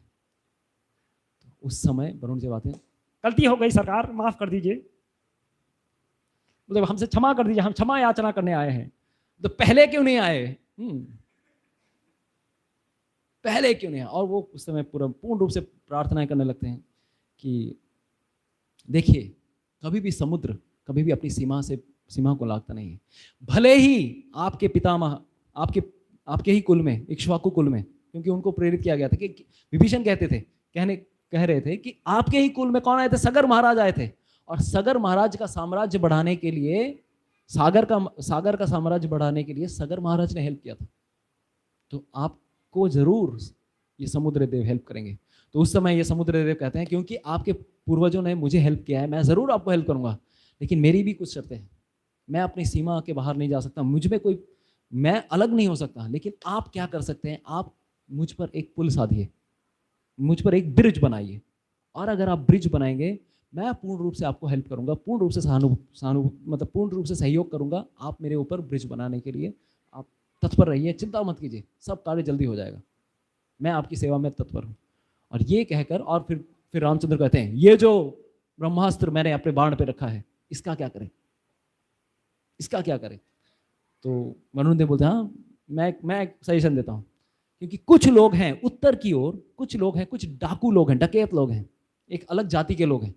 ये लोग इतने डाकू डकैत, इतनी बुरी ये है, इन्होंने इतने पाप किए हैं कि इनके स्पर्श से मैं प्रदूषित हो जाता हूँ। ये जब भी जल में स्नान करते हैं, मैं प्रदूषित हो जाता हूँ। तो कृपया करके आप क्या कीजिए, आप ये उनके ऊपर आप छोड़ दीजिए। तो उस समय भगवान श्री रामचंद्र वो बाण छोड़ते हैं, और वो जहाँ पर वो पड़ता है, उस स्थान का नाम पड़ गया मरुस्थल, and it became a dry area completely, मरुस्थल। तो उस समय भगवान श्री रामचंद्र उस मरुस्थल को भी बहुत आशीर्वाद देते हैं, बहुत सारे कुछ आशीर्वाद बताते हैं कि आप भले ही ये मरुस्थल रहेगा, लेकिन उसमें कुछ अच्छी चीज़ें भी होंगी, कुछ फ्रूट्स भी होंगे, कुछ अच्छे फ्रूट्स भी होंगे वहाँ पर। तो ये सब बहुत सारे आशीर्वाद देने के बाद फिर वो पुल साधने के चलते हैं। और वो कहते हैं, उन्होंने उस समय वरुण देव ने कहा था, ये जो नल और नील है, ये आपके देवताओं के इंजीनियर, कौन? विश्वकर्मा, उनके बेटे हैं। अरे आपके इंजीनियर वहाँ पे पूरा हेड इंजीनियर, चीफ इंजीनियर सब बैठे हुए हैं, इनकी सहायता लीजिए, ये बुल साधेंगे। और बचपन में एक कहावत आती है कि एक बार नल और नील छोटे वानर थे, और वानर अवस्था में भी बहुत सारे ऋषियों के बहुत सारी चीजें लेते थे, पूजा की सामग्री लेते थे, उठा के फेंक देते थे नदी में। और सारे ऋषि लोग इतने क्रोधित हो जाते थे, क्या ये हमारा पूरा सब कुछ बर्बाद कर देता है। लेकिन श्राप देना चाहते थे, लेकिन सोचते थे कि श्राप दें, क्या करें। तो उस समय उन्होंने श्राप दिया था नल और नील को बचपन में, कि ये जो भी चीज फेंकेगा पानी में, वो क्या होगा? पानी में गिरेगा जरूर, लेकिन तैरने लगेगा। तो जितने भी पूजा की सामग्री गिरती थी, सारे ऋषि लोग फिर उठा के लेके आ जाते थे। ठीक है, ये उन्होंने उनको वर दिया था। तो इसी वर का उन्होंने फिर बाद में प्रयोग किया, नल और नील ने। तो ये फिर घटना घटती है, फिर नल और नील की सहायता से पूरा पुल बांधा जाता है। तो आगे चल के पुल बांध भी रहे थे सब लोग। तो उस समय एक घटना आती है कि अभी पुल बांधे, तो बांधे कैसे? पत्थर फेंकना पड़ेगा। तो सारे वानर लोग पूरे साउथ इंडिया में जितने पहाड़ थे, सबको तोड़ फोड़ के खत्म कर दिया। इसलिए साउथ इंडिया में ज़्यादा पहाड़ नहीं बचे हैं, कम है। सबको पत्थर उठा के इकट्ठे कर लिया उन्होंने और लेकर आ गए। अभी हनुमान जी सोचने लगे कि मैं क्या करूं, इस पुल को साधू कैसे? फिर भी एक समस्या तो है, बहुत बड़ी समस्या है। तो सोचते सोचते सोचते पत्थर, जैसे हम लोग कभी कभार सोचते पानी में पत्थर फेंकते हैं, क्या करूं, कुछ समझ में नहीं आता। अभी हम लोग का एक ड्रामा निकला है पानी में पत्थर फेंकने वाला हमारे रामनवमी का स्पेशल ड्रामा है। क्या करें, सोच विचार में ही थे, कुछ करते हुए बहुत परेशान थे। सारे पत्थर, जो भी पत्थर लेते थे डूब जाते थे। तो एक ऐसी समस्या के बीच में जब हनुमान जी थे, तो उस समय उन्होंने कहा जय राम, ऐसे लेते हुए फेंकते हैं वो, और जैसे ही फेंकते हैं चुप नीचे जाता है पत्थर। तो देखते ये क्या हो गया, थर्मोकोल का प्रोडक्ट था क्या? समझ में नहीं आया। तो बोले ये पत्थर तो पत्थर ही था, थर्मोकोल का तो नहीं था, कैसे बैठ तैर गया? तो बहुत खुश हो जाते हैं सारे बंदर को, देखो ये पत्थर तैर गया। तो सारे बंदर लोग, हाँ चलो फिर हम लोग तैर गया, मतलब जरूर कुछ तो अजूबा हुआ है। सारे बंदर लोग पत्थर फेंकते हैं, सारे पत्थर जैसे ही सारे पत्थर एक के बाद एक नीचे गिर जा रहे थे। बोले ये क्या हुआ? वो अभी भी तैर रहा है, ये बाकी सारे डूब गए, ऐसा कैसे हो सकता है? तब उनको समझ में नहीं आया। फिर हनुमान से पूछा, उस समय हुआ क्या था, तुम्हें क्या कुछ याद है, उस वारदात मौका वारदात में कौन कौन थे वहां पर, क्या क्या हुआ। जैसे हम लोग हमारे आजकल के टीवी रिपोर्टर पूछते हैं उस समय क्या क्या हुआ था, तो सब लोग इंटरोगेशन पूछते करते हैं हनुमान जी से, हनुमान जी उस समय क्या हुआ था, पूरी एग्जैक्ट डिटेल बताइए हमें। तो हनुमान जी रिकॉल करते हैं, अरे याद आया, मैंने राम जी का नाम लिया था, बोलो सियावर रामचंद्र की जय। तो सारे वानर लोग पूरा पत्थर निकालते हैं, जय श्री राम झूम, जय श्री राम धूम, सब ऐसे ऐसे करते रहते, सारे पत्थर तैरने लगते हैं। तब समझ में आता है कि ये राम जी के नाम से ही पत्थर तैर रहा था। तो इस प्रकार से ये पूर्ण रूप से ये घटना घटती है और इनको पता चलता है। उसके बाद सारे वानरगण राम का नाम लिखकर, राम जी का नाम लेकर उन्होंने इस प्रकार से ये पूरा ब्रिज साधा। तो आज श्री रामनवमी है और अभी हम लोग युद्ध कांड से वृत्तांत कर रहे थे। तो उन्होंने 5 दिन में ये पूरा ब्रिज जो है 800 योजन ब्रिज जो है कितने दिनों में बनाया, 5 दिनों में बनाया, दिन दुगनी रात चौगुनी। एक दिन में पहले दिन 112 योजन, दूसरे दिन 160 योजन, डबल प्रोग्रेस, मतलब 1.5 गुना प्रोग्रेस। तीसरे दिन 168 योजन, चौथे दिन 176 योजन, पांचवें दिन 184 योजन। 5 दिन में उन्होंने बांध को पूरे बांध को सद दिया। तो ये एक घटना थी। तो एक समय जब जैसे ही बांध बन रहा था, एक और घटना भी घटती है। तो हनुमान जी देखते हैं जब बांध बन रहा है तो एक स्पेशल चीज प्रॉब्लम ये हो रही है कि पत्थर लोग एक साथ टिक नहीं रहे, कुछ तो प्रॉब्लम हो रहा है। Why they are not staying together. तो वो पूरे पानी के नीचे छलांग मारते हैं। छलांग मारने के बाद अंदर से देखते हैं हो क्या रहा है। तो वो जाके देखते हैं कुछ मछलियां हैं, मछलियां आके काम बिगाड़ रही हैं हमारा। कैसे बिगाड़ रही हैं, अंदर से मछलियां आके सारे पत्थरों को बॉन्डिंग फोर्स नहीं है, सीमेंट का काम ही नहीं करने दे रहे हैं, वो अलग अलग कर दे रहे हैं सारी मछलियां। ये पूर्ण रूप से क्रोधित हो जाते हैं, पूरी मछलियों को सब इधर उधर तितर बितर करने लगते हैं। उसी समय एक कन्या आती है, जल परी आती है, जिसका नाम था स्वर्ण मत्स्य। और वो आकर हनुमान जी को देखती है और जैसे हनुमान जी को देखती हैं और उनकी एकदम चौड़ी एकदम पूरा फिगर, डोले शोले सब एकदम सब कुछ देखने के बाद पूरा स्वर्ण मत्स्य पूरा एकदम उनके ऊपर फ्लैट हो जाती है। लेकिन आप क्या हो, क्या बॉडी है, क्या ये, अरे आप क्यों ये सब ब्रिज बना रहे हैं। आपको मैं बताती हूँ मैं कौन हूँ। मेरा नाम है स्वर्ण मत्स्य। मुझे रावण ने एंगेज किया है कि ये जो ब्रिज बनेगा इसको बनने मत देना। तो मेरे अंडर में जितनी मछलियां हैं मैं सबको एंगेज करके रखूं कि ये ब्रिज नहीं बनना चाहिए। तो हनुमान जी इतना क्रोधित, छोड़ो नहीं तेरे को मैं, तुम भगवान श्री रामचंद्र का कार्य बिगाड़ रही हो, समझ में नहीं आता तुमको, what kind of lady you are, निकलो यहां से। रामचंद्र भगवान है। तो ये सुन के and she was also impressed. Hanuman ji को ऐसे ही वो बहुत ज़्यादा ही प्रभावित हो गई थी। तो उस समय फिर वो पूर्ण रूप से सारी मछलियों को बोलती हैं कोई भी काम नहीं बिगाड़ेगा, rather what you would do, you would help them to bond.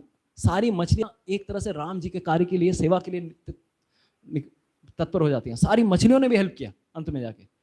तो स्वर्ण मत्स्य दूसरी पार्टी के हो गए, रावण से राम जी की पार्टी में आ गए और उस तरह से राम जी का पूरा पुल सत्ता है। तो 5 दिन में ये ब्रिज बनता है और उसके बाद हमको पता ही है कि श्री रामचंद्र जी का विजय होता है, विजय उत्सव मनाते हैं।